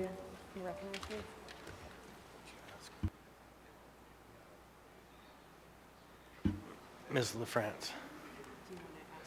Sure. Mr. Perez-Verdia, when you said vote for it, did you mean the motion to postpone or the resolution underneath it? Oh, thank you for the clarification. I appreciate that. No, I did not mean to vote for the postponement. I meant to vote down the postponement and move forward with this motion. Ms. Thank you. LaFrance, you're recognized. Thank you, Mr. Chair. And what everybody is witnessing in real time is, right, what we call making the sausage on the dais. It's not pretty sometimes, and it's kind of messy because we're all here on the floor trying to do the best we can. And I just want to say, you know, the process of government, it is messy, but as a body, we need to go through this process because we need to formally decide on how to proceed. And I agree with Mr. Perez-Verdia that we've done that work, and we have a set of actions before us. And I think that, you know, what Ms. Quinn Davidson said, and this is all why I'm not going to support, you know, the motion to postpone this item, but when we were in Juneau, I mean, I also mentioned the Arctic Rec Center as a possibility, because it's true, you know, when you're talking about sums of money and having something concrete as, again, a possibility, but there's no plan. There's no proposal on that, but I think that shows how important it is for all of us to have a public, perhaps even painful conversation, and I get it, we all want to go out and build roofs or whatever you, I think you said something about roofs earlier, roofs. But, you know, we have to do this. We have to like get on the same page so that we don't get in those situations where, you know, someone says, wait, we didn't vote on that, and we're talking about it. So all that to say, I'm not going to support the motion to postpone. I think that we should approve the resolution before us. Thank you, Mr. Chair. Boy, that queue filled up again, Madam Chair. Mr. Rivera? Thank you, Madam Chair. Oh, this conversation is exhausting.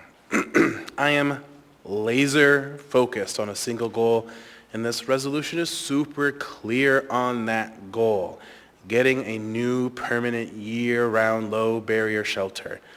It's not like I haven't talked y'all's ears off about housing and treatment and all the other things that we need. It's not like I'm hush about that. I am loud about it. But what we have before us is super clear. Also, another clarity. The Anchorage Coalition to End Homelessness is in agreement of a clean slate, as you can see from their letter. And the only objection they had to this resolution was to remove any sites permanently. Well, we've addressed that. So let's move forward, folks. No more delays, please. Thank you, Madam Chair. Thank you, Mr. Rivera. Ms. Quinn Davidson on the motion to postpone. Thank you, Madam Chair. Had Mr. Cross made this motion at the beginning, I would have supported it because I don't like laid on the table items that are especially complex ones, and I totally understand the reason for making the motion. I think the fact that we've gotten this far and most people feel comfortable with it, I think we should just vote on it so we send a message to the community that sort of solidifies the discussion we had here. But we should try not to do these laid on the table items, and people should move to postpone them immediately when they arrive next time. Thank you. Thank you, Ms. Quinn Davidson. Mr. Voland? Thank you, Madam Chair. I'm much more comfortable moving forward with this as amended. You know, I will say I have to just slightly rebut Member Cross on his analogy. He did bring up buckets, and so that prompted me to think of what we're doing with the alcohol tax. We are making upstream investments. We did just approve grants to community partners who are doing that very important work of mental health, support for youth, substance abuse. We need to do much more, but we are having those conversations. A lot of those conversations, I'm happy to say, are taking place in the Health Policy Committee. And also, voters will have on the ballot before them the proposition to use marijuana tax funds for early childhood and education. Quality childcare and early education is a form of homelessness prevention and of trauma prevention. So for all those who are listening, I want you to know that the Assembly is committed to doing that work as well. I will be not voting to postpone this. I'll be voting to move the main item forward because, again, I'm comfortable with how it's been amended. And I do want to thank Member Rivera for being a consistent voice on this topic and for doing a lot of the heavy lifting. You definitely show up continually. And although I may have disagreed with some of this item, I do thank you for your leadership. Thanks. Thank you, Mr. Voland. Seeing no other members in the queue, members may proceed to vote on the motion to postpone item 10B3 to the meeting of April 11.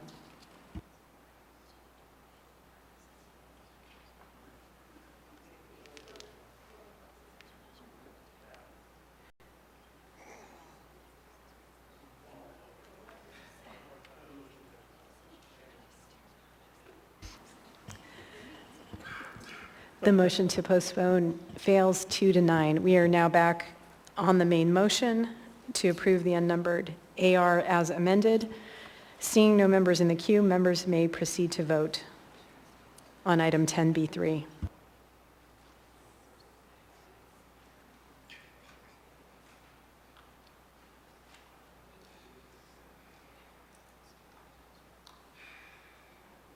Ms. Stern?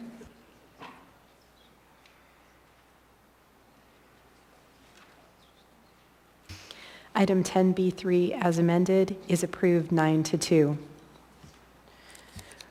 We now have before us item 10B4, unnumbered resolution, AR 2023XX, a resolution of the Anchorage Municipal Assembly expanding Sullivan Arena emergency shelter capacity to 360. Anchorage Health Department, what is the will of the body? Move to approve. Second. A motion to approve has been made by Mr. Constant and seconded by Mr. Rivera. Mr. Constant? A point of order, or point of information, maybe. Ms. Johnson was working on an S version. Did you move the S version? I didn't hear you say that piece. Yes, absolutely. Oh. It's been delivered in our emails at least. I'm so sorry if you said that. I did not. Okay, thank Thank you. you for the catch. Actually, I haven't seen the S version. Has it been distributed? But a paper copy has not? Okay. Why don't we move to the next item and come back to this?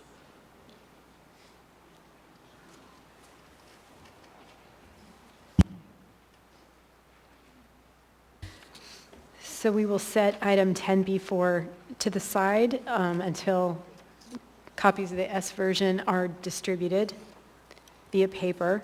And we will move on to the next item that was pulled from the consent agenda.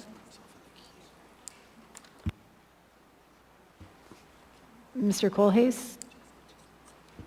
Madam Chair, my apologies. I sent the email version. I wasn't aware, or I didn't know that I was supposed to make paper copies. We will endeavor to do that here shortly. Thank you, Mr. Colhase.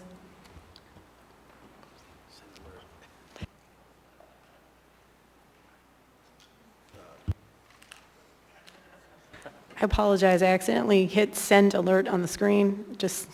I don't know what that means.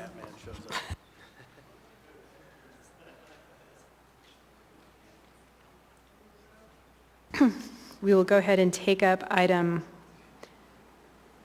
actually, Meg can come back in for this.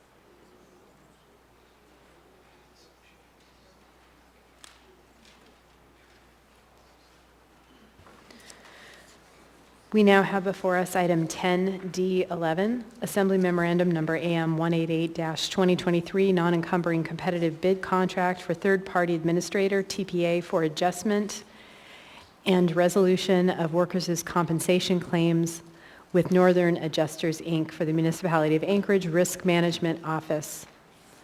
What is the will of the body? Yeah, she'll be back in just a second. Here she is. I believe the will of the body is to move to approve. Are you moving to approve, Chris, or Mr. Constant? Yep, move to approve. Can I get a second? Second. Seconded by Ms. Quinn Davidson.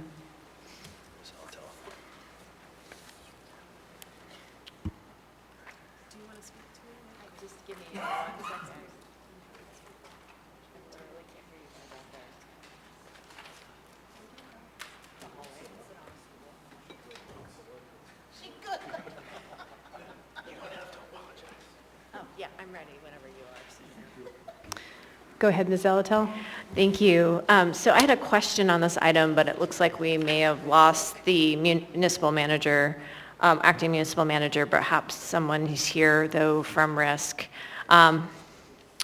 The contract here suggests that it's for $475,000 annually, but in the, is this the right one? But it says it's due to the inability to hire a qualified applicant.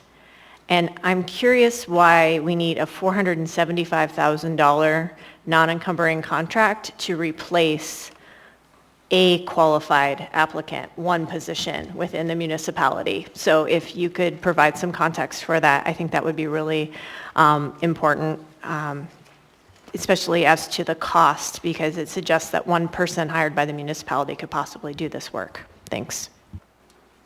Through the chair to Member Zalatel, excuse me, risk management manager, Tracy Mears is in the audience or in the chairs, and she can speak to that. Thank you.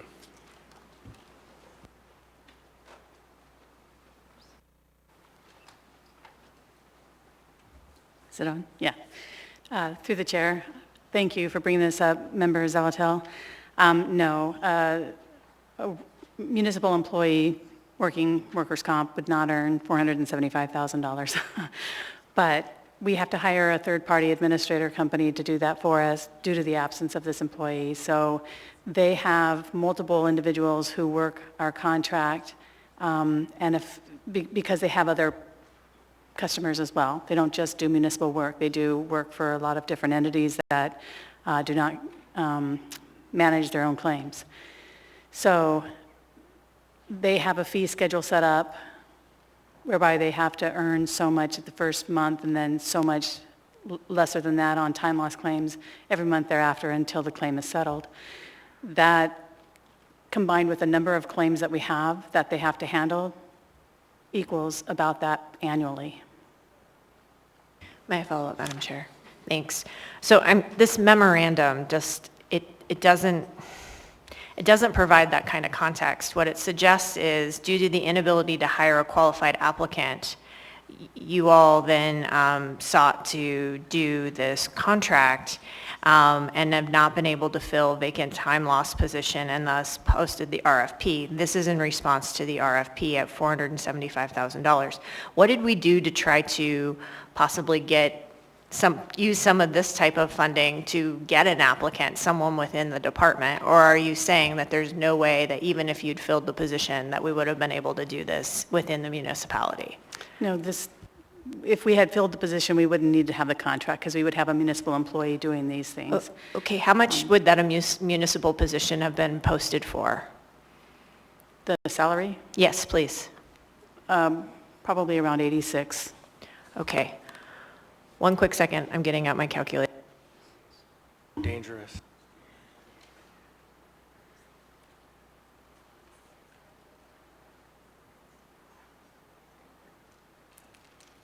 Okay, so for about $125,000, assuming a 50% increase for all of the benefits, we could have hired this position.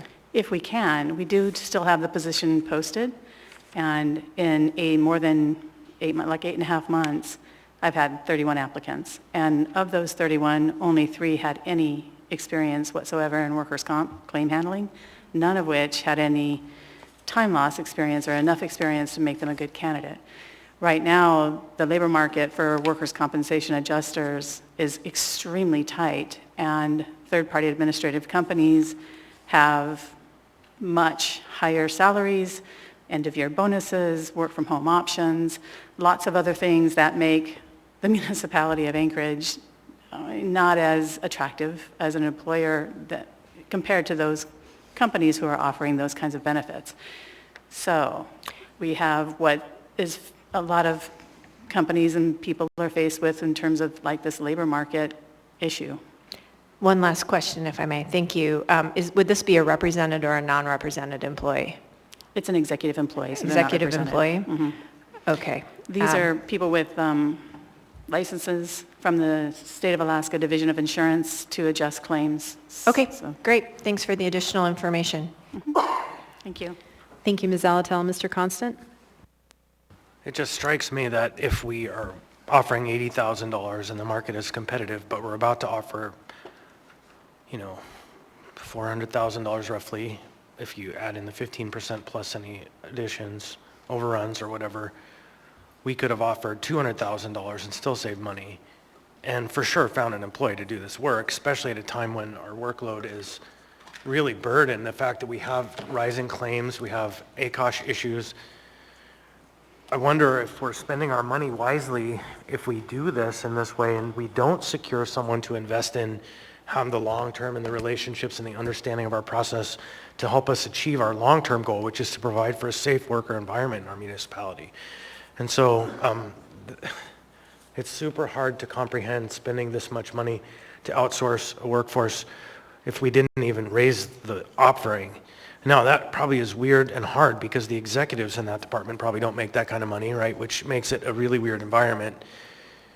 It's not really a question for you, I don't think, but I'm chewing through how do we sort through this reality where we're going to offer a massive boon to some corporation and lose a position. That's hard. Thank you.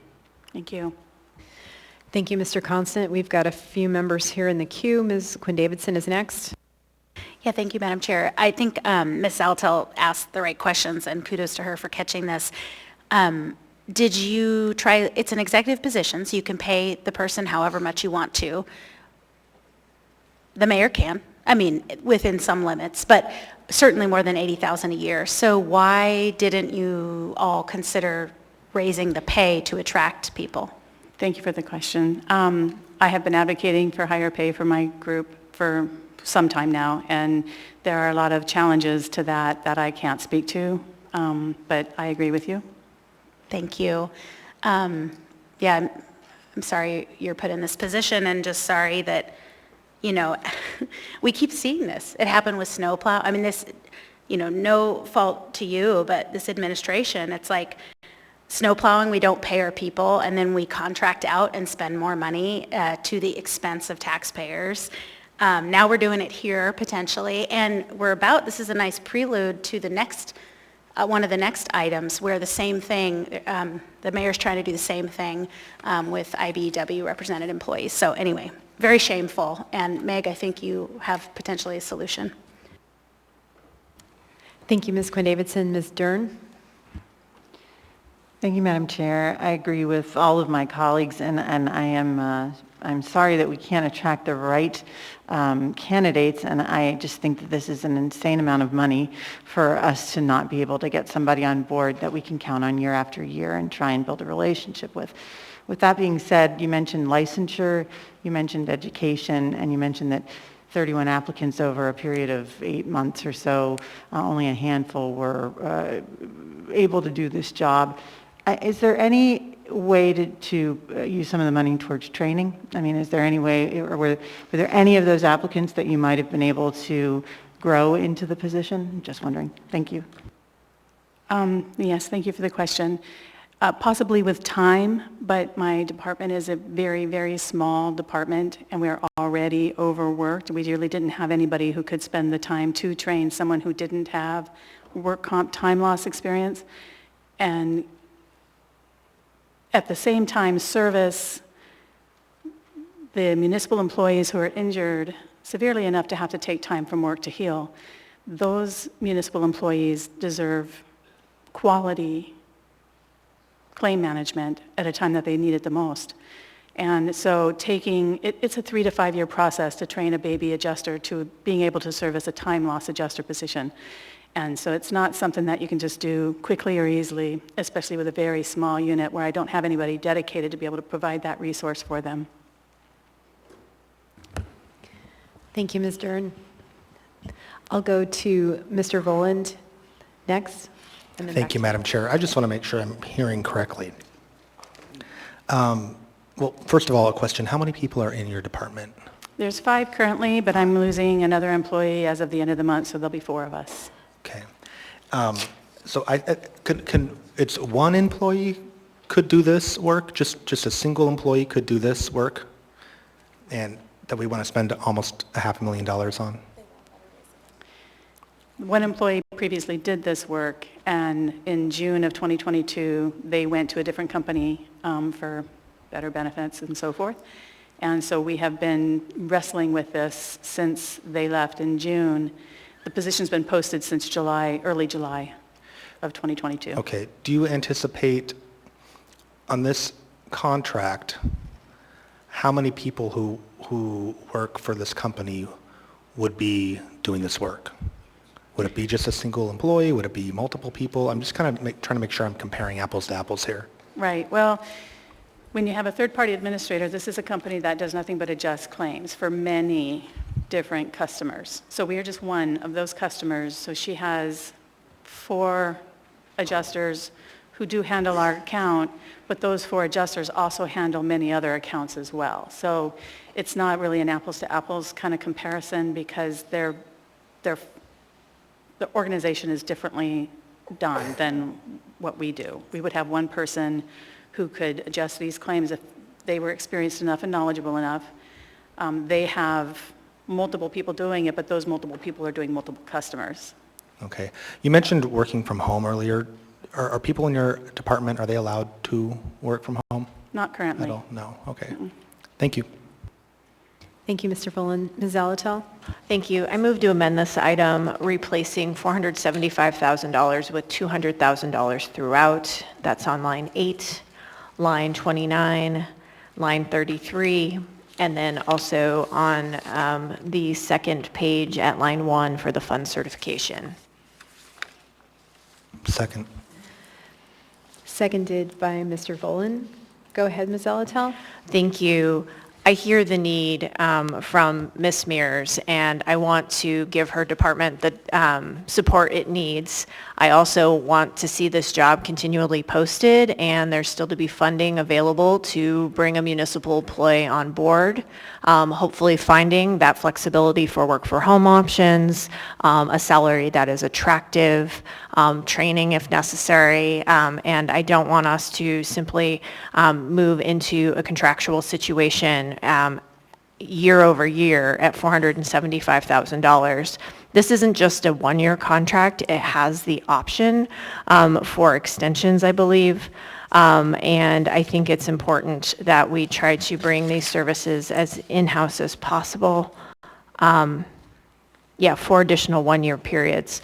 So I think this is a good compromise, and hopefully it can do what's needed, and we can still find this talent and have them come to the municipality. Thank you. Thank you, Ms. Zalatel. And again, the amendment is to change the $475,000 with $200,000 on lines 8, 29, 33, and then line 1 of the second page under the fund certification. Mr. Kohlhase? Thank you to members Zalatel and others who had questions. I think my understanding is that this is not just the workload of one person starting today. There's a backlog that has occurred in the past 6 months or so. Excuse me. The job has been posted for quite a while, as Ms. Mears said, 31 applicants, challenging to get qualified applicants. I understand the sentiment of bringing on somebody and training them, but that in a world where Ms. Mears was flush with employees, that might be a more viable option. But she and the department need this assistance now in order to address the workers' compensation workload. It is a non-encumbering contract, so again, the goal would not be to spend $200,000 or $475,000. It's again a non-encumbering contract. The position is a range 22, so there's a pay band there of I don't remember the low end. The upper end is about $113,000. But we also we strive to pay in class specs across the board, generally on an equivalent basis. So it's not as simple, although it may seem simple, it's not as simple as just deciding to pay one employee $30,000 more, one position $30,000 more in order to bring a candidate on board, because that has ripple effects with other positions across the municipality, which is not to say that we're averse at all to looking broadly at executive pay for these, I guess, the non-executive leadership positions, but executive paid positions that are challenging to attract. So, thank you. Thank you, Mr. Kohlhase. Mr. Constant? I just want to take a moment to think about all of the people who work at this municipality, who their service at $80,000, fully wrapped $120,000, provide at least $500,000 of value to this corporation, this community. And the fact that day in and day out they do this work, these people are the true value of this municipality. Thank you, Mr. Constant. Next is Mr. Salt. Thank you. I had a question for you again. I believe you said you had 30-some applicants and 3 were qualified. I was curious what happened to those 3?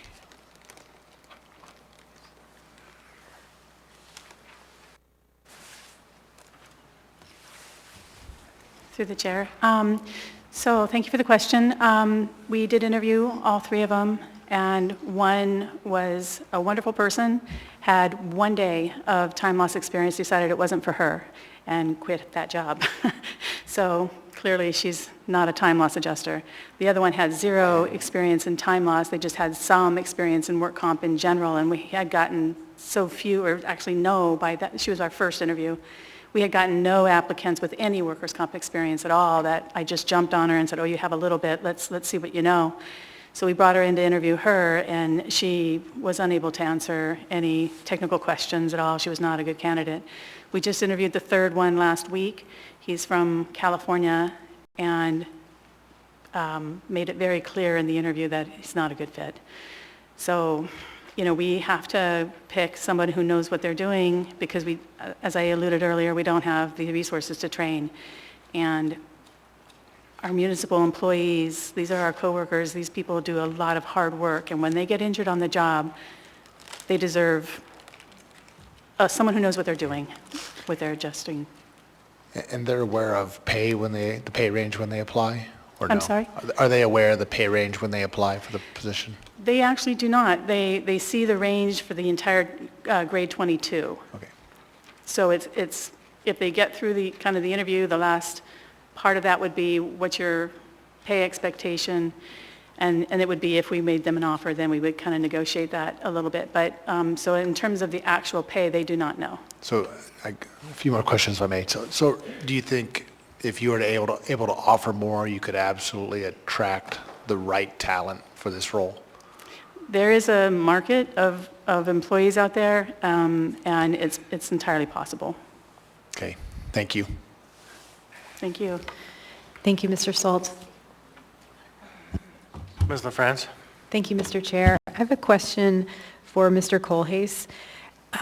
If this amendment is approved to reduce it to $200,000, the original amount, $475, is for 12 months. How long will the $200,000 last, given that there is a 6-month backlog? I don't know how quickly the adjusters can process that. Madam Chair, if I could prevail on Member Zalatel with her calculator to help me on the math on that. I couldn't speak to that. I could ask Ms. Mears to come back up and speak to what the $200,000 limit would offer in the way of resolving some of the backlog? Sure. I mean, I assume it'd be 3 or 4 months or something like that.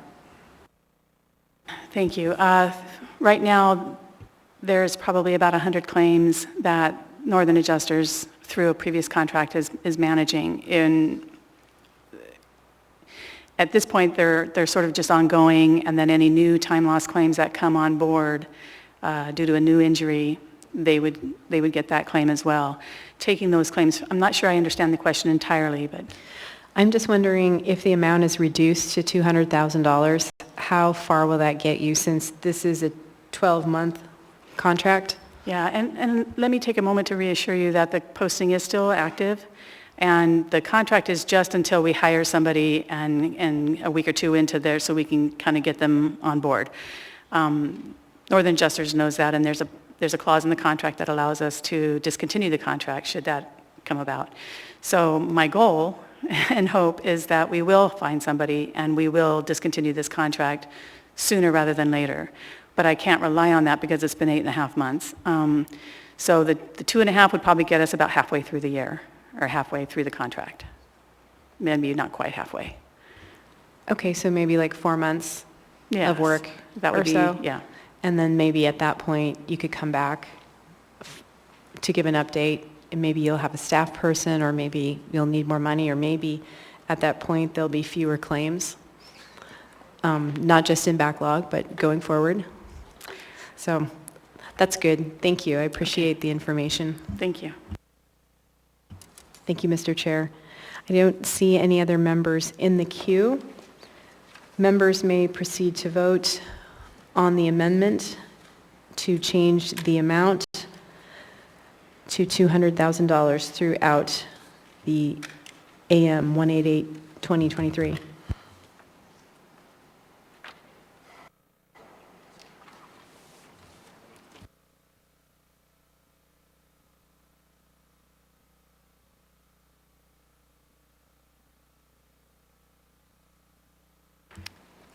Mr. Perez-Verdilla?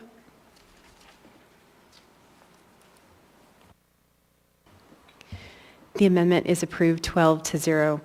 We are now back on the main motion as amended. Is there any further discussion? Mr. Constant? Thank you. I know we've discussed, and at some point probably we'll hatch a conversation about personnel and vacancy rates and maybe a conversation about aggressive recruitment practices. My question really isn't one to be answered tonight, but we're circling around this talk over and over again, and I sure want to know a strategy or two that we might implement to aggressively bring people on board to work for this municipality. This isn't rocket science. We can do this. And so I hope we do find a path forward to demonstrate to the community we are aggressively recruiting. Thank you, Mr. Constant. Seeing no other members in the queue, members may proceed to vote on the motion to approve AM 188-2023 as amended.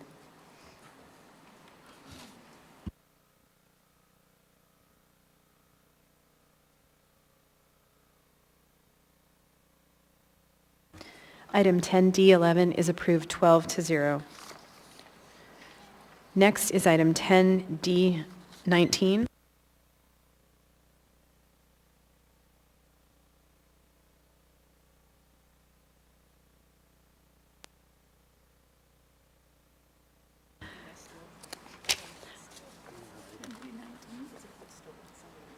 D19, Assembly Memorandum Number AM 210-2023, recommendation of award of a non-encumbering contract with Northern Gravel and Trucking LLC to furnish winter aggregate sand to the municipality of Anchorage.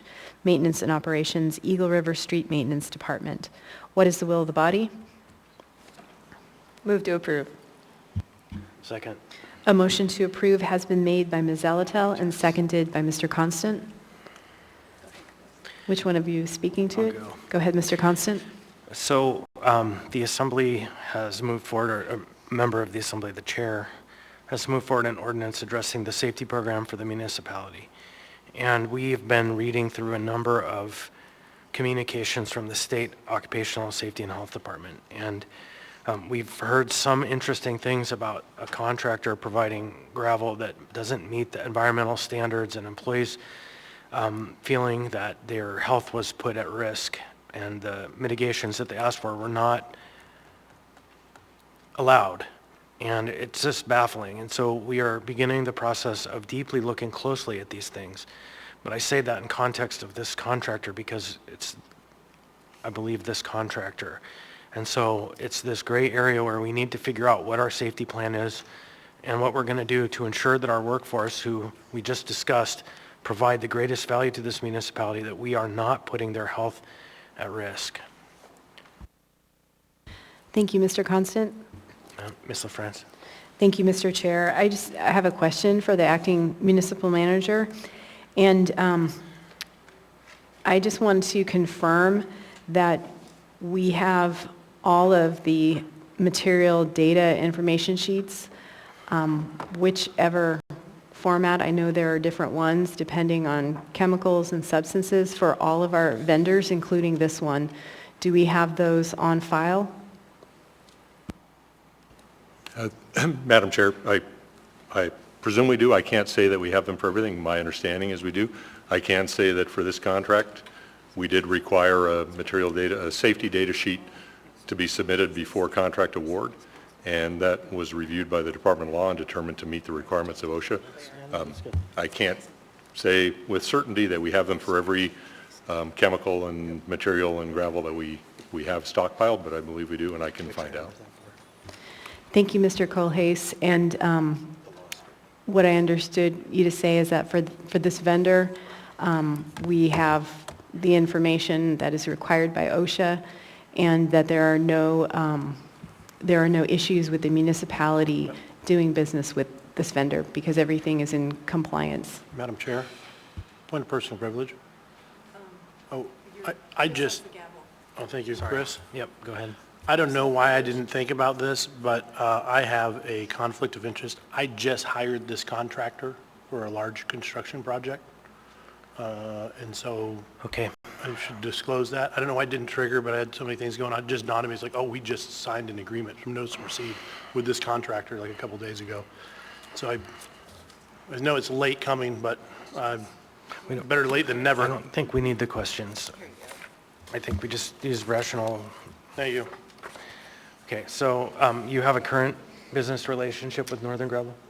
Oh, is this Northern Gravel? I apologize. I thought we were looking at the Criterion bid one. I guess it's not Northern Gravel. I had the wrong form in front of me. Okay, so we will proceed. Yes, thank you. Thank you. Thank Sorry. you. It is getting to that time of night. You have the floor.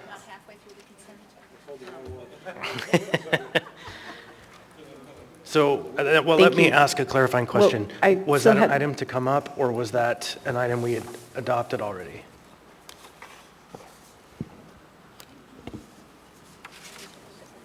It's item AM 209-2023. Oh, 10D21 is the next one. It's the next one. Thank you. Okay, so we're good to proceed. Sorry, Ms. LaFrance, you still have the floor. Thank you, Mr. Chair.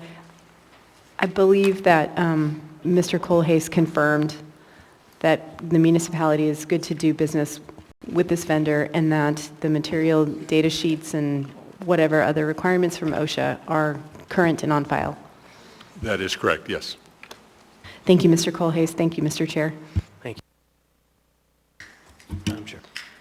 Seeing no other members in the queue, members may proceed to vote on the motion to approve AM 210-2023.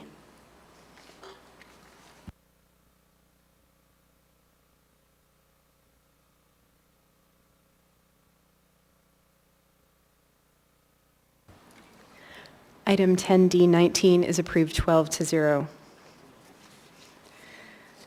We now have before us item 10D21, which I'll read into the record and then go to Mr. Cross.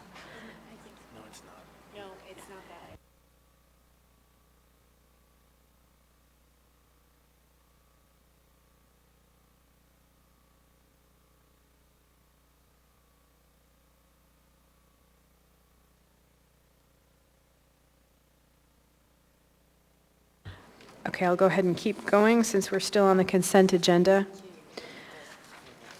Assembly Memorandum Number AM 212-2023, Amendment Number 3 to Cooperative Purchase with Vera Whole Health to continue providing medical and behavioral health services to MOA employees and dependents on the MOA health plan through a near-site clinic for the municipality of Anchorage. Thank you. What is the will of the body? Move to approve. Second. Move to approve by Ms. Zelatel, seconded by Mr. Constant. Ms. Zelatel? Thank you. I'll actually turn it over to Mr. Constant if that's okay. Thank you. Go ahead, Mr. Constant. Yep, and so the reason I pulled this is I want to just get it up here on the record again. Every now and then we have a conversation about Vera and the value that they provide.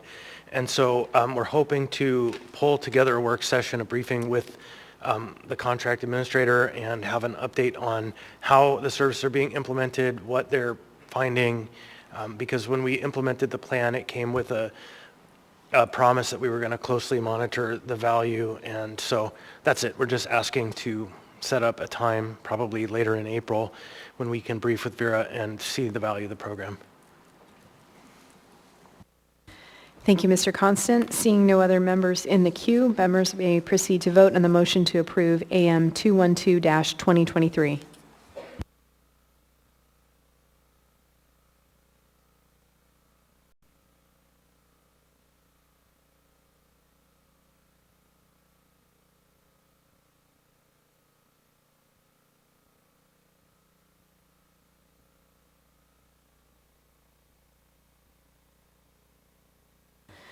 Item 10D21 is approved 12-0. Mr. Cross?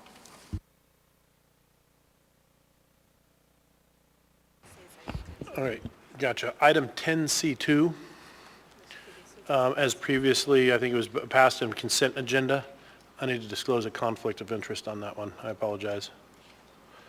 Can What we is get the a best way motion to go about this? reconsider? Oh, yeah, motion to reconsider, please. Second.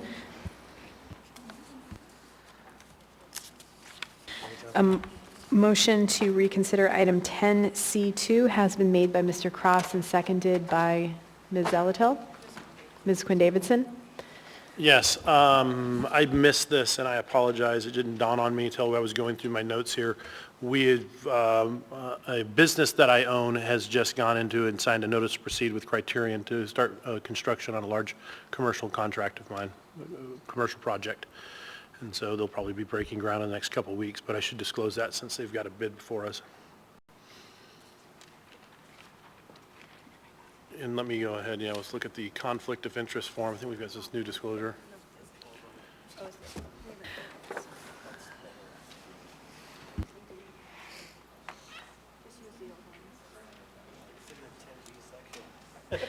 But we'll go ahead and We use... haven't used the old ones until we pass the 10G, which We'll is the go new ahead and ones. use the yellow questions and further demonstrate why there is a pending code change.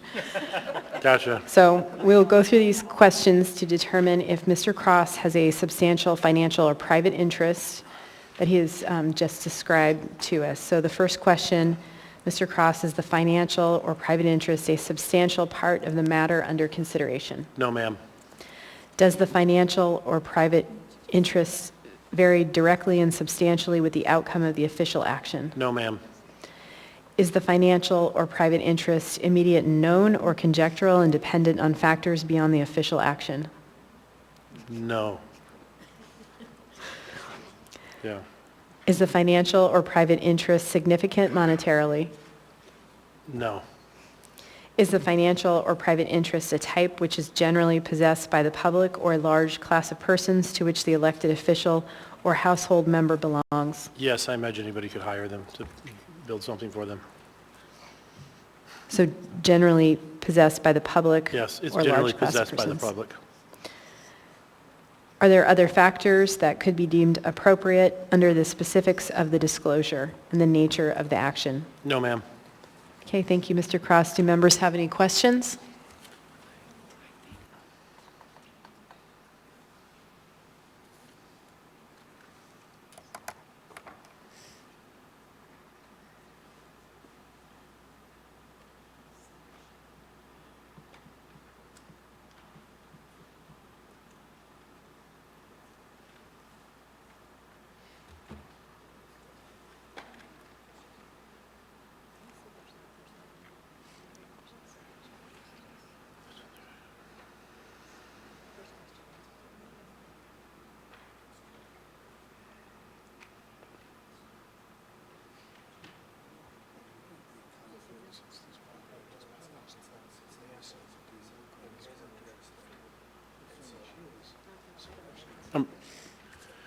I am fine recusing myself just to be on the safe side, just because, but Well, you can, and we have a duty to vote per code, so we're trying to appreciate that very much, Mr. Cross. And so what we're discussing here is it a financial or private interest? it's a, well, that's interesting. So I think I've established what it is. We're hiring this construction company to build a commercial facility for us in Wasilla. And so that's the extent of that. And how you describe that, I mean, I don't know how to be more clear.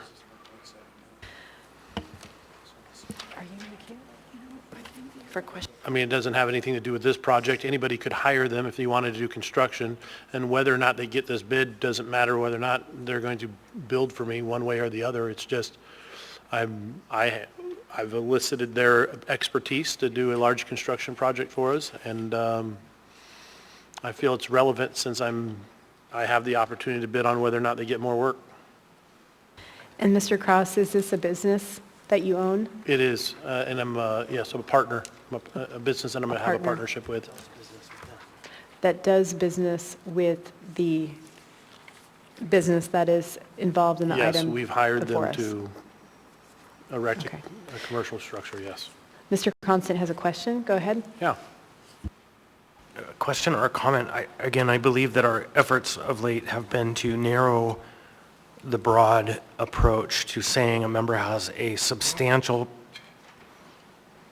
personal or financial interest, right? We are required to vote and we must declare a conflict, but the conflict, if it's not substantial, is not enough to not have to participate. That's, I believe, the current paradigm we're trying to work towards. We spent too many years, I think, saying if there's any kind of conflict, you can't participate. And so I think the question that is coming up again, and I think you've answered it, but you can answer it again. Do you have any business stake in the question that's before us? No, not at all. Right.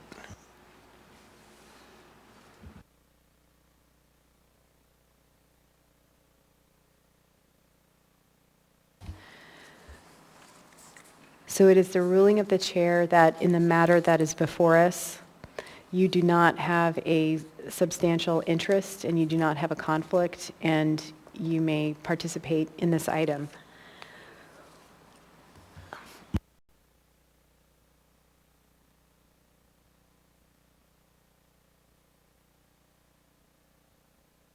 So that discussion took place with the motion to reconsider on the floor. And given that I'm not hearing any motions to override the ruling of the chair, so that will proceed. And I think that if the mover of the motion to reconsider in the second will withdraw it, we Motion can... withdrawn. Okay. Same. All right, we will continue on at our record-breaking pace.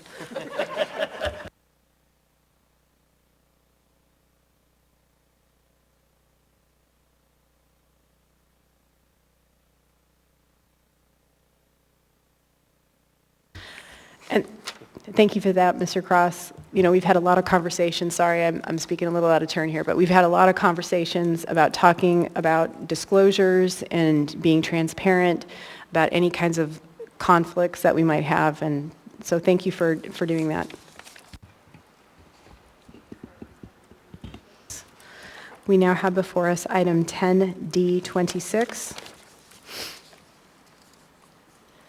Assembly Memorandum Number AM 217-2023, recommendation of award of a non-encumbering contract with Alaska Safety, Inc., AK Safety, to provide police vehicle accessory installation services to the municipality of Anchorage, maintenance and operations, fleet maintenance.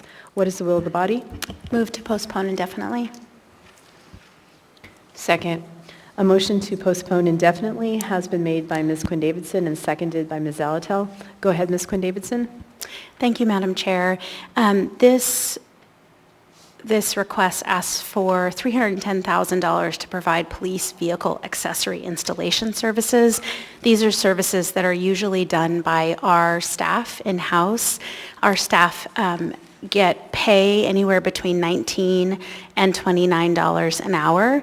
As a result of that, we have not been able to keep or find or retain staff.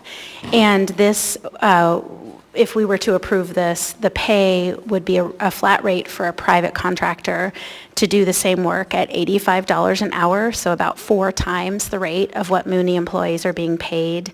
According to IBEW, which represents the folks who are in this unit, they've been asking for quite a while for wage increases, and they have not kept up with inflation.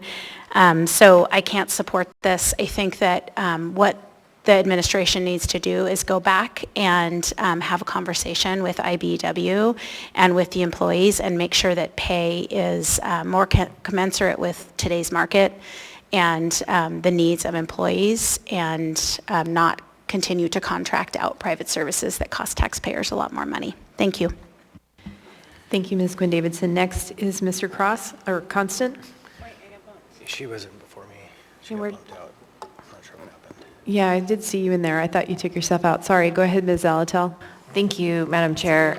So I seconded the motion to postpone indefinitely because that's the mechanism we have. I would personally rather just vote this down. One of the reasons I would prefer to vote this down is to really send the message that we need to stop trying to contract out services where we should be paying municipal employees adequate wages. And while I appreciate IBEW has brought this issue to our attention, it sounds like there are multiple bargaining units that are having similar issues, and this is a terrible consequence of not coming to the bargaining table with kind of really putting all options on the table, really thinking creatively about how to attract and maintain and retain a skillful municipal workforce. And so while the motion to postpone indefinitely is before us, I will, we'll see where the body is headed, but I would prefer it just be voted down and just be a no vote, so that this can't come back, and that in fact they need to go back to the bargaining table and have this conversation and figure out how to get this done using our municipal workforce. Thanks. Madam Chair, point of information. May I change my motion? I mean, what do you want me to do? Make a move to approve and then we vote no? It doesn't matter to me. So I could change that.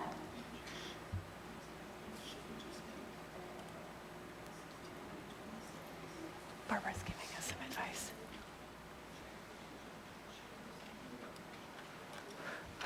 If you just make a motion to approve, then it can be changed, it sounds like. Yep, I can hear her too. Sure, I'm happy to do that. It's kind of the same to me, but I'm happy to change that. And as the second, I would agree for purposes of doing what I just said. Thank you. So a motion to approve is on the floor, moved by Ms. Quinn Davidson and seconded by Ms. Zalatel. Next in the queue is Mr. Constant. Thanks. So for my part, I saw the same concerns, and I just decided to call the proposed contractor and ask them if they are hiring and what their pay and benefits package are. And their pay is $20 an hour. And so if you do a fully loaded rate, that's maybe $40 an hour, but that's not really. It's probably $30 to $35 an hour. And so the difference effectively is profit. And so the proposal at this time is to generously profit a contractor to the tune of maybe $50 to $55 an hour for the services that our very valuable workforce is supposed to be doing. And in fact, we have a legal contract with them that says this is their work. And so whether you like unions or not, value is value. And the fact is, we're literally proposing to pay more than I make an hour in profit to the owner of this company. Their benefits, they have if you have a major medical, you get $5,000 deductible for your health care. They get a 401k, and they celebrate the fact that they get federal holidays off. And so that's the fully loaded package. Thank you, Mr. Constant. Mr. Cross? Yeah, I agree with Mr. Constance. I also, this is very narrow because cost is only an issue when there's an absence of value. And so when you're hiring a contractor, one thing goes in, what is the warranty that's involved? What is the scope of the work? What's their experience installing these mechanisms?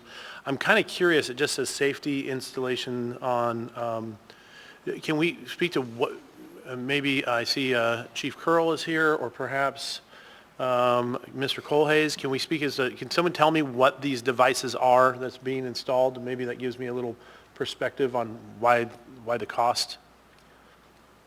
Do we know what the scope of work is? Excuse me, through the chair to Member Cross, we have Raylene Griffith here who can speak to IBW union concerns if needed. We have Chief Curl here who can speak more to the need.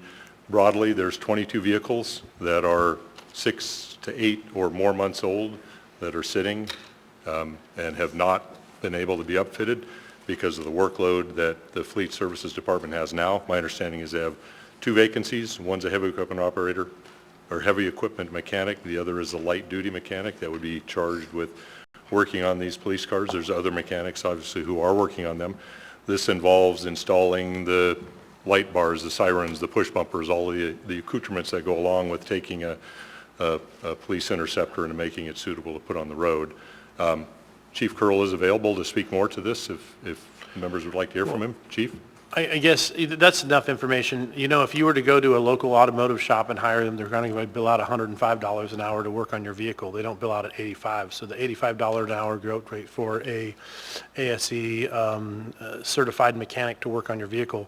And that's where it's important to understand that you have and it's where the scope of work, and sometimes it's important to realize that when you have mechanics that work on vehicles versus an IBW electrician, those scopes of works don't always correlate. And so I also think this contractor went through the process of bidding in the appropriate time frame and was the only bid, and then after their bid gets accepted, someone comes and says, I think we could have done it cheaper. Maybe that was, excuse me, that's not what happened. I just saw that right here. It says a request for the purchase was issued an invitation to bid for police vehicle accessory installations and was issued on January 24th, 23rd. Bids were open on February 14th, and one bid was received with Alaska Safety. So that's not the one issue. That's not the one bid.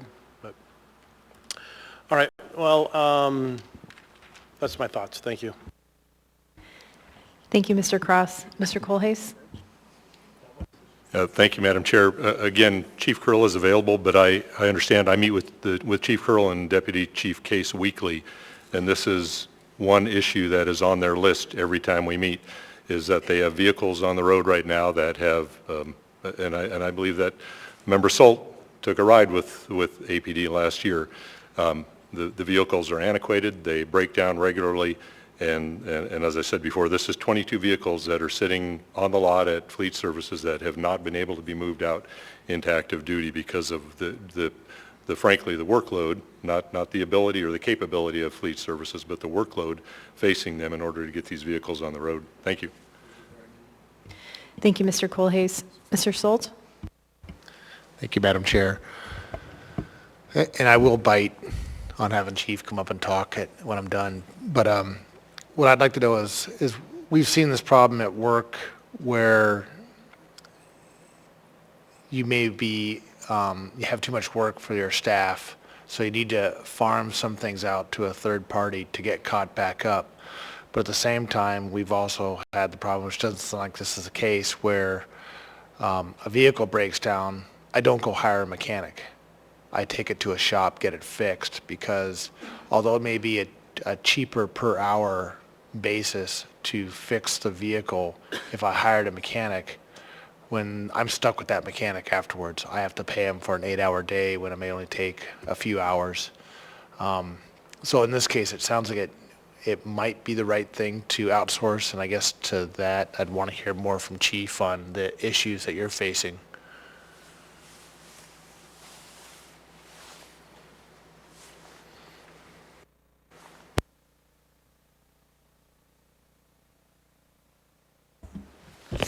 Through the chair. So my fleet is a disaster.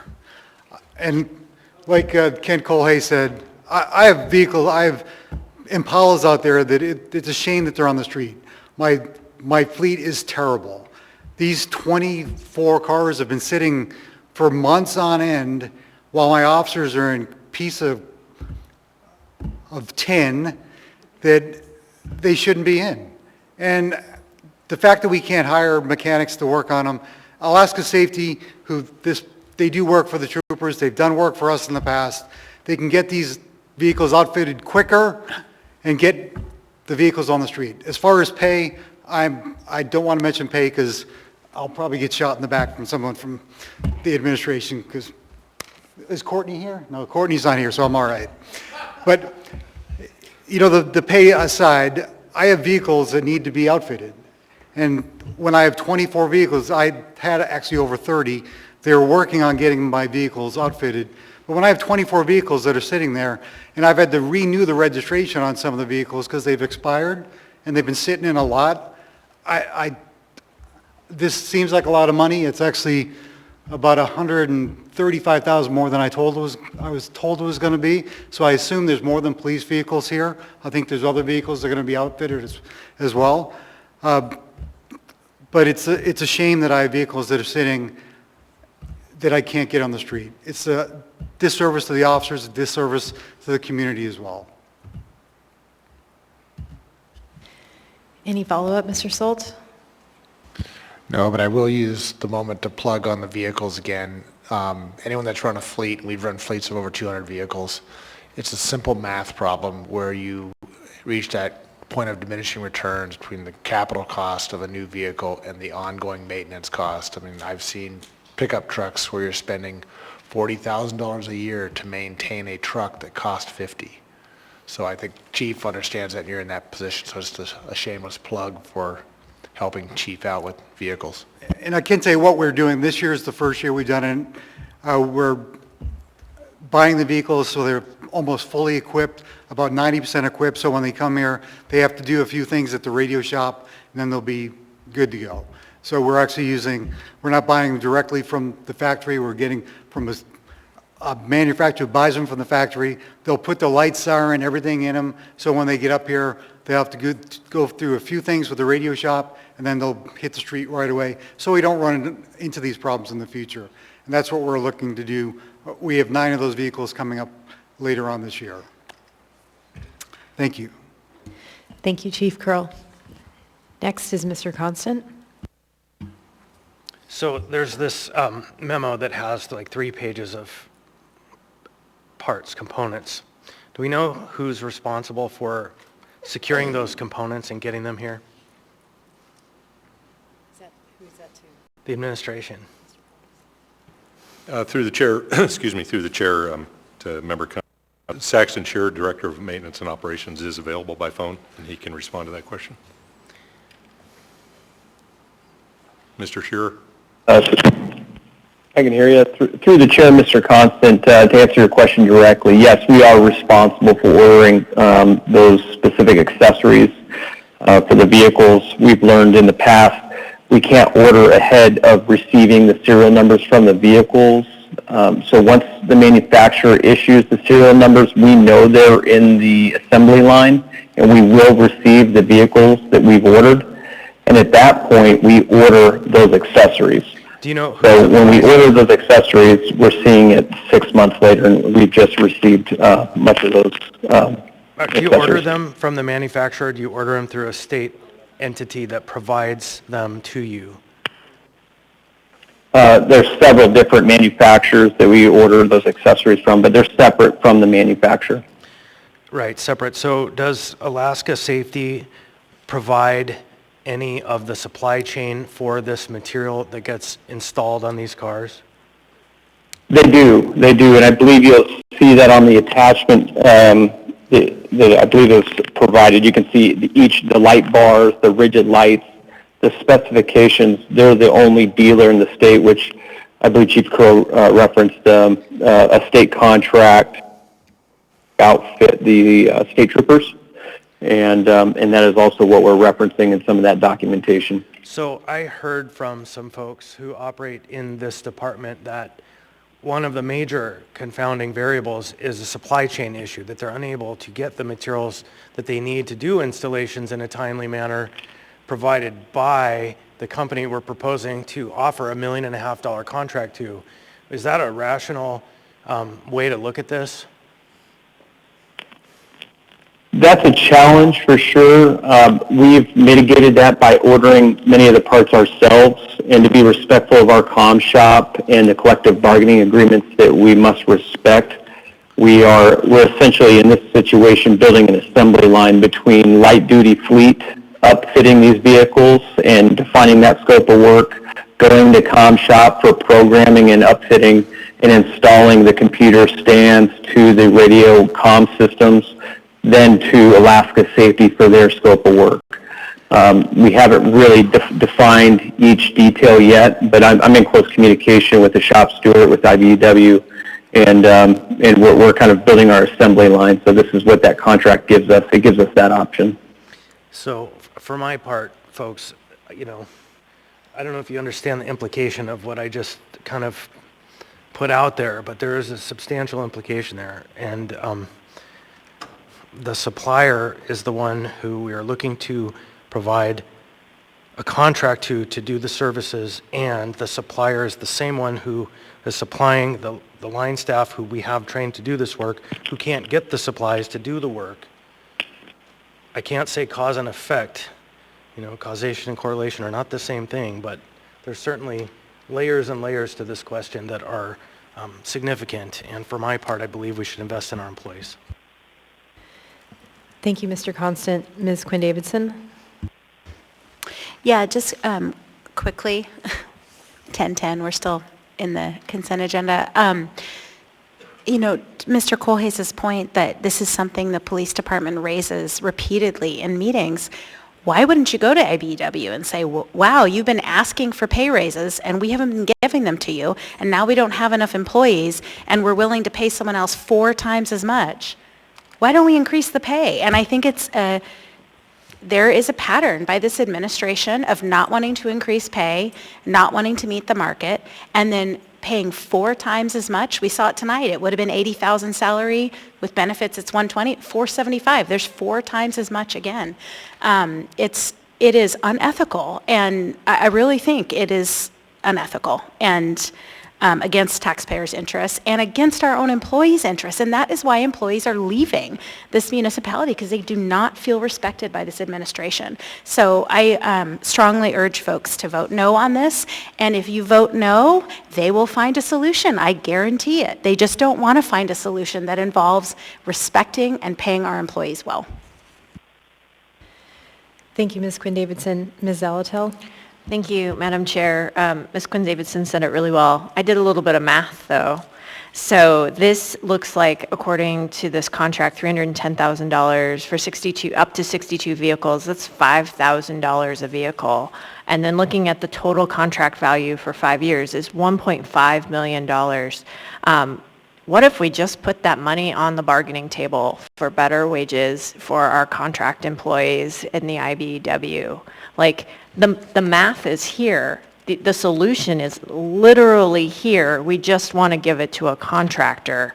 And I think that that's what's concerning. That's what was concerning in the prior item, is that the money is identified and it's budgeted. We just need to have the will to spend it. And someone much wiser than me said, you know, how you spend your money is how you express your priorities. And what I'm seeing here is an expression of priorities to pay businesses to make profits and not to pay our people. Let's put people over profits. Vote no. Thank you, Ms. Zalatel. Seeing no other members in the queue, members may proceed to vote on the motion to approve AM 217-2023.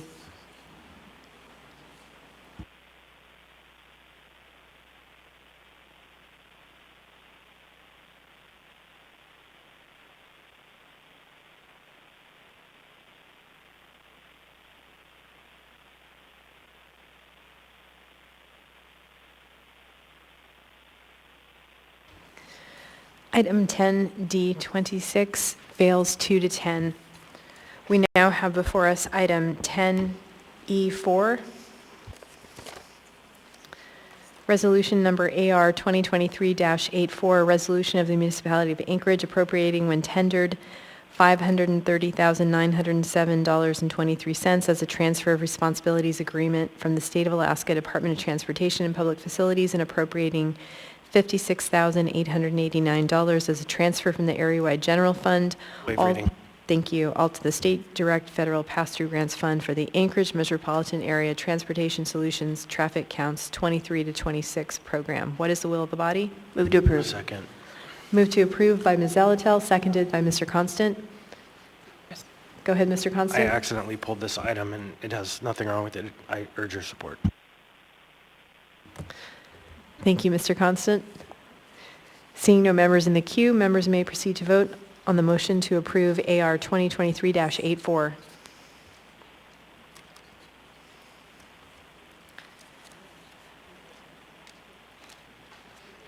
Item 10E4 is approved 12 to 0.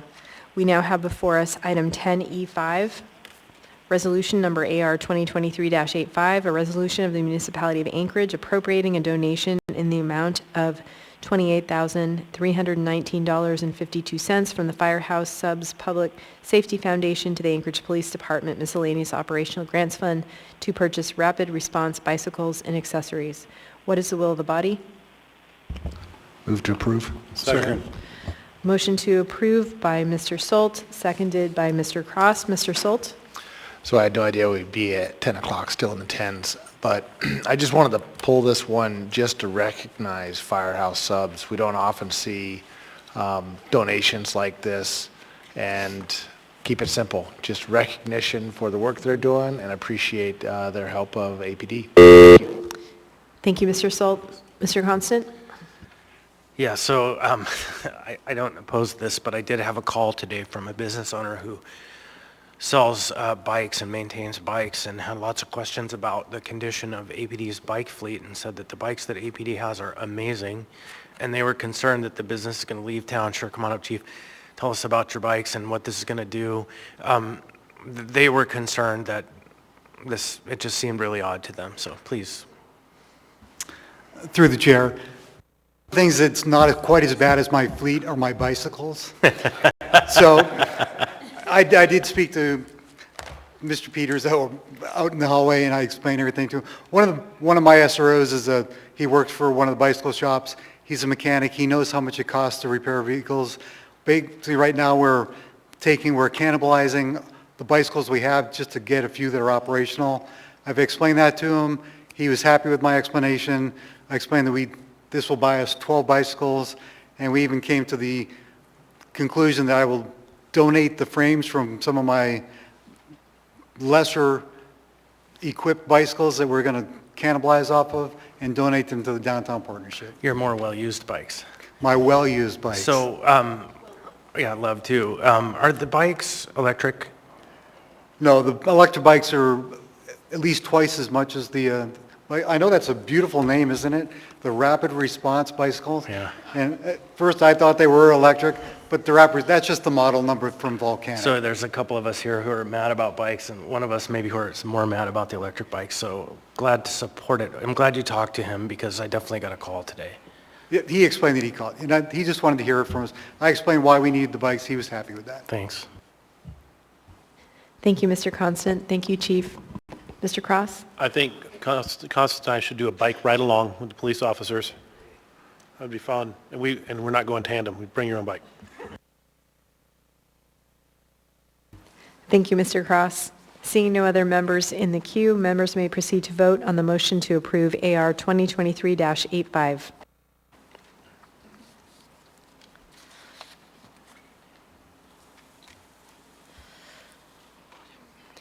Item 10E5 is approved 12-0. We now have before us item 10E9. Resolution number AR 2023-93, a resolution of the Municipality of Anchorage appropriating and authorizing American Rescue Plan Act of 2021 local fiscal recovery funds in an amount of $50,000 to fund administrative services of the ARPA funds within the Federal Direct Grants Fund, Office of Management and Budget. What is the will of the body? Move to approve. Second. A motion to approve has been made by Ms. Quinn-Davidson, seconded by Ms. Zalatel. Go ahead, Ms. Quinn-Davidson. Yeah, I'll try to keep this one quick. I pulled it. I support it, and I think this sounds great, and you need to administer these funds and make sure we're getting them out into the community and all. We have a new Mr. Trombley over there. So I pulled it to ask Adam to give us a brief report on where we are with ARPA. It's been a while since we approved those funds, and we really haven't heard anything about, what has been appropriated, what has been granted out to the community and where we are, and we love to tell those stories with constituents, et cetera. So he doesn't have that story to tell tonight, but committed to getting me some information to share with the body. So I suggested, grants, the amounts appropriated, to whom, whether they were awarded, and any success stories so that we can all just remember all of those funds that went into the community. So, thank you. The new Adam. Thank you, Ms. Quinn-Davidson. Ms. LaFrance. Thank you, Mr. Chair. And I have a question as well. I have received a couple inquiries from constituents about the status of disbursements, and I know at last week's Budget and Finance meeting, we talked briefly about how the disbursements have been halted for a little while, but were expected to start back up. And I just was wondering if you could give a quick status on that. The new Mr. Trombley. Trista, I'm sorry. Through the chair, yes. My name is Trista Espy. I'm the Community Engagement Director in the Mayor's Office. To answer your question, you're just wanting to know if we're working on the ARPA, sending out the money to the subrecipients. So I am currently new to the role, and I'm overseeing all things ARPA. I am currently working with our purchasing department and accounts payable to continue sending out and distributing those funds. So they're going out now? I'm working through the process of sending those out, correct? Okay, great. I may follow up with you in a couple specific ones just to find out where in the process. Sure, they're feel free at. to contact me anytime. Great, thank you so much. You're welcome. Ms. Zalatel? Thank you. I'll support this, but I would like to get a copy of the 2021 BDO financial finding audit recommendation. Apparently that was reported in 2022 that identified the MOA needs to conduct and create a more thorough process. This doesn't really say what that process needs to be, and I want to make sure that we're following that.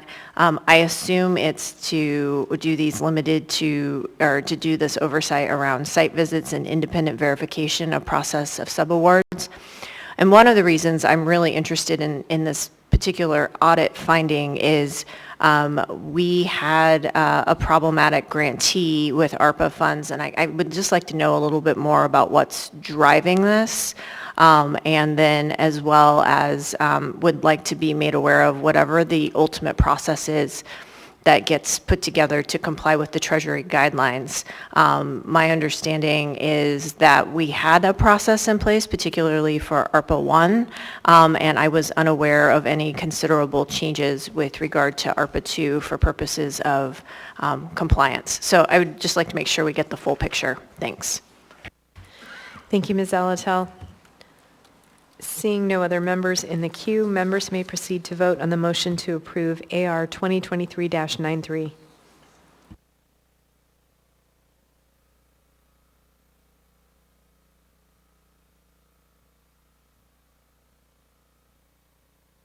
Item 10E9 is approved 12-0. We now have before us item 10F1, Information Memorandum Number AIM 62-2023, Ethics Board Advisory Opinion requested by Ombudsman. What is the will of the body? Move to accept. Second. A motion to accept has been made by Mr. Constant, seconded by Ms. Zalatel. Go ahead, Mr. Constant. Thank you. There is in this AIM an opinion, advisory opinion 2022-06 from the Ethics Board to the Ombudsman. And I just want to call anybody's attention who has concerns about staff, leaders in the municipality using their office in a way that is unacceptable and abusive of the public process, to see what the opinion of the Ethics Board is. This item is on our agenda tonight, item 10F1, and I highly recommend interested members of the public who want to explore kind of abuses of office should look at it and share it and talk about it with their friends, because I think this is a significant ruling by the Ethics Board, and it will probably hold some weight in future conversations. Thank you, Mr. Constant. Seeing no other members in the queue, members may proceed to vote on the motion to accept AIM 62-2023.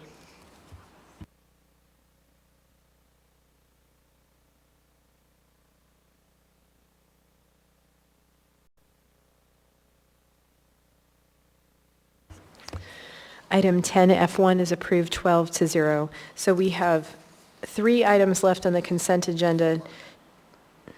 I only have two under the 10Gs, and then going back to item 10B4. And so we'll do 10B4 last, so that when Ms. Zalatel leaves, then we can just go into a 5-minute break. Okay. Okay, so this next item, 10G2, is for introduction. Ordinance number AO 2023-34, an ordinance authorizing and approving the adoption of Port of Alaska Terminal Tariff number 10.0, Port of Alaska. Move to introduce and set the public hearing for May 9. Second. Can we have Third. a third? All right, good. Thank you. A motion to introduce and set the public hearing for May 9 has been made by Ms. Zalatel, seconded by Mr. Constant, and the third was Mr. Rivera. Which one is 10G9? Next is item 10G9. Which one is it? Ms. Zalatel is excused for item 10G9 and also for 10B4. Thank you, Madam Chair. 10G9 was a laid on the table item. Resolution number AR 2023-XX, a resolution of the Municipality of Anchorage adopting the Home Investment Partnerships American Rescue Plan Allocation Plan, Home ARP Allocation Plan, which constitutes an application to the United States Department of Housing and Urban Development for the Home Investment Partnerships Program American Rescue Plan Program, and appropriates the Home ARP grant from HUD in the amount not to exceed $2,713,359 in Home ARP entitlement when tendered to the Federal Grant Fund for the Anchorage Health Department, accompanied by a numbered Assembly Memorandum.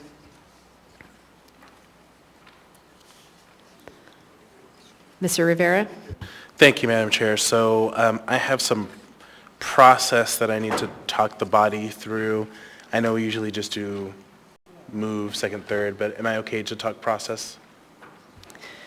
Go ahead, Mr. Rivera. Thank you, Madam Chair. So I appreciate the administration getting this item to us. I wish I had gotten to it just a little bit earlier, but that is okay.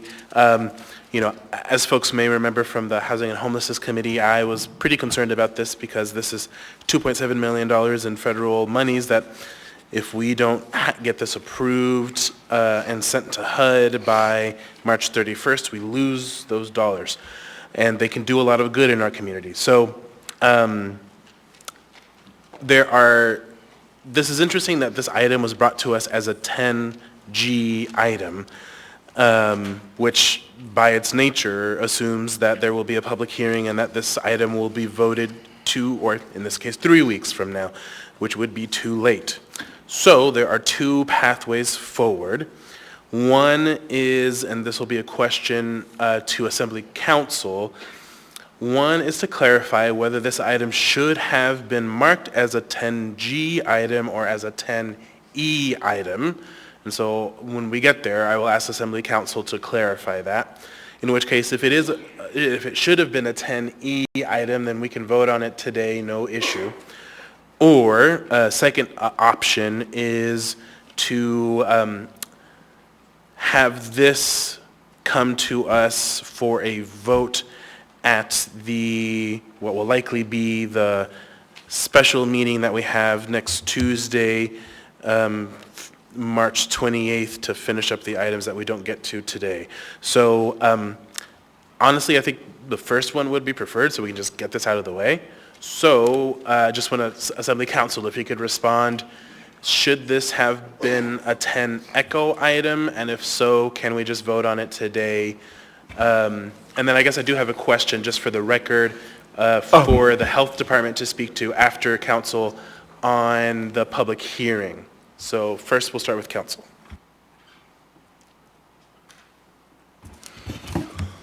Okay, so to make sure I have the right one, this is the Home ARP Allocation Plan Resolution, yes. And we were looking at this earlier, consulting with Legislative Council about that exact question. The appropriation amounts above the $500,000 threshold, but this is very much a categorical grant, it appears to me, because it's for a specific purpose. So Code Section 1685B says if it's a categorical grant, you don't need a public hearing. So I don't think it requires it because of the amount. However, there is in the AM some reference to the Code of Federal Regulations that require a public hearing to be held. And I guess for the public participation plan. And apparently in the AM at the bottom, page 1, and going up to page 2, it talks about having the public hearing and that it was noticed. I actually think, though, that it would be good to hear from the department about how that was held and when, and but otherwise, I don't think you need to set it for 10G if that was met. If the public hearing requirements for, I guess, the federal regulations were met, we don't need to schedule for a public hearing, and it would be a 10E item. Great, thank you. That's what I was hoping to hear. Then, I guess, if I may, Madam Chair, thank you. If I could go to the Health Department, and if you could come just speak to the public hearing issue, please. And I just want to note for everyone that laid on the table items are being posted on the Assembly website. They can be found at muni.org/assembly under the live updates page under news.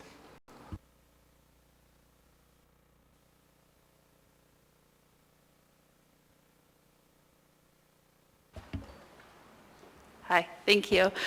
Kimberly Resch, Anchorage Health Department. So it was posted. It had posted in the ADN earlier this month in March 2023. It was brought forth in the HAN Commission meeting and then through the Housing and Homelessness Committee meeting, and it did stay open, or it was posted for 15 days.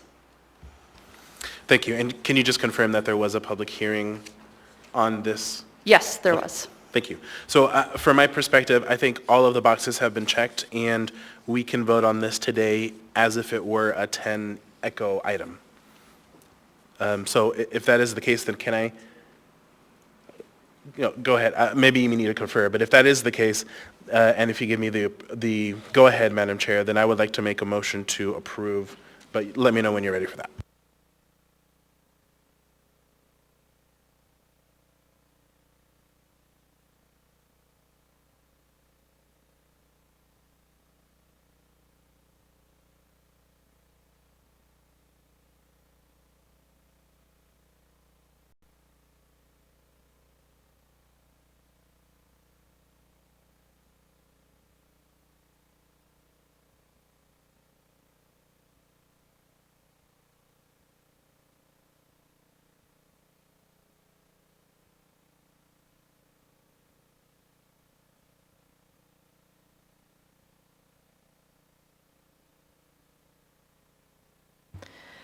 This will be item 10E10.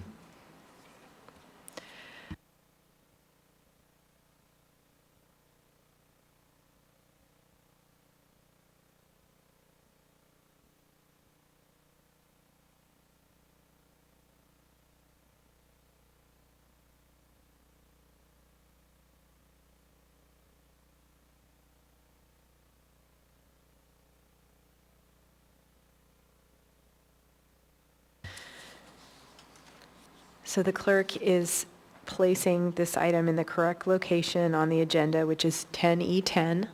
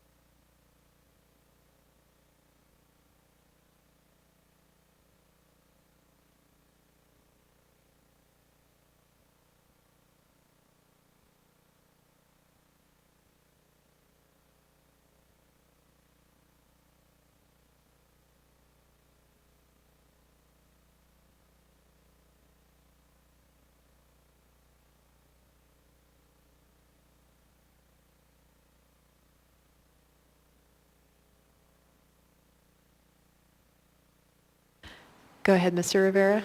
Thank you. Move to approve. Second. A motion to approve item 10E10 has been made by Mr. Rivera, seconded by Mr. Peterson. Go ahead, Mr. Rivera. I urge everyone to vote yes. Thank you. Seeing no, are you getting in the queue? Go ahead, Mr. Constant.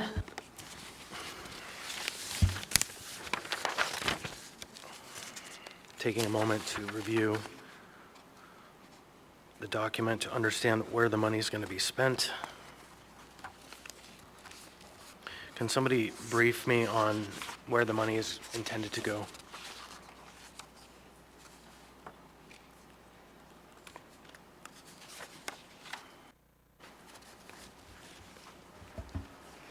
Through the chair.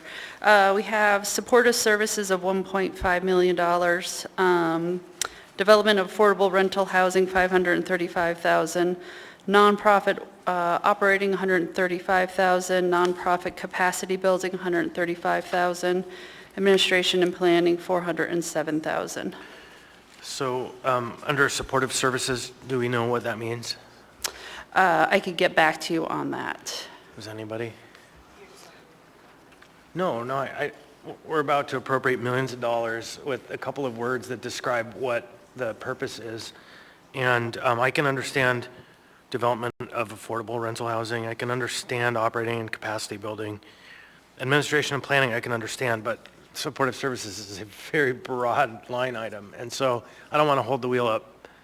I've heard there's extensive process that has happened, but I would love a follow-up afterwards with what does supportive services mean? Will do. Thank you, Mr. Constant. Thank you, Ms. Rash. Seeing no other members in the queue, members may proceed to vote on the motion to approve item 10E10.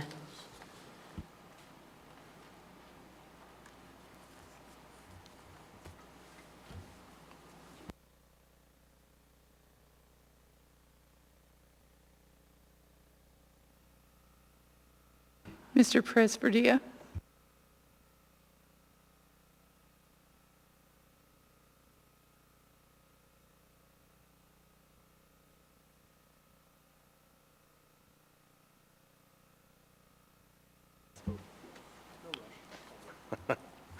Mr. Perez-Verdilla votes yes.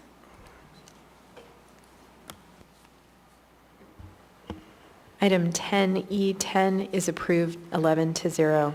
So we'll now go back to item 10B4. This is an unnumbered resolution that was laid on the table, a resolution of the Anchorage Municipal Assembly expanding Sullivan Arena emergency shelter capacity to 360. A motion to approve the S version is on the floor. Ms. Quinn-Davidson?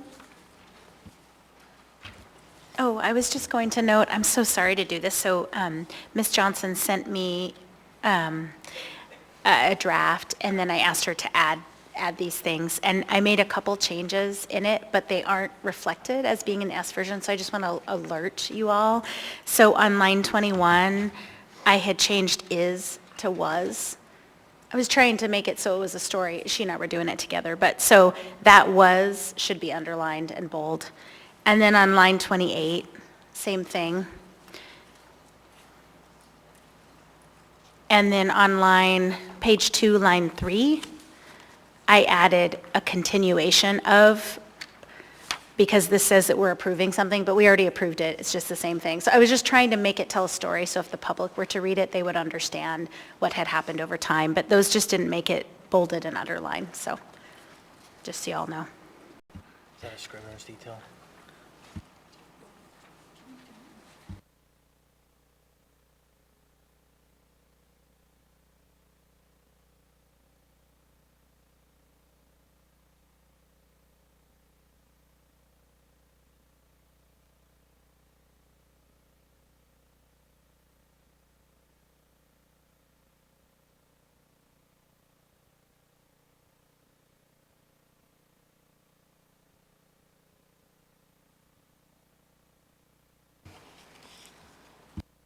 So because the item is not yet approved, the clerk can update the version with the legislative drafting marks that Ms. Quinn-Davidson indicated.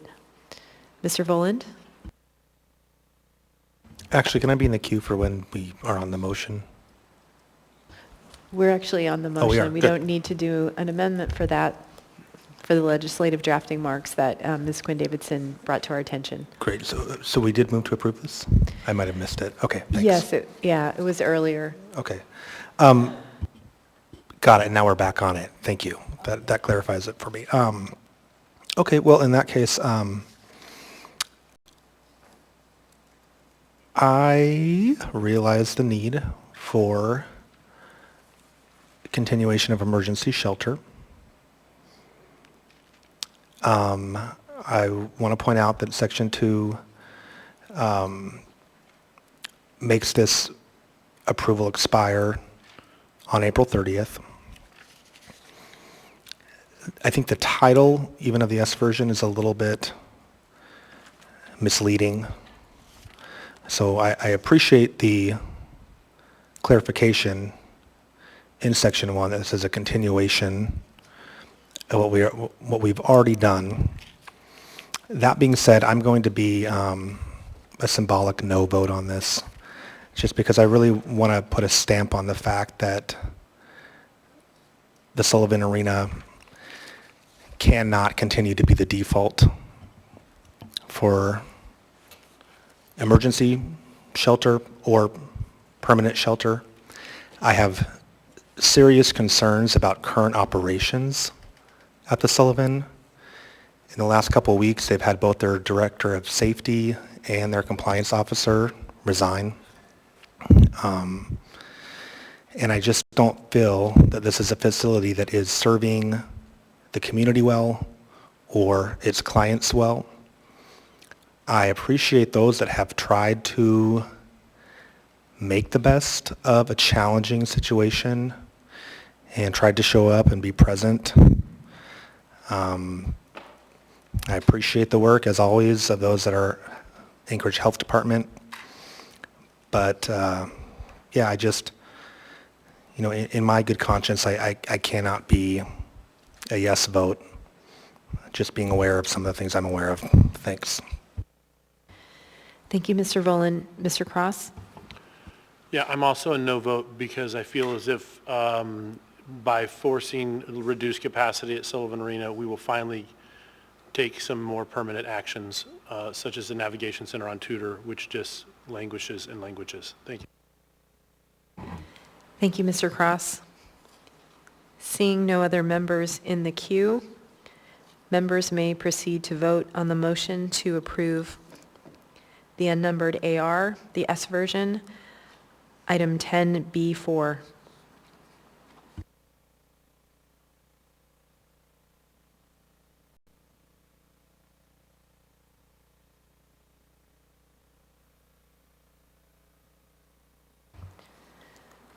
Item 10B4, the S version, is approved 9-2. So with that, we'll go ahead and, in celebration of completing the consent agenda, we will take a 5-minute break.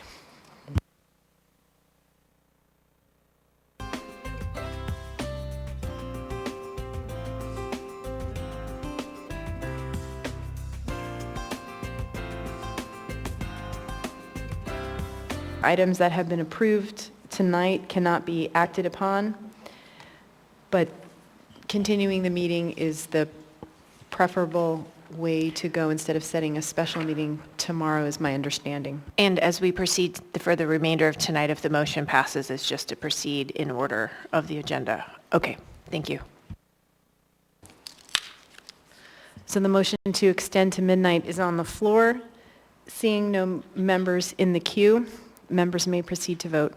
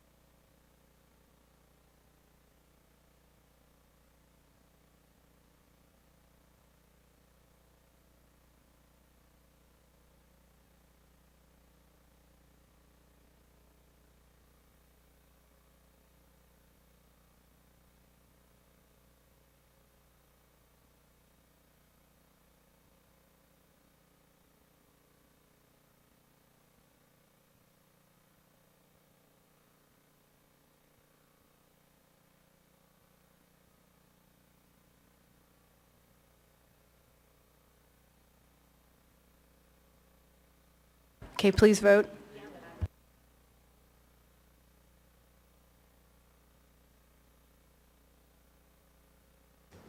Mr. Solt, how do you vote to extending until the meeting until tomorrow night?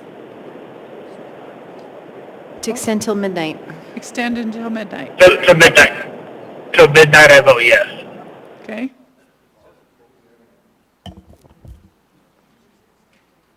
Mr. Voland? Thank you.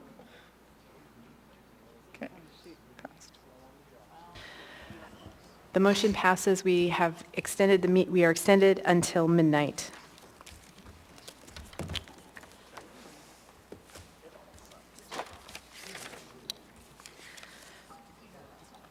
So we will take up the unfinished business next in the 11s. We now have before us item 11A, Assembly Memorandum Number AM 769-2022A, Anchorage Equal Rights Commission appointments.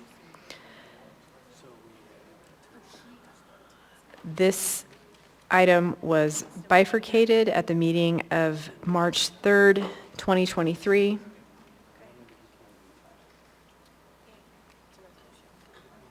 Action on the appointment of Ryan Rowley was postponed from the meeting of March 3rd, 2023.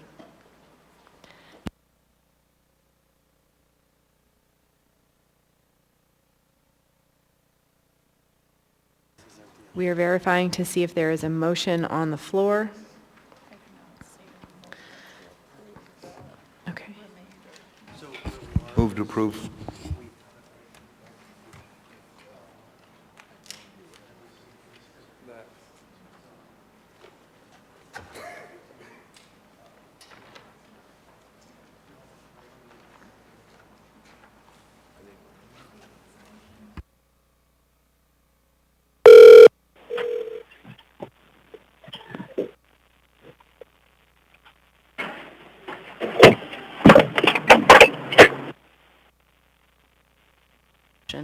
So I heard a motion to approve the appointment of Ryan Rowley.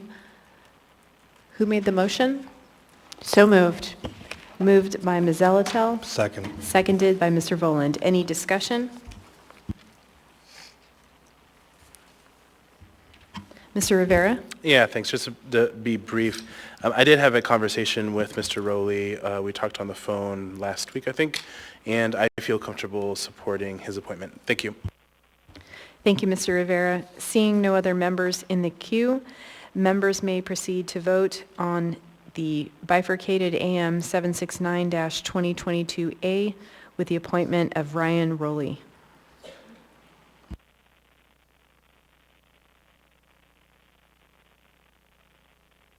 Mr. Salt? Yes. Mr. Perez-Padilla? Yes.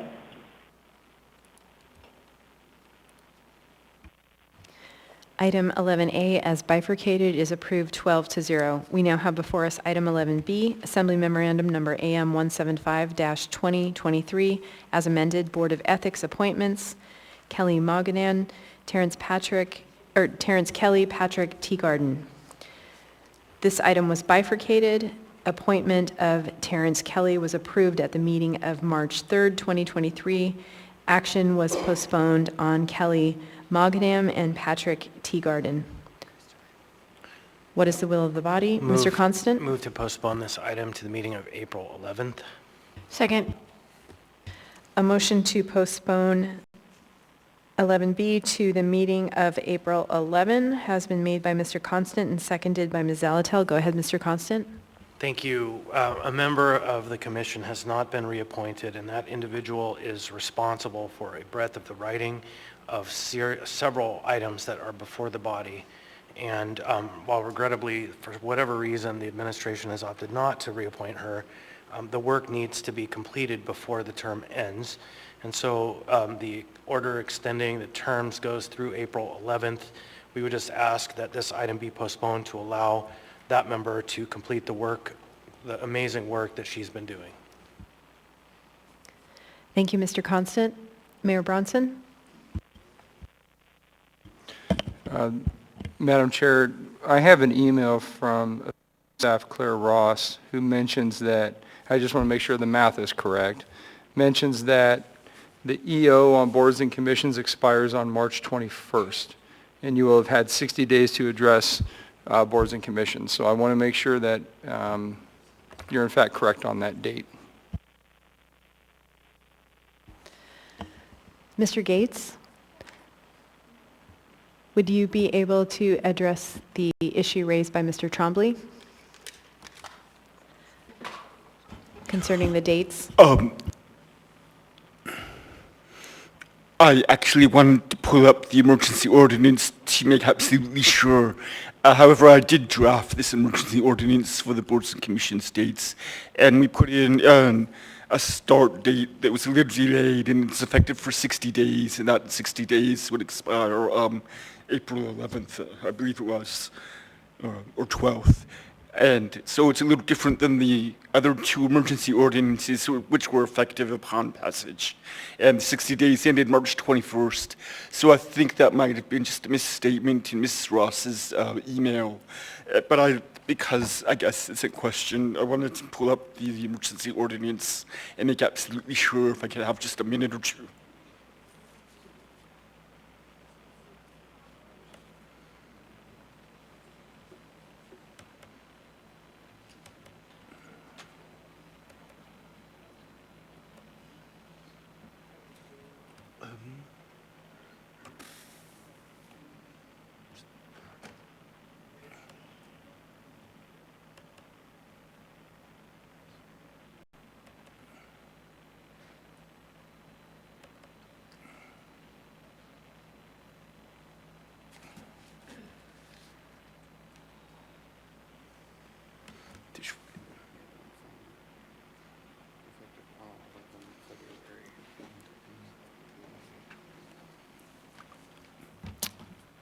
So the effective date of that emergency ordinance was to be 12:01 a.m. February 11th, and so that's a little bit past the date of the vote, and that was calculated to be effective for 60 days, which would be April 12th. Thank you, Mr. Gates. Mr. Constant? I reiterate my request to postpone this item to allow one of the hardest working members of the Ethics Board to complete the work that they were working on. Thank you, Mr. Constant. Seeing no other members in the queue, members may proceed to vote on the motion to postpone item 11B to the meeting of April 11.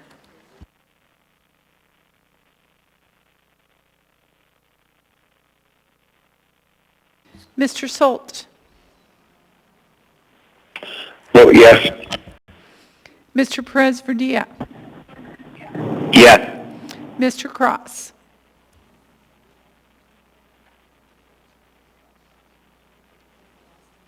Mr. Cross?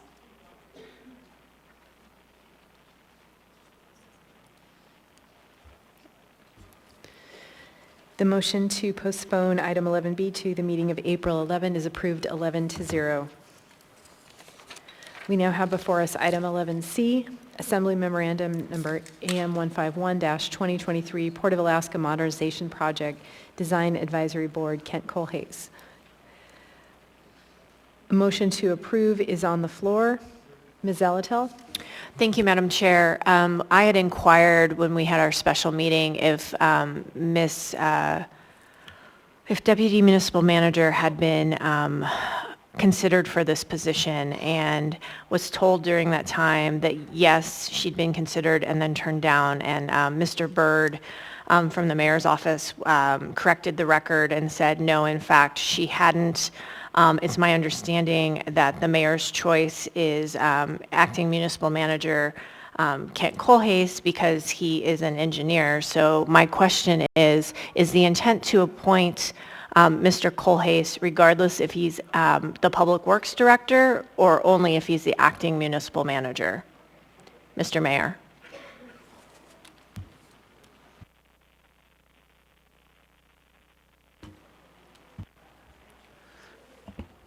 Through the chair to Ms. Zalatel, Mario Byrd, Policy Advisor. Thank you for pointing that out, Ms. Zalatel.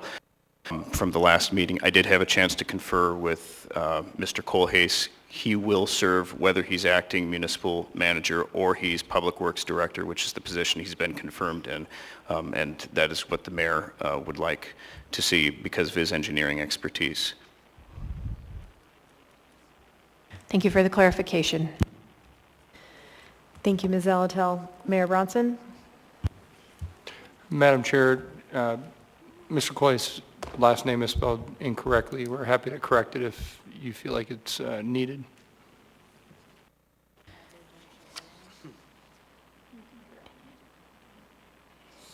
Is it just in the title or in the document itself?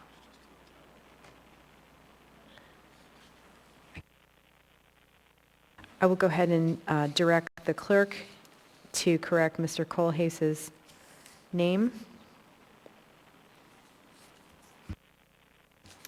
in the title, and if it appears incorrect in the document as well. It's just in the title, Madam Chair. Thank you, Mr. Trombley. Seeing no other members in the queue, members may proceed to vote on the motion to approve item 11C.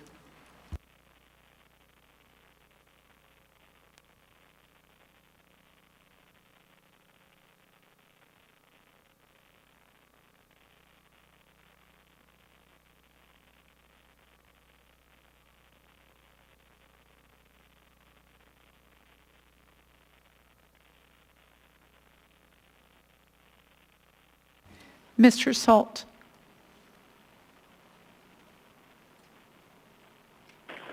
Yes. Mr. Perez-Verdia. Yes. Mr. Cross.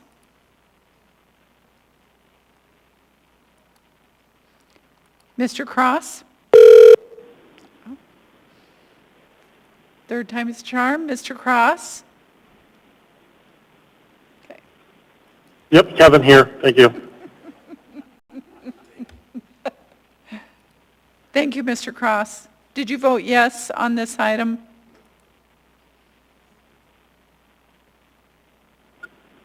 Yes, ma'am. Item 11C is approved 11-1. We now have before us item 11D, Assembly Memorandum Number AM 144-2023, Amendment Number 7 to Non-Encumbering Contract 4400000869 with Huttenberg, Dilly, and Linnell Engineering Consultants, LLC, to provide professional engineering services for capital improvement projects for the municipality of Anchorage Merrifield Airport. A motion to approve is on the floor. Is there any discussion? Seeing no members in the queue, members may proceed to vote on the motion to approve AM 144-2023.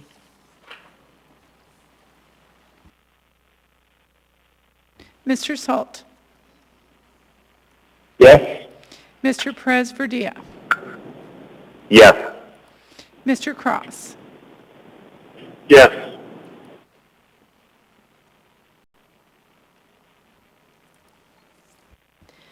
Item 11D is approved 12-0. We now have before us item 11E, Assembly Memorandum Number AM 174-2023, first option for renewal of Peregrine Services, Inc. for tax billing printing service for the Municipality of Anchorage Finance Department. Action was postponed from the meeting of March 7, 2023. There is no motion pending. What is the will of the body? Move to approve. Move to approve. Second. A motion to approve has been made by Ms. Zalatel, seconded by Mr. Constant. Go ahead, Ms. Zalatel. Thank you, Madam Chair. This is a typical item that comes before us so that tax bills can get out after we set the mill rate in late April. What you will see and what we had the concern about was that often with the tax bills, there have been letters from the mayor in these bills. And while it may have made sense in the past, and we don't want to hold up the ability to do this tax bill item, we will be introducing an ordinance that pretty much just stops the practice of the letter from the mayor. There's so many other ways to communicate with constituents versus putting a letter in a tax bill, especially since it seems to be often a rather one-sided message and can definitely veer into the political. So, which would be a very inappropriate use of municipal resources. So we'll go ahead hopefully and approve this and then be able to take up that other item and know that your tax bills will be printed on time and they will come without any political statements. Thanks. Thank you, Ms. Alatel. Mr. Constant? Yeah, I just second everything we just heard Ms. Alatel said. We've had a debate about maybe framing it in such a way that a letter can go in, but it has to be approved by a resolution presented by the administration and adopted so that both branches of this government in that tax letter are speaking in unison about what message we want the taxpayers to have. But the simplest path is just to say, for the tax bill, it should just be the tax bill. Thank you, Mr. Constant. Seeing no other members in the queue, members may proceed to vote on the motion to approve AM 174-2023.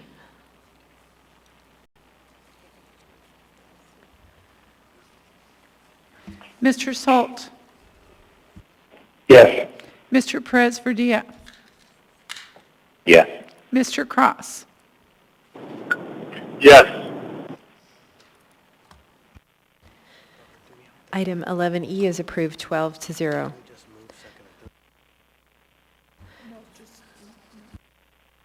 Go ahead, Mr. Constant. I move to introduce an ordinance to the Anchorage Assembly amending Anchorage Municipal Code, Chapter 1205, to add a new section establishing parameters for content of municipal property tax bills. Mailings. Second. Third. Third. Thank you. Move to introduce by Mr. Constant, seconded by Ms. Zalatel, third, Ms. Quinn Davidson. Was there a public hearing date? Next regular meeting, April 11th, public hearing.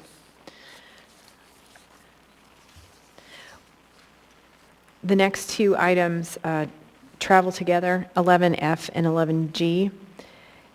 And before we get to those items, I want to note there is a work session scheduled for this Thursday, March 23rd, 10:30 to 11:30. We now have before us item 11F, ordinance number AO 2023-21, an ordinance amending the Anchorage 2040 Land Use Plan and amending Anchorage Municipal Code Section 21.01.080, Table 21.01-1, Comprehensive Plan Elements, Planning and Zoning Commission Case Number 2022-0133, Planning Department. There is no motion pending.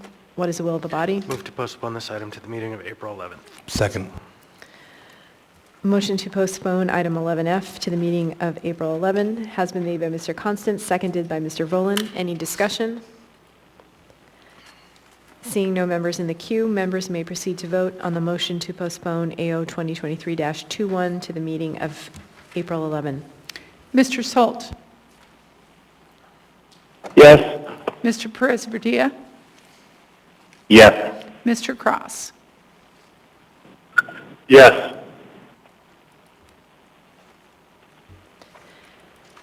The motion to postpone item 11F to the meeting of April 11 is approved 12-0. We now have before us item 11G, ordinance number AO 2023-22, an ordinance amending the Our Downtown Anchorage Downtown District Plan 2021 and amending Anchorage Municipal Code Section 21.01.080, Table 21.01-1, Comprehensive Plan Elements, Planning and Zoning Commission Case Number 2022-0134, Planning Department. There is no motion pending. What is the will of the body? Move to continue this or postpone this item to the meeting of April 11th. Second. Motion to postpone to the meeting of April 11 made by Mr. Constant, seconded by Mr. Volan. Any discussion? Seeing no members in the queue, members may proceed to vote on the motion to postpone AO 2023-22 to the meeting of April 11.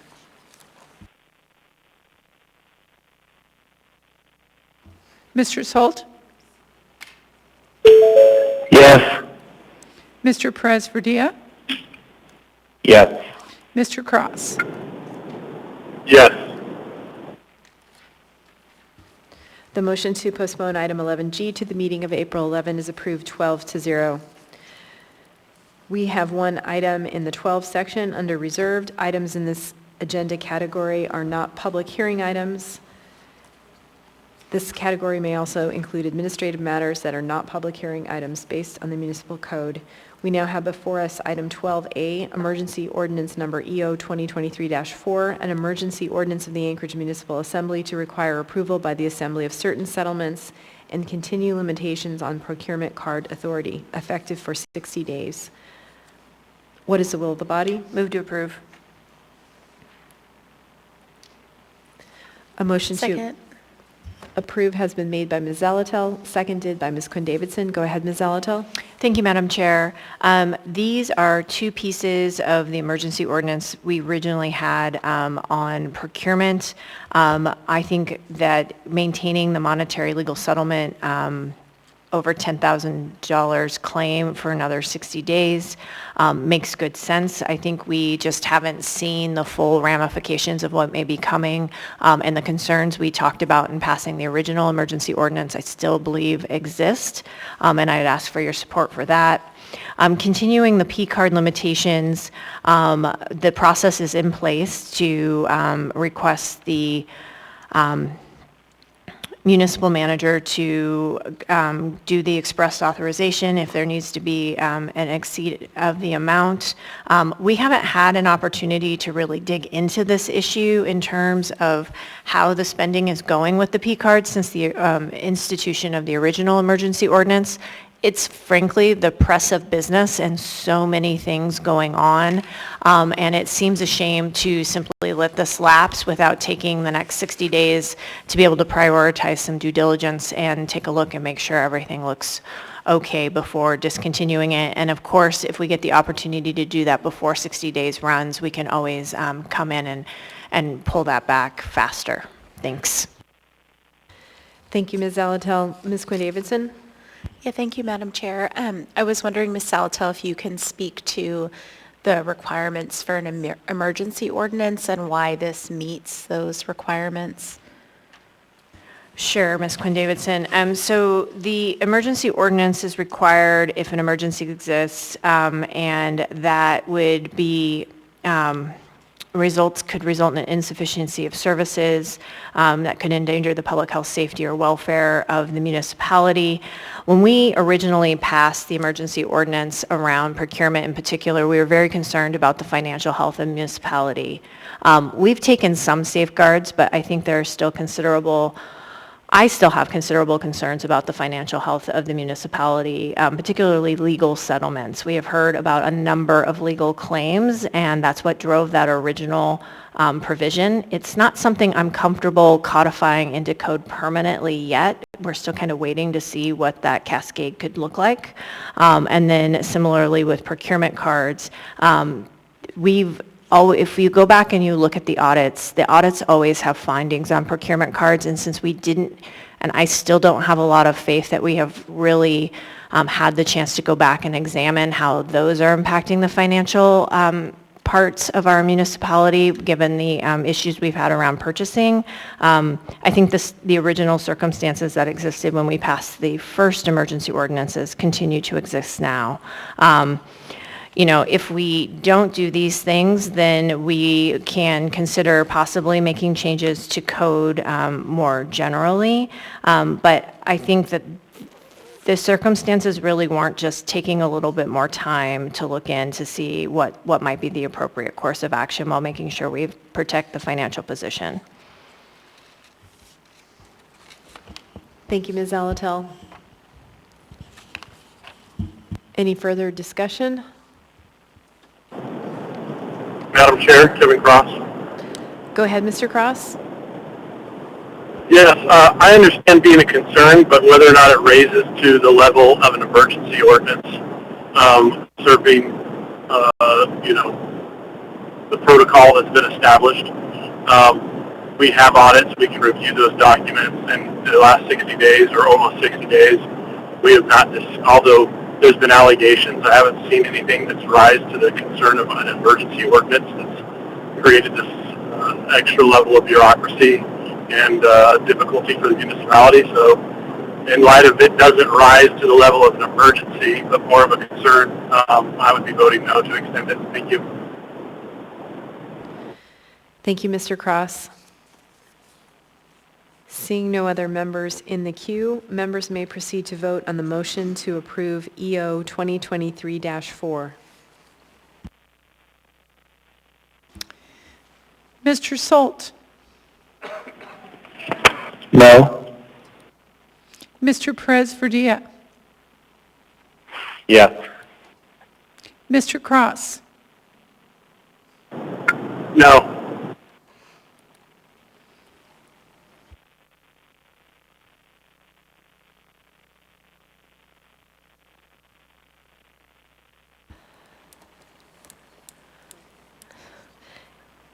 Item 12A fails 8-4.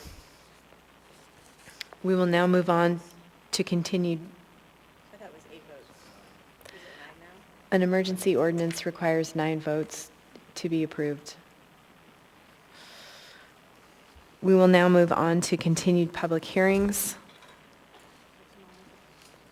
We now have before us item 13A, ordinance number AO 2023-24, an ordinance amending Anchorage Municipal Code, Title 21, Section 21.09.050C, accessory uses, Girdwood, to some accessory dwelling unit regulations for Girdwood that were inadvertently and unintentionally removed by recent legislation, update some use requirements for consistency across the municipality, and waive Planning and Zoning Commission review for good cause. This item was continued from the meeting of March 7, 2023. The public hearing is now open. Are there any members of the public who wish to speak? If so, please come forward.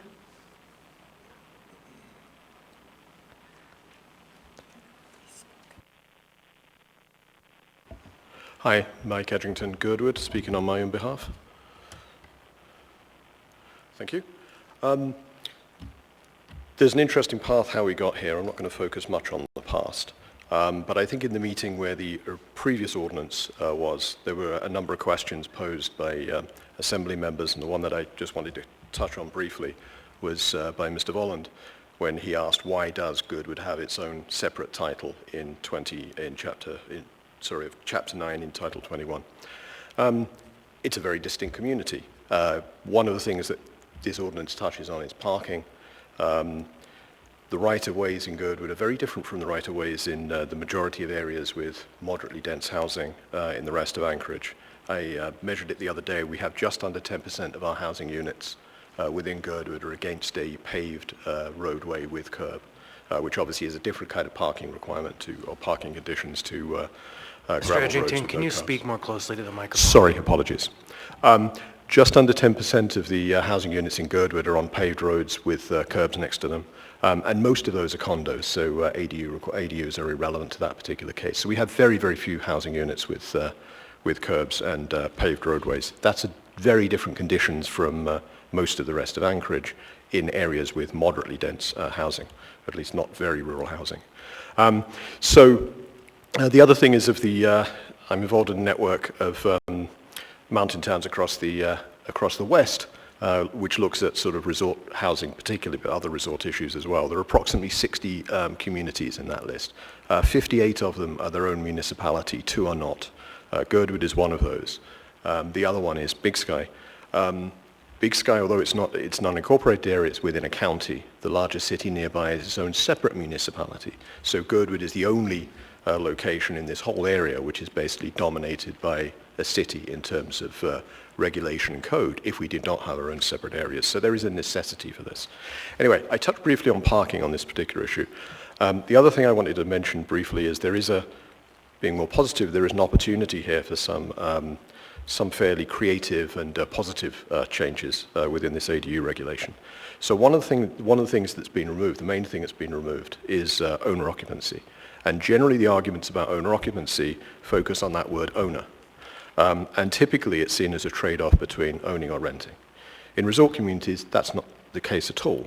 It's a trade-off typically between occupied properties and non-occupied properties.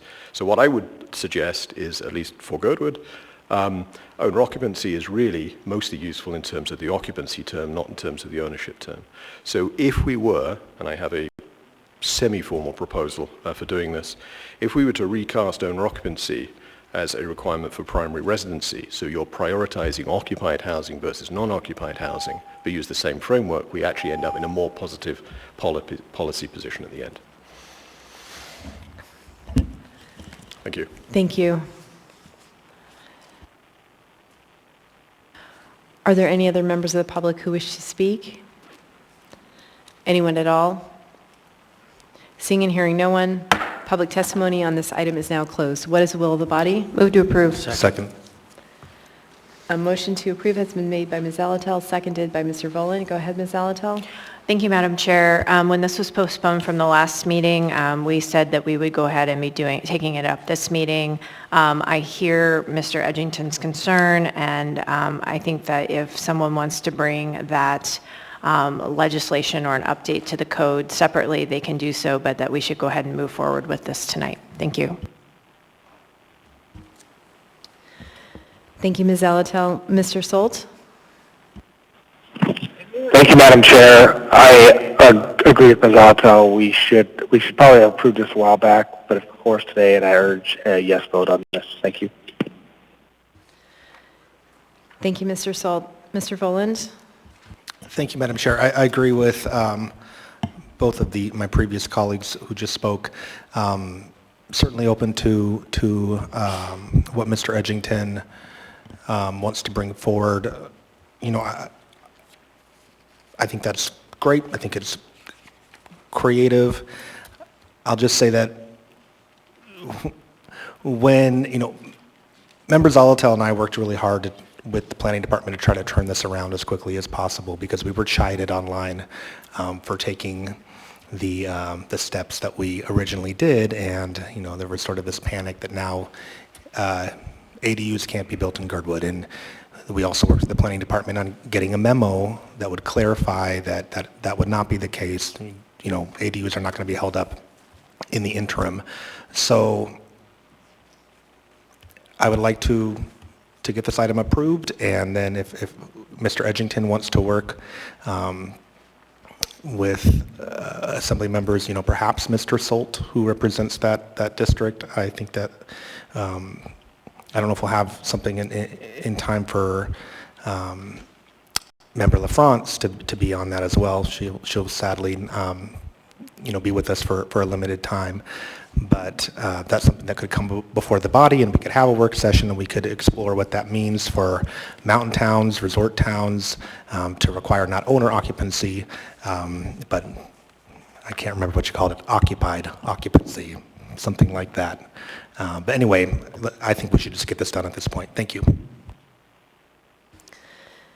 Thank you, Mr. Voland.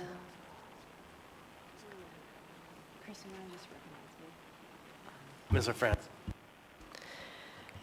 Thank you, Mr. Chair. I appreciate the effort that has gone into this project, and I'm a little bit torn on it because I wish we could act on Mr. Edgington's suggestions tonight, but I think at this point I agree we need to move forward, and I'm just hopeful that someone will be able to, I would be happy in my time remaining to work on bringing a proposal forward, but if not, I hope that someone else, Mr. Soltz or others, will carry it forward. Thank you. Seeing no other members in the queue, members may proceed to vote on the motion to approve AO 2023-24.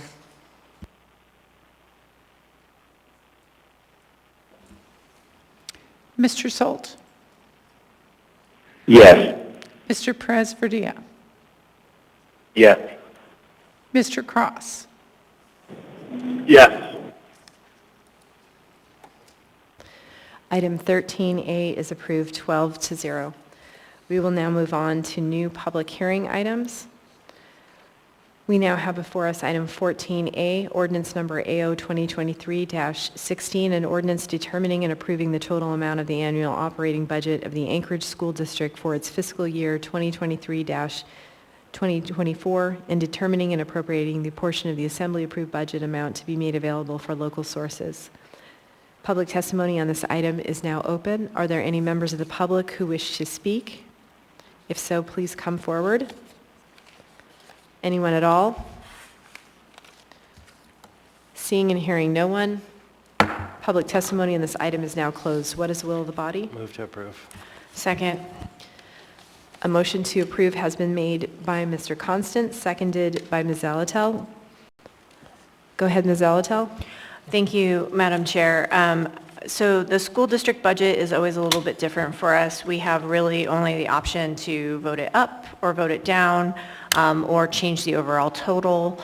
I wanted to just thank our counterparts on the school board for going through quite a process and making some hard choices to come up with this budget. And I think this is a good opportunity as well to indicate that the choices having to be made in this budget wouldn't necessarily have been required if the base student allocation is raised. And so I think that's really important, and it's not over yet for the legislature to act. And I think that's something to keep in mind as we continue to move through the remainder of the school year. This budget process just doesn't align with that opportunity, partly because after this budget is passed, we have to take that into consideration when we set the mill rate for taxes later in April. So again, thanks to the school board, and really encourage you to advocate to make sure that the base student allocation is raised and inflation-proof so that we can continue to make sure our students get good education here in Anchorage. Thank you. Ms. LaFrance, you're recognized. Thank you, Mr. Chair, and I just wanted to also say thank you to the school district and members of the school board for their work on the budget this year, and also to say for anyone who wants to have more information, you can go to the ASD website, asdk12.org, to learn more about their budget timeline and how to get involved in their process next year. As Ms. Zalatel said, we have an up or down vote at the assembly, and that this is a time-sensitive item. Actually, if we don't take action on it now tonight, it automatically goes into effect. And then I also wanted to note too that with the base student allocation, to advocate for an increase, because flat funding is a reduction, and I really give credit to the school district for all the work and getting information out to the community, but this is something that's going to take all of us advocating for a quality education for our kids by having adequate funding. Thank you, Mr. Chair. Seeing no other members in the queue, members may proceed to vote on the motion to approve AO 2023-16.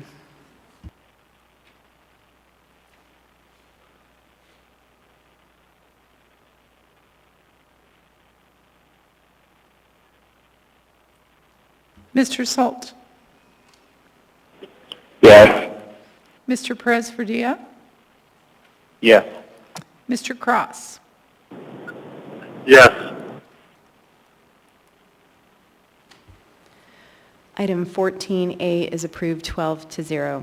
We now have before us item 14B, ordinance number AO 2023-27, an ordinance of the Anchorage Municipal Assembly amending Anchorage Municipal Code chapters 2.60 and 14.60 to update provisions for the Office of the Ombudsman to provide authority and protections reasonable and necessary for investigation of complaints qualifying for whistleblower protection under the Ombudsman's jurisdiction, updating the civil penalty for hindering the Ombudsman, and effective following the repeal or expiration of Emergency Ordinance 2023-3 as amended. Public testimony on this item is now open. Are there any members of the public who wish to speak? If so, please come forward. State your name for the record, your community council, or the area of the community in which you live. Welcome. Welcome, Irene Queetnow. I have spoken to this before at a different meeting. The Ombudsman is not an investigator, and yet you want to give him authority. This is one of the things where you give him immunity so that he can't testify at any meeting, and you want to give him authority to investigate. And like I said before, when you can't give it to yourself, you give it to somebody that is under your jurisdiction. And to me, that is just another power grab. Thank you. Thank you for your testimony. Are there any other members of the public who wish to speak? Anyone at all? Seeing and hearing no one, public testimony on this item is now closed. What is the will of the body? Move to approve. Second. Move to approve by Mr. Constant, seconded by Ms. Zalatel. Mr. Constant? I just strongly urge your support of this item. I believe that despite what we heard in the public hearing and some members of the administration, these powers are inherent, and that they are question only proves that we need to make them explicit in the code. Thank you. Thank you, Mr. Constant.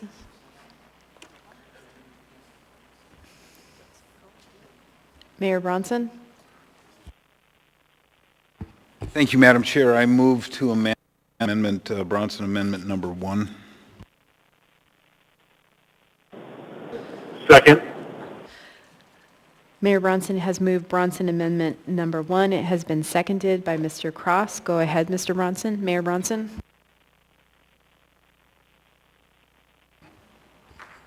Municipal Attorney Ann Helzer will speak for the administration. Through the chair, good evening. I want to begin by saying that we're happy about this. This is a good proposal.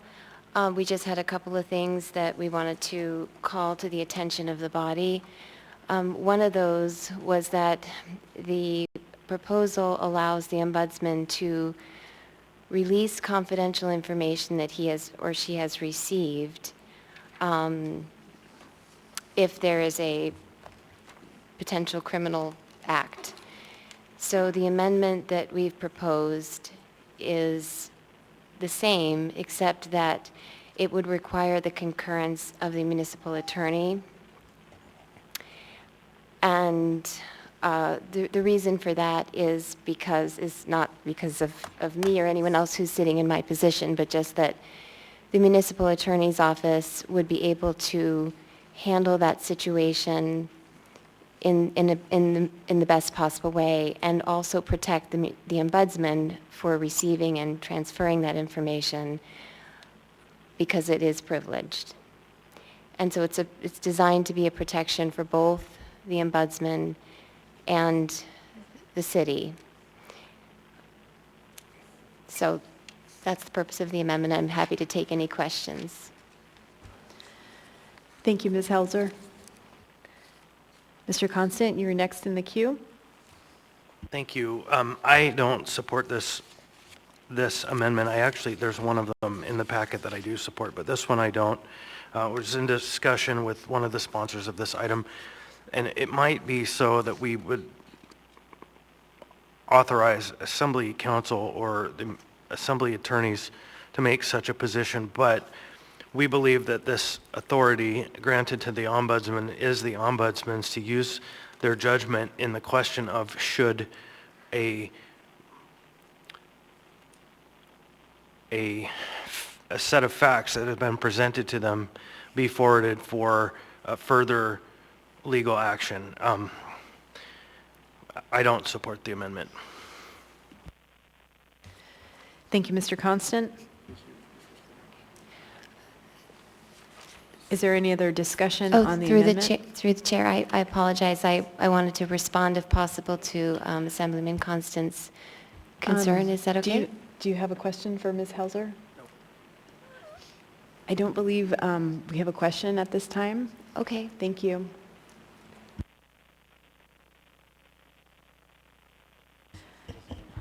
Is there any other discussion on the amendment? Madam Chair, I'm in the queue. Yes, sir. Go ahead, Mr. Solz. Thank you, Madam Chair. I seem to recall in the AO there was a portion around the ombudsman would not have to comply with the subpoena. And I just want to get Ms. Helzer's, if I'm interpreting that right, if that's legal or if that has some kind of attorney-client privilege there. I'm sorry, Mr. Solt, I didn't understand with the background noise what you said. Can you go ahead and repeat what your question is? Yes, ma'am.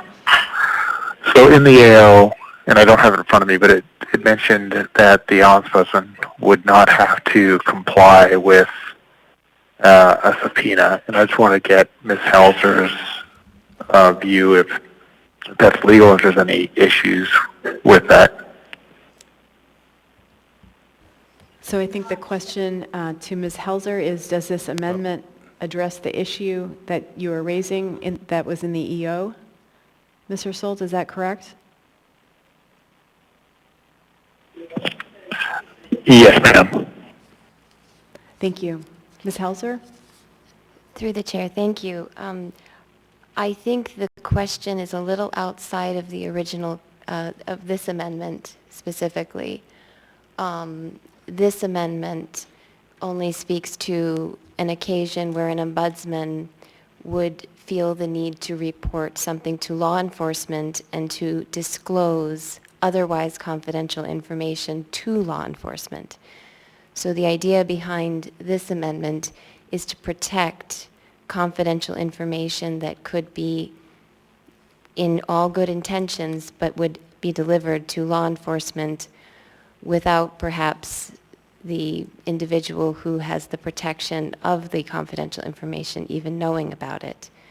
So the idea is, and if I may address one other thing, the reason for the selection of the municipal attorney's office over assembly council is that the assembly council represents only the assembly. The municipal attorney's office represents both the assembly and the administration and the city as a whole. So that was the reason behind the selection. Thank you, Ms. Helser. Ms. Zalatel? Thank you, Madam Chair. I think that this amendment's still problematic, and frankly, I think it's a little bit insulting because the Ombudsman's office has the ability to exercise good judgment, and the Ombudsman has been known to consult both the municipal attorney's office or assembly council or whatever is appropriate. And so it feels a little bit like micromanaging and suggesting that the Ombudsman doesn't have good judgment. And that's precisely what we want the Ombudsman to do, is be independent and exercise his or her good judgment. Thank you. Thank you, Ms. Zalatel. Seeing no other members in the queue, members may proceed to vote on the motion to approve amendment number 1.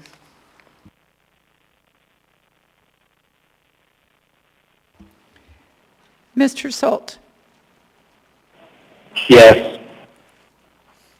Mr. Perez-Verdia? Yes.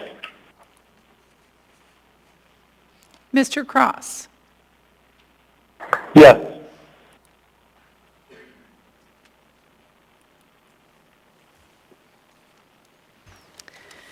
The amendment fails 4-8. We are now back on the main motion.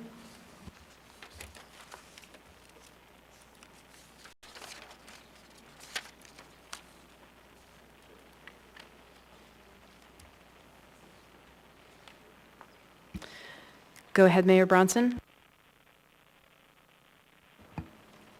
Thank you, Madam Chair. Thank you, Madam Chair. I move to approve Bronson Amendment number 2. Is there a second? Second. Bronson Amendment number 2, moved by Mayor Bronson, seconded by Mr. Cross. Go ahead, Mayor Bronson.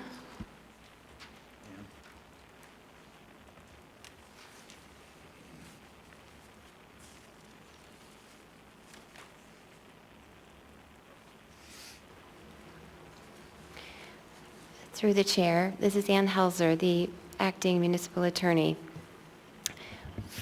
For the record, again, we support the office of the ombudsman, and this is in no way, these amendments are not offered in any sort of way to second guess the quality of the ombudsman's office or the person. We did notice that there was some language in this proposal indicating that the ombudsman had the authority to hold private hearings. When we investigated private hearings in state statute, they're rarely used, and there's very little information on the subject of private hearings. But a read of the word private hearing seems to indicate an adjudicative proceeding.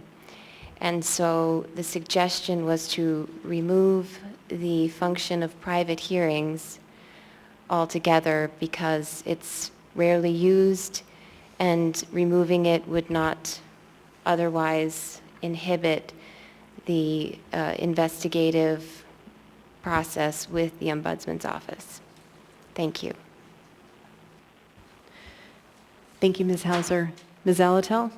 Thank you, Madam Chair. I know the Ombudsman is here. I'm wondering if he can come up and answer a question. In particular, it sounded like from Ms. Helzer's description that this is something available to the state ombudsman under state law. If you could just talk with me a little bit about your familiarity with what a private hearing is and if there's a concurrent state opportunity for that. And don't forget to press the button to turn the mic on. Through the chair, Ms. Alatel, yes, this provision was taken directly out of state statute. But I actually agree with this amendment. When I marked up the state statute a couple of years ago and pulled out items that I would like to add to our code, I didn't think I had included the private hearing because I did research and I found out it's rarely held at the state. I think the language is confusing. If we depose a witness or a complainant, their identities are private, so it wouldn't be public anyway, so those meetings would not be public. I think it's something we don't need in the code.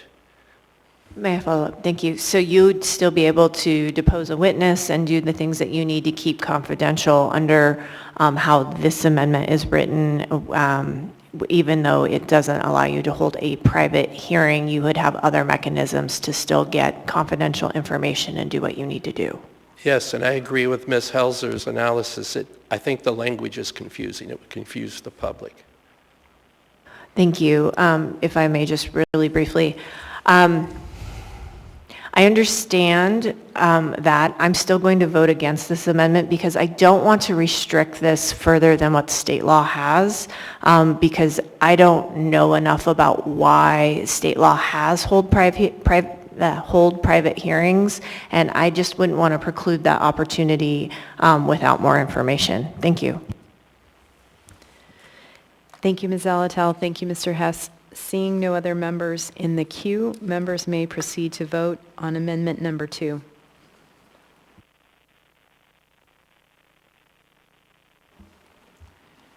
Mr. Salt. Yes. Mr. Perez Verdia. Yes. Mr. Cross. Yes.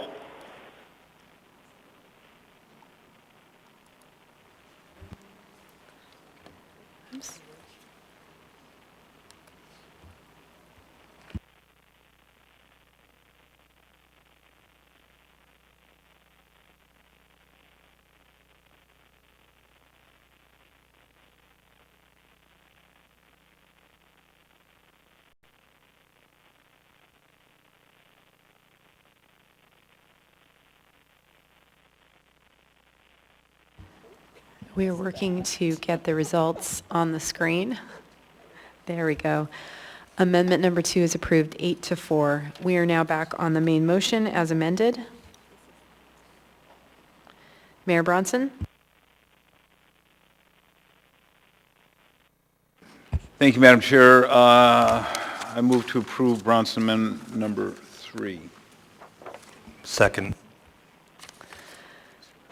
Bronson Amendment number 3 has been moved by Mayor Bronson, seconded by Mr. Volan. Go ahead, Mayor Bronson.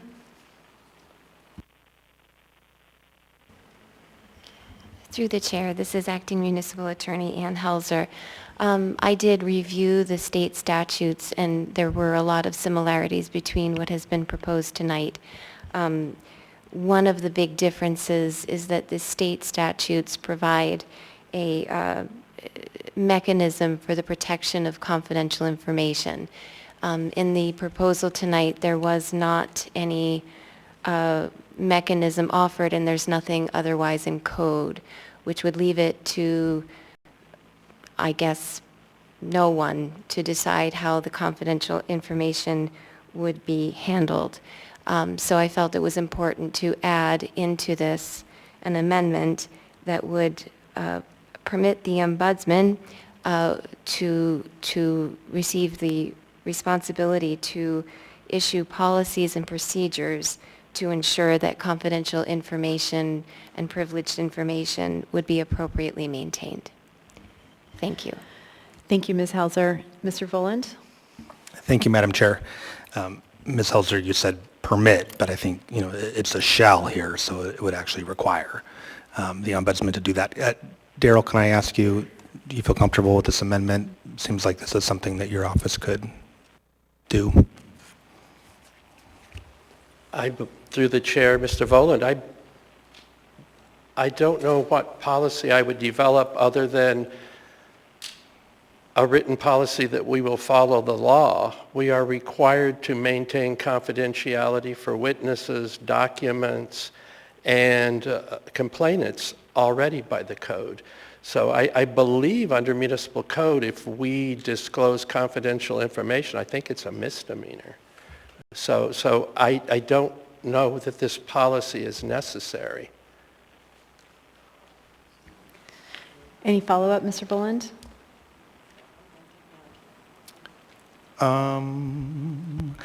So I think for me, it's more to do with the procedures ensuring confidential and/or privileged records are appropriately maintained. And I know that there's language in the original item about the ability of the ombudsman to view confidential material but not necessarily copy it or remove it. So I don't know how in-depth or how lengthy your procedure would be, but I feel confident that maybe you could come up with some language that would detail that. The provision that we can't receive copies is only for personnel files and HR files. So we receive confidential information daily. And our case management system is an electronic system. So when we receive confidential documents, we normally scan them into that electronic system and then shred the documents. So you would have to have access to that electronic system to access those documents. And I would say in 10 and a half years as ombudsman, we've never had a complaint from a department or an administration that we did not maintain confidentiality for documents provided to us. Well, thank you for that explanation of your policy and procedures, and I think that was succinct, and maybe that you could pass that along to the administration in writing if this amendment is passed. Thank you. Thank you, Mr. Voland. Mayor Bronson? Thank you, Madam Chair. As Ms. Elder said, there's a lot we appreciate in this, but when I look at the penalty portion, we have a 6,700% increase in the penalty. I'd just like to know how that was calculated and where we get that from. Is that state? Point of order. Go ahead, Ms. Zelatel. I'm not sure that that has anything to do with the amendment before us and on the floor. Thank you. My apologies. Thank you. And it is 11:57. At midnight, we will automatically adjourn. And so I just want to state very, very clearly that this meeting will be continued to tomorrow, Wednesday, March 22nd at 6 p.m. here in the chambers, so that if we run out of time, it is clear. Any other discussion on the amendment? Seeing no members in the queue, members may proceed to vote on amendment number 3.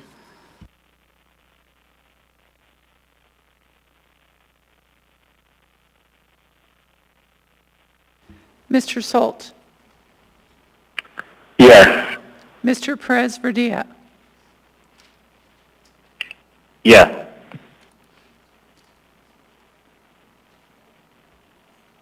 Mr. Cross? Yes.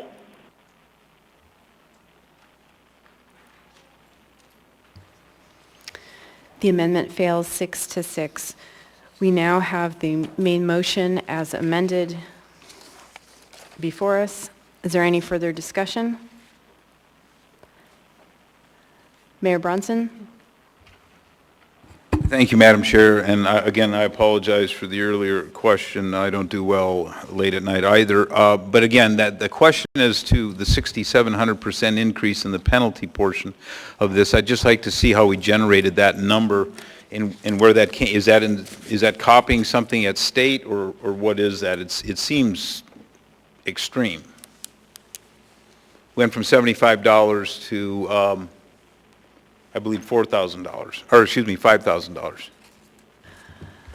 Thank you, Mayor Bronson. One of the sponsors, Mr. Yeah. Constant, Thank you. will address. Thank you. It matches another fine in that section of the code, and it was really derived from the fact that we determined that there were people reportedly filming municipal employees walking to meet with and speak with members of the assembly, including information that was specific enough to believe that that recording was true, and that people were reporting that they were not comfortable going to the ombudsman because they feared for their position because they were being monitored.